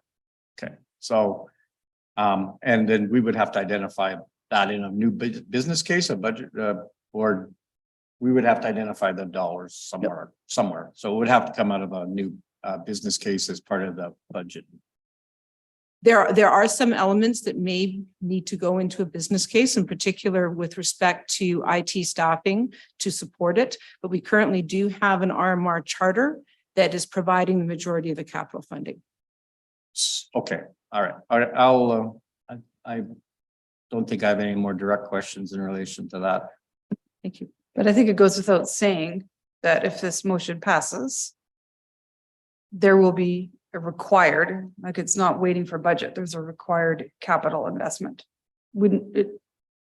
That's correct, Your Worship. Yeah. Absolutely. Yeah, just to follow. Don't know the exact number, but you can't say yes to this and then no to that capital investment at budget time. Yeah. Okay, yeah. Yeah, okay. Councillor Broadhead. Oh, Councillor Jolly, then Councillor Broadhead, because she had her hand up first. Sorry. Thank you. Yeah, so my questions are about the additional capital and administrative expenses. So, I mean, normally when we have a motion like this, it would say in that, you know, up to whatever dollar amount to support this be funded through whatever reserve. Like, when do we need that $580,000 in capital costs? And, you know, I think it's however much, 570 over 5 years for the administrative. So like, when would you need those dollars? So through the chair to Councillor Jolly, the RMR budget, or RMR charter rather, was approved 2 years ago that provides for capital funding. And part of that charter also had operating impacts of capital. Okay, that are that's currently not in the fair. operating budget. Pardon me? They're bringing food to the gallery. You can't eat that until we eat ours. Keep going, sorry. So once we've gone through the procurement process, we'll be in a better position to know if there's any additional funding needed on either capital side or on the operating side. But at the moment, we do have those sources of funding that were approved 2 years ago.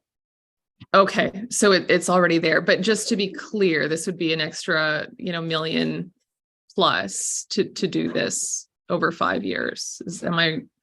Did I read the backgrounder correctly? That's a combined operational and capital, correct? Correct. The capital over the 5 years with our estimates right now, and it's, again, those need to be confirmed through procurement process, are 1.19 million. That is close to the value of the RMR charter that was approved 2 years ago. The dispatch, the operating costs are going to be based on the annual maintenance fees, and that will be determined based on whether or not we do a cloud implementation or if we do something on premise. So again, once we do the procurement, we will know if those can be handled within the operating impacts of capital that have been approved. But I think if I could just jump on top of that. So we've got, as was noted, if it's above, it's sort of not negotiable. We will absolutely need the money above and beyond what has been approved going forward. Okay, thank you. And my next question is for the Director of Emergency Services. So Greg commented that you're the best person to comment on the potential for revenue for this service. And what we were told last year is that because the market's saturated, there's no revenue opportunity. So I'm wondering if you can comment on whether that's changed or if admin can comment on that. So thank you. Through the chair to Councillor Jolly. When the city of St. Albert released our expression of interest, we had 7 respondents to that expression of interest. So those are vendors looking for our business. We haven't gone to any extent at this point to explore contracting our services to others yet. We just haven't had that direction, as the direction from council was to seek to outsource our dispatch. That would be something we would have to take some time to have a look at and come back at a later date. I apologize. I just don't have any more to offer on that. Don't apologize. That was not what you were asked for when this came to us. Yeah. But I think conceptually, could it be done? Yes, but we could not quantify any additional investment required in space, personnel, technology. But conceptually, yes. And quick question, if let's say this motion passes and we keep it in-house, to give you direction to actually do that research would require a council motion, or would you? Yeah, okay. All right. And just so last question, just kind of following up on Councillor Mackay's question about, resources to get this done. So deadlines are really tight. I mean, are we hiring extra people to get this done, or other projects? Like, what's not getting done with if this goes ahead? So through the chair to Councillor Jolly, we currently have a project team in place. We are funding 3 term positions from the RMR charter, 1 for project manager, 1 for an IT business analyst, and 1 for a geospatial analyst. So far they have been handling all of the workload. Certainly what we need to do, as I've said, putting a bit of a moratorium, if you will, on other development to ensure that all of our resources are focused. But if we're smart about it, I do believe we'll have the resources needed. The one aspect, though, that is not in our control is, if you will, it's the supply chain and the vendor capacity to meet our deadlines. Okay, thank you. Thank you, Councillor Jolly. Councillor Broadhead. Thank you, Madam Mayor. Through to the chief here. This idea of contracting out, this is not new within the province of Alberta. There are people, or fire services, that are engaged in contracting to other fire services to provide sort of the secondary 911 dispatch. Is that correct? Through the chair to Councillor Broadhead, I would say that is correct. Yes, I don't have the statistics or numbers as to what percentage that is within the province. But again, to your question, I would answer that with yes. Yeah. And every time that you talk about emergency services and first response, there's gravitas attached to such a decision, and we need to be careful about doing this. But you wouldn't have come to this decision if there was significant problems with actually providing the service through a contracted model. I mean, we would be confident that the dispatching would actually happen, correct? Through the chair to Councillor Broadhead, through this process, when we were directed by council to source dispatch services externally, some of that, or one of the criteria was that it would be a service that was equal to the services that we provide now. Through the RFP process and working with a committee, services that were not all services, as there are some after hours call answering services, which were not included, but the services provided by fire dispatch centers were included, and proponents that submitted met that criteria. You know, to your point, did I answer your question? Sorry. Yeah. Oh. So my final question is, it's sort of been presented that, well, first off, let me ask it this way. Maybe it's not a legal question to ask, but were the respondents to our RFP, were the other fire services?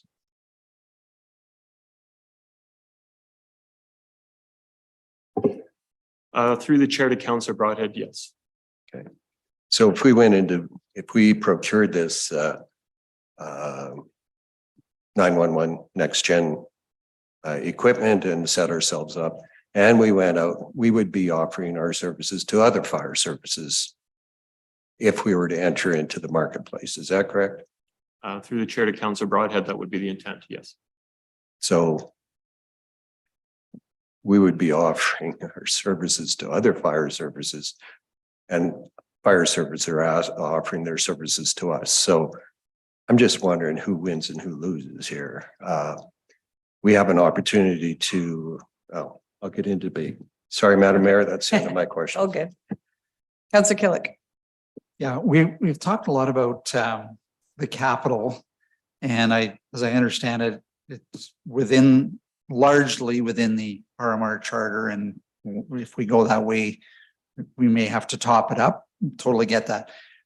The FTE to support and run this new big database and all the reporting and dispatch, et cetera, that is an additional FTE that we would have to bring on board in this year, early this year, or I should say late this year or early 2024. So through the chair to Councillor Killick, we would need to bring on an additional FTE in IT to support the new technology. And the intent is to have that as well. It is actually part of the 2024 submissions that administration is currently considering. Good. Thank you. All right, I see no more questions of administration. So Councillor Hughes, did you read it into? I didn't. Okay, I'll get you to read it in now. You want me to start with the whereas as well? Yeah, you know, the whereases were good. Go for it. Just yes, from the very beginning. Yep. Okay. Whereas new information is available regarding proceeding in accordance with resolution AR-22-263. And whereas the city has not taken any irrevocable action with respect to resolution AR-22-263 that could result in adverse legal consequences if AR-22-263 were rescinded, be it resolved that the following resolution AR-22-263 approved by council on July 4th, 2022 be rescinded at the regular council meeting on June 20th, 2023, and that council direct administration to proceed. So what we are rescinding is that council direct administration to proceed with implementation of the recommendation 3B contract secondary PSAP and fire dispatch to external service provider, primary PSAP services and police dispatch would remain with the Sinop Police Communication Center as outlined in the NMP Emergency Communication 911 Dispatch Delivery Model Review Final Report attached to agenda dated May 16th, 2022. All right, accept that motion. Go ahead. Okay, so I think that many of the people who spoke have already given a lot of the arguments to do this, and I don't want to drag this out even longer. I think that basically the ends do not justify the means in this case. The intention with 300,000 was did not materialize. And that's not to say that it was bad that council decided to go down that road. It's not bad to go and say, let's explore our options and see what those results are. But what the results indicated is that in my opinion, the savings is not enough to justify trying to move out this service. We've discussed the human element. We've discussed about how, and St. Albert has very unique street naming with a Heritage Drive, Way, Boulevard, Crescent. It continues on. If you guys can spell Huot off the top of your head, that would be great because it's H-U-O-T.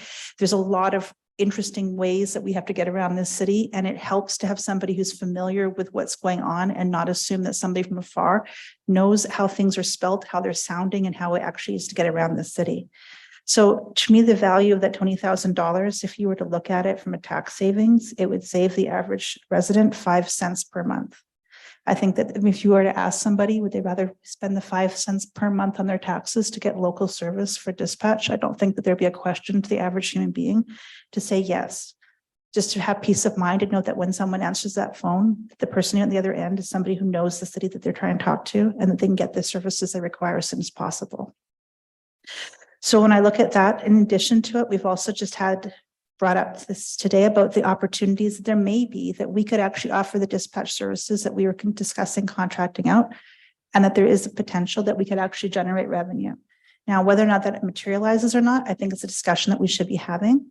But if whether or not it does materialize, it's actually a low risk venture in that we do not have to build a whole corporation, duplicate administrative staff, et cetera, in order to be able to be competitive in that marketplace.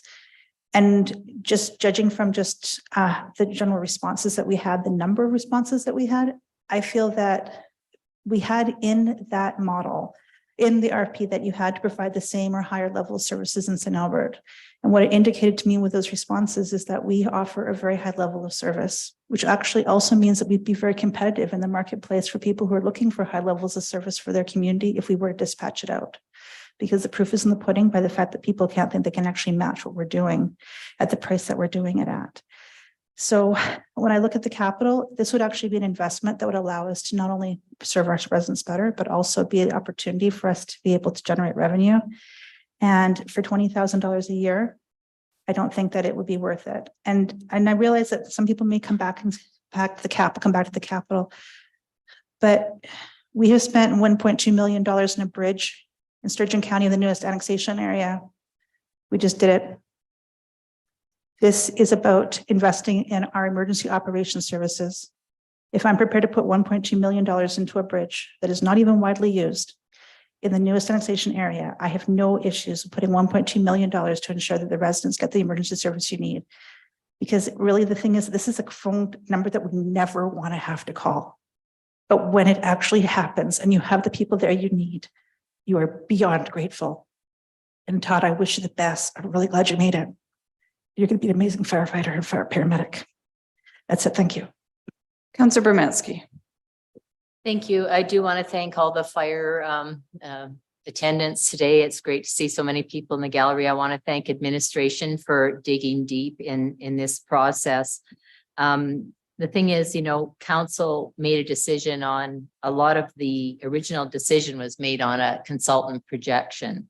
And the projection was for, lots of savings in dollars. And we entrusted that. We did our due diligence, but at this point in time, we've got the facts. So when you have the facts that the savings aren't there and the community can have the best services, and we've answered and we've looked at other avenues and we've opened all the doors and found all the answers and can make a concrete decision with what's in front of us now.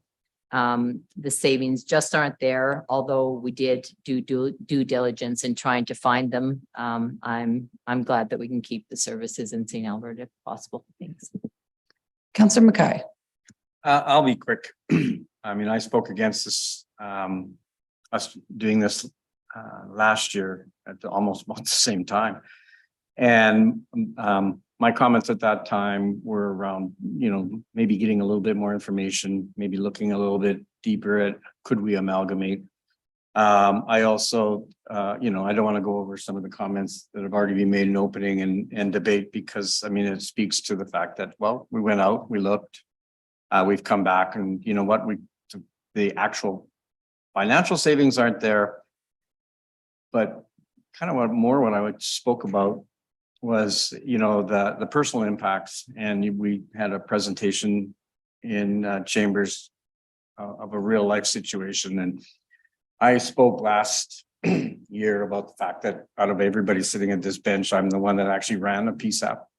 I'm the one that actually responded as a first responder.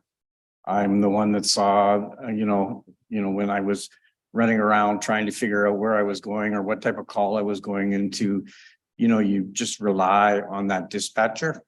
If that dispatcher is not only your lifeline, that dispatcher is a lifeline to the other individual.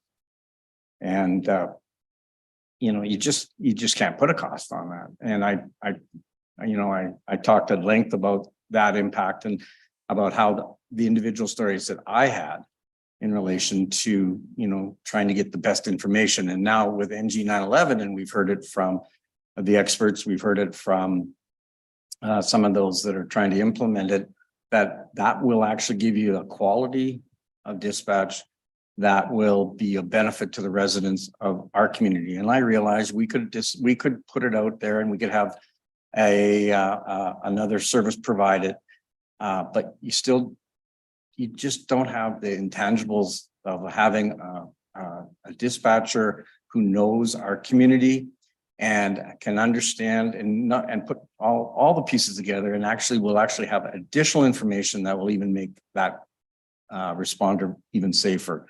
So I've already spoken longer than I thought I had to, but I just wanted to give you that emotional kind of firsthand account of a first responder, not only of somebody who ran a PSAP, had actually sat in on 911 calls, actually see the amazing jobs that these individuals do. And now, I was very fortunate or unfortunate to see the end results of some of these 911 calls. So congratulations, Todd. I don't know. I hope they share their food with you. But anyways, I made an emotional plea last year to keep it. I'm obviously making another emotional plea that this is not a dollars and cents. We don't talk dollars and cents here. Not when we're talking lives. So. My Okay. comments. Thank you, Councillor Mackay. I've got Councillor Killick, Councillor Broadhead, and Councillor Jolly. Yeah, thank you. The key thing is that from where we started with a outside consultant's report that does not report to the or is not accountable to the residents of St. Albert. We've done our due diligence from where we started. We've ended up at a significantly different position in terms of cost savings. It's only 6% of what the original estimate was from the consultant. And so in my mind, it's based on new information. It's never too late to make the right decision. And I think we're all in that position now that we now have a better understanding of what the right decision is and prepared to move forward in that direction. Thank you, Councillor Broadhead. Well, thank you, Madam Mayor. Well, I'm going to have a contrary opinion here. Simple fact of the matter is that we're talking about the secondary 911 dispatching. This isn't the primary. So someone dials 911, they get the RCMP line, and that's who handles the first call. If they need fire, then it would go to this secondary. So that's what we're talking about in terms of our contracting out. The interesting thing is that we're actually contracting it out to other firefighters who are first responders who understand exactly what's going on. Now, the idea of whether or not we would get into the business of offering our 911 secondary to other fire and take their jobs away is somewhat disingenuous to me. But in any case, if we're going to make the argument that it's best even our secondary to be local, then we shouldn't get into the business of offering that service to others. So in any case, we asked for a consultant to come and find efficiencies within our organization. And they did. The numbers turned out differently because we didn't have the response to the RFP that we thought we would. But the simple fact of the matter is we can't go back to the way it was without spending an extra $1.2 million. And that's not inconsequential. And if we are constantly asked by our community to either do things differently with to save money, do the same thing with less money, or do more with the same money. That's about being efficient. That's what they want us to do. And here we have an opportunity to avoid the cost of $1 point million here. And so if we don't take those opportunities, then we shouldn't talk about being efficient or getting internal auditors or anything like that. Because if they don't make the recommendation and if they make a recommendation, we don't follow it, what are we saying here? But in the end, it is about dollars and cents. And my understanding is that those currently who are involved in this be offered other employment. So no one's going to be laid off. But in any case, this is an opportunity for council to be efficient. Try something different. Yeah, it's hard. But as Councillor Jolly reminded us, that's what we're here to do, is look difficult decisions in the face and do what we think is best for the community. Thank you. Thank you, Councillor Jolly. Thank you. You know, we've gotten so many emails lately about, you know, costs of being in St. Albert, and you know, revisiting decisions over and over like we're doing today is absolutely, I'd say, one of the top reasons that we're experiencing those cost escalations. You know, in terms of the $20,000 per year that everyone keeps referencing, I don't think we read the same agenda report, because $1.2 million over 5 years is not the same. And I know the operating costs have changed, the estimates have changed, but $1.2 million is still a significant amount for the city of St. Albert. And I think it is personal a little bit. You know, I think everyone knows here, I care deeply about the people in our community, and it's really hard to hear people say that you don't care about people in your community if you don't do this one thing. It's just really devastating to hear. I had to call 911 earlier this year. I'm probably going to cry. And I was in an area that I was unfamiliar with. I called a dispatcher that was unfamiliar with my area, and they were exceptional. They were able to keep me on the line. They were able to figure out where I was. They were able to get the emergency services to us without having any knowledge of, you know, that exact, they were probably from Red Deer or something. I don't know where they were.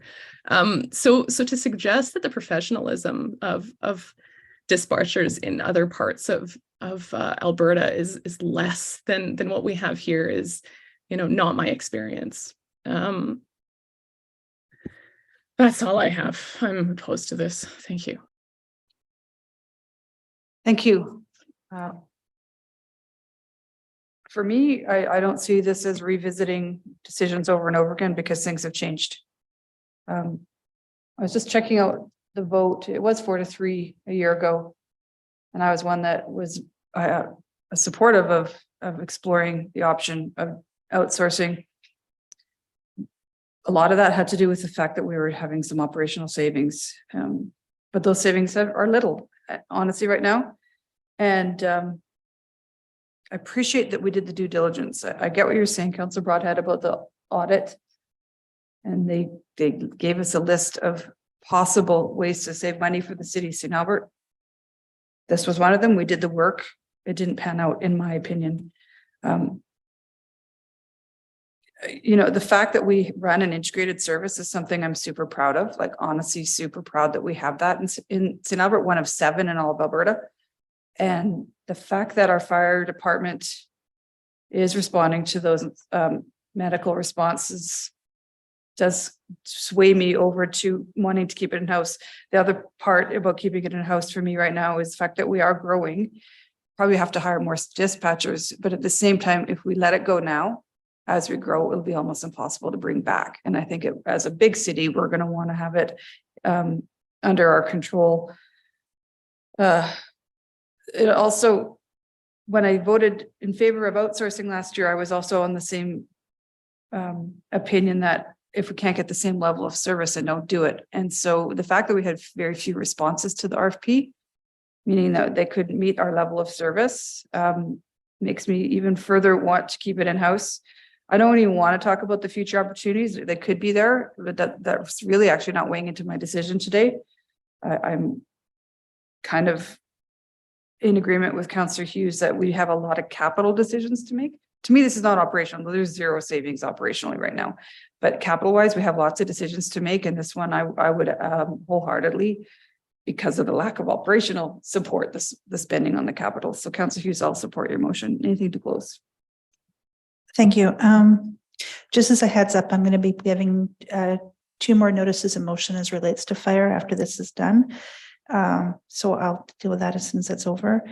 And I just want to thank council for keeping an open mind, because one of the hardest things to do is you make a decision and then new information comes presented. And then it's like, do we continue down this path or do we reconsider?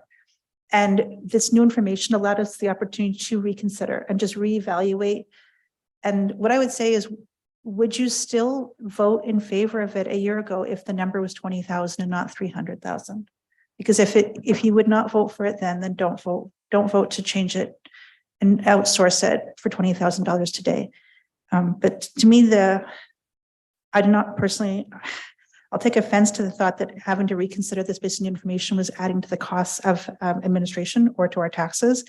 It's quite the difference is that it allows some people some peace of mind to know that if council makes a decision and then they get new information and that it caused it to reconsider, that they're willing to reconsider and adjust the sales.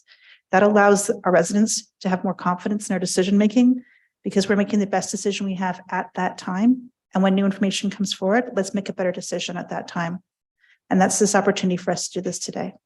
So I thank everybody for their open-mindedness and I'm looking forward to the vote. Thank you. Call for the vote.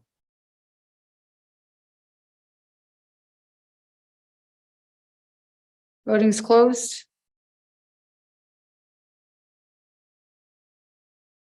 And that motion passes by majority with Councillor Broadhead, Councillor Jolly opposed. All right, you guys can eat your food. We're gonna eat our food. It is 6. We'll take a break till 6:25. Sound good? That'll be a half an hour.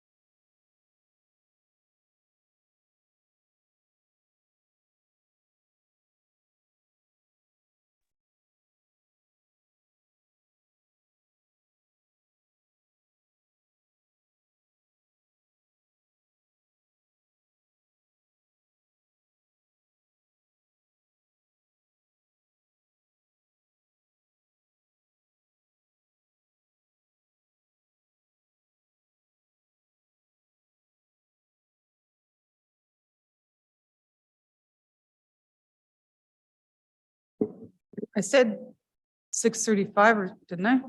6:25. Is Counselor Jolly with us? Yeah. Oh, awesome. Okay, perfect. Okay, then we can start. We have one more council motion. So Councillor Hughes, I'll get you to read it this time. I forgot to make you do it last time. It's okay that the city, in consultation with the Seniors Advisory Committee, can rate as St. Albert Senior Service Awards Recognition Annual Program. The program would recognize both residents who provide extraordinary volunteer services to seniors in St. Albert and seniors who provide extraordinary voluntary services in our community. The recipients reviewed and recommended to council by the Seniors Advisory Committee and recognized during Seniors Week each year.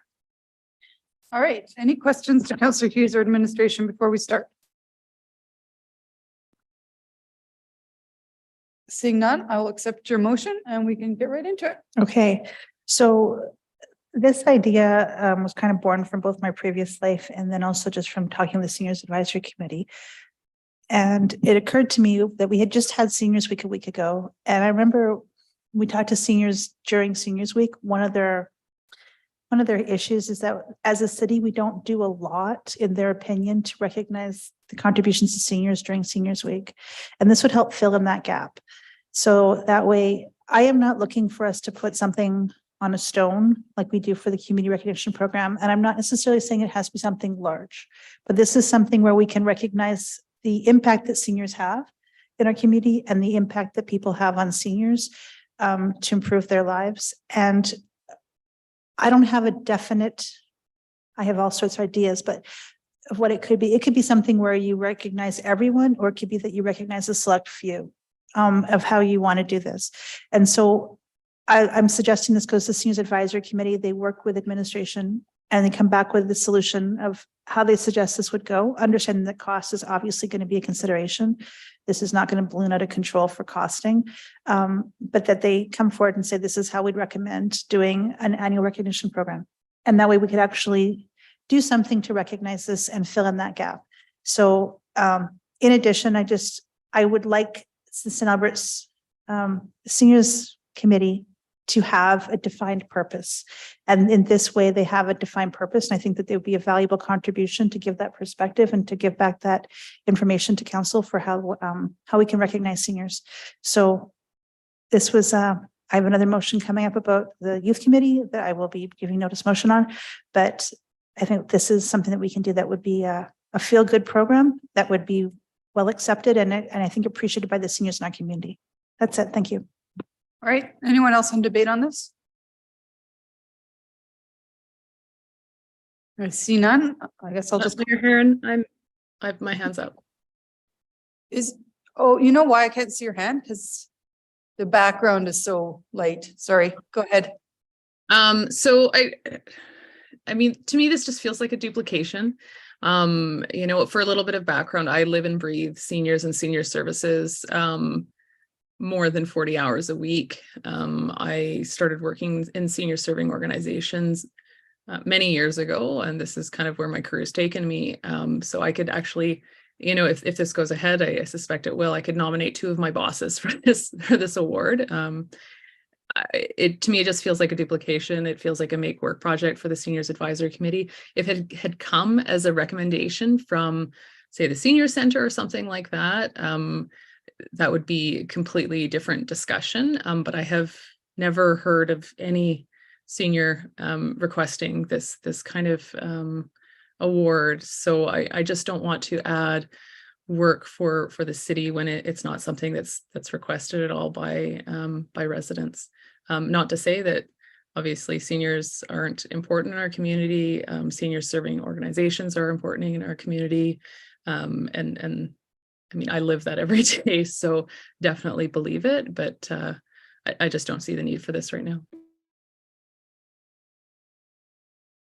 All right. I'll just weigh in that I kind of agree with Councillor Jolly that I have spent so much time exploring with every agency in the city and in multiple meetings on how to recognize our residents. It was the agencies that said give up the volunteer appreciation because it wasn't what volunteers wanted. We have the good neighbor recognition. I mean, this is not something I ever have taken lightly. And I think what we have in place serves what Councillor Hughes is trying to accomplish. And so it does seem like a bit of a duplication. I think this actually belongs with the senior center. If they wanted to do some recognition of the people that they know that are serving our community, that's probably where it would belongs. That's all. Go ahead, Councillor Romansky. Thank you so much. I will support this. We celebrate everything in the community except Seniors Week. Like, I mean, we've got Children's Fest, we've got Pride, we've got Indigenous Week, we've got one celebration after another, and we don't have a senior celebration. We didn't even acknowledge the day. So, I mean, at least, you know, if we can't do something, you know, the committee will discuss it, but I mean, at least perhaps an event, you know, a one-day event, anything that they could come up with. So I think that they need to be acknowledged in the community as well. And when we did the Rainmaker Rodeo, the kin group there, it was all senior volunteers, all of them.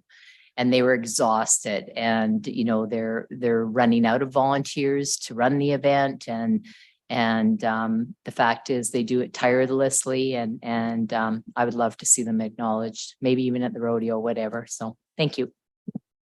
Thanks. Just so you know, Councillor Romansky, I've read a proclamation for Seniors Week every year since I've been mayor. Yep. Go ahead to close. Thank you. So I feel so loud with this mic.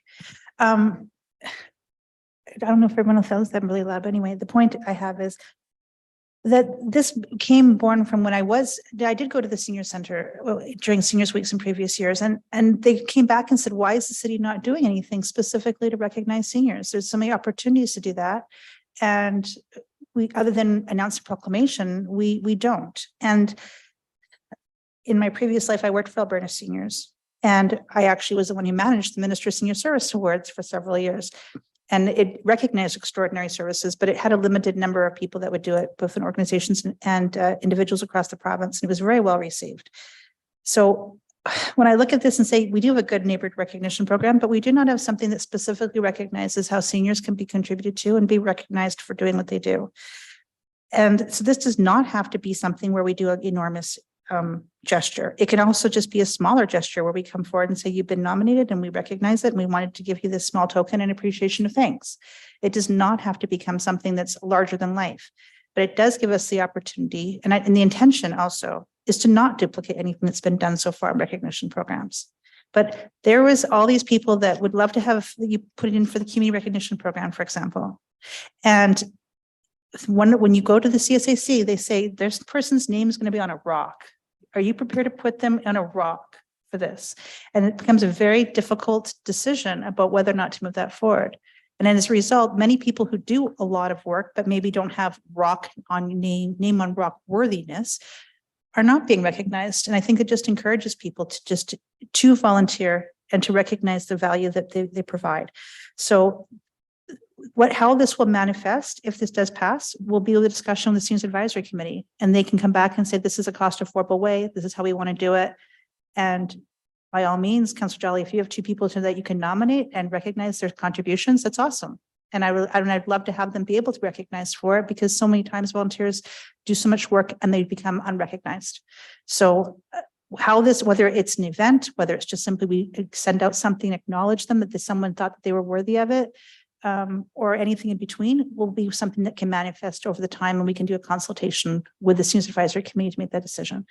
So however we think it is in our head, I'm going to tell you right now that we have 7 different thoughts in our head of how this could possibly go. And I don't know how it's actually going to land, but I would love to be able to say that City of St. Albert does something during Seniors Week to recognize the value of seniors in our community and do more than just a proclamation. Thank you. Call for the vote.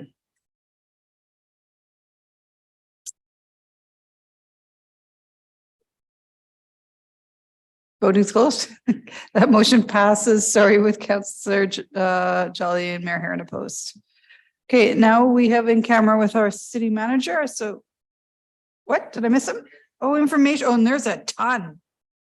I'm sure there's a huge list from, well, sorry, and there's notices of motion, wasn't there? I feel like I've got a bunch. Go ahead. Let me just see. I've got attached to my calendar invite. I feel like there was a notice of motion. Let me see, who's this one from? You ready to go? Okay, go ahead, Mike. I've got one. Yeah, I've got one from you on That the remuneration committee. Yeah. recommendation H from the Council Remuneration Review Committee report submitted on March 27th, 2023 concerning the following be implemented immediately following the general municipal election in 2025. Item H, mayor and councillors should not receive monthly subsidy for cell phone and technology. And you also had an IR on fire hydrants. Yep. Do you have that one ready? Yes, what is the current practice for fire hydrant flushing and what would be required to implement water capture into a tanker truck for watering models similar to the city of Olds? Awesome. Okay. Yeah, Councillor Hughes, you had a notice of motion. I have a couple. So the first one, I'm not sure if the wording is correct. So when I'm looking at you, the fireman. So if the wording's wrong, please let me know and I will put the proper wording in there. But the intention is that the primary emergency dispatch services app is moved from police to fire by Q4 2023. And I'm sure that the wording is not exactly right for the app thing, but it's the intention. And then this one is a notice of motion unless administration tells me it should be an IR. So I'll give it and then we can change it back if you think it's a better location.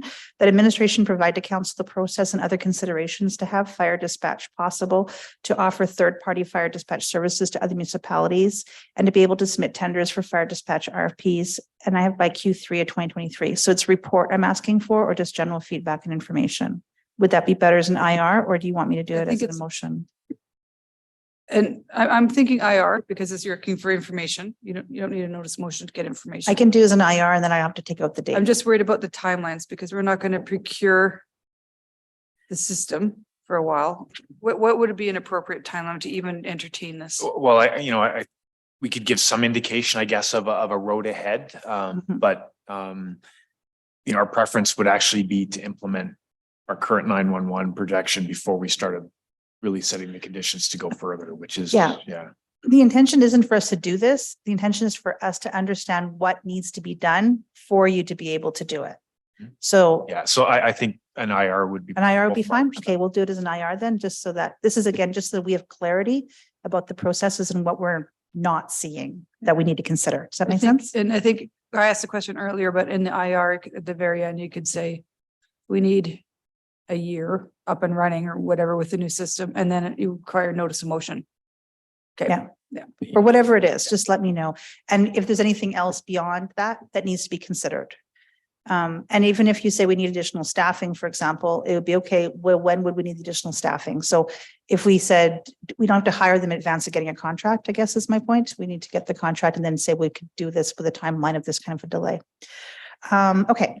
You had another one. I have one more, and that was the volunteers that administration provide to council recommended volunteer opportunity awareness initiatives and or programs to encourage increased volunteer participation. Initiative recommendations. I don't know, ask about my wording, are to be spearheaded by the Youth Advisory Committee, with the Seniors Advisory Committee providing additional insight and feedback. Recommendations to be implemented and championed through the committees, an annual operating budget of up to 15,000 per year. That's it. Thank you. All right, and that's all I remember. Is there anyone else who has anything new? Awesome. Now I can take a motion to go in camera. Councilor Broadhead, you good with that?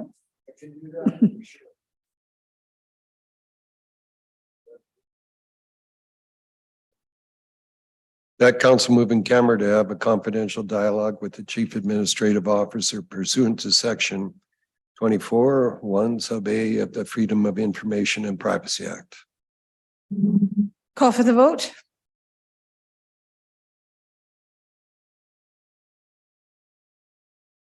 And voting is closed and that passes unanimously. I see no reason that we have anything public out of this. So do you guys want to pass me the host? Is that how you want to do it? Okay.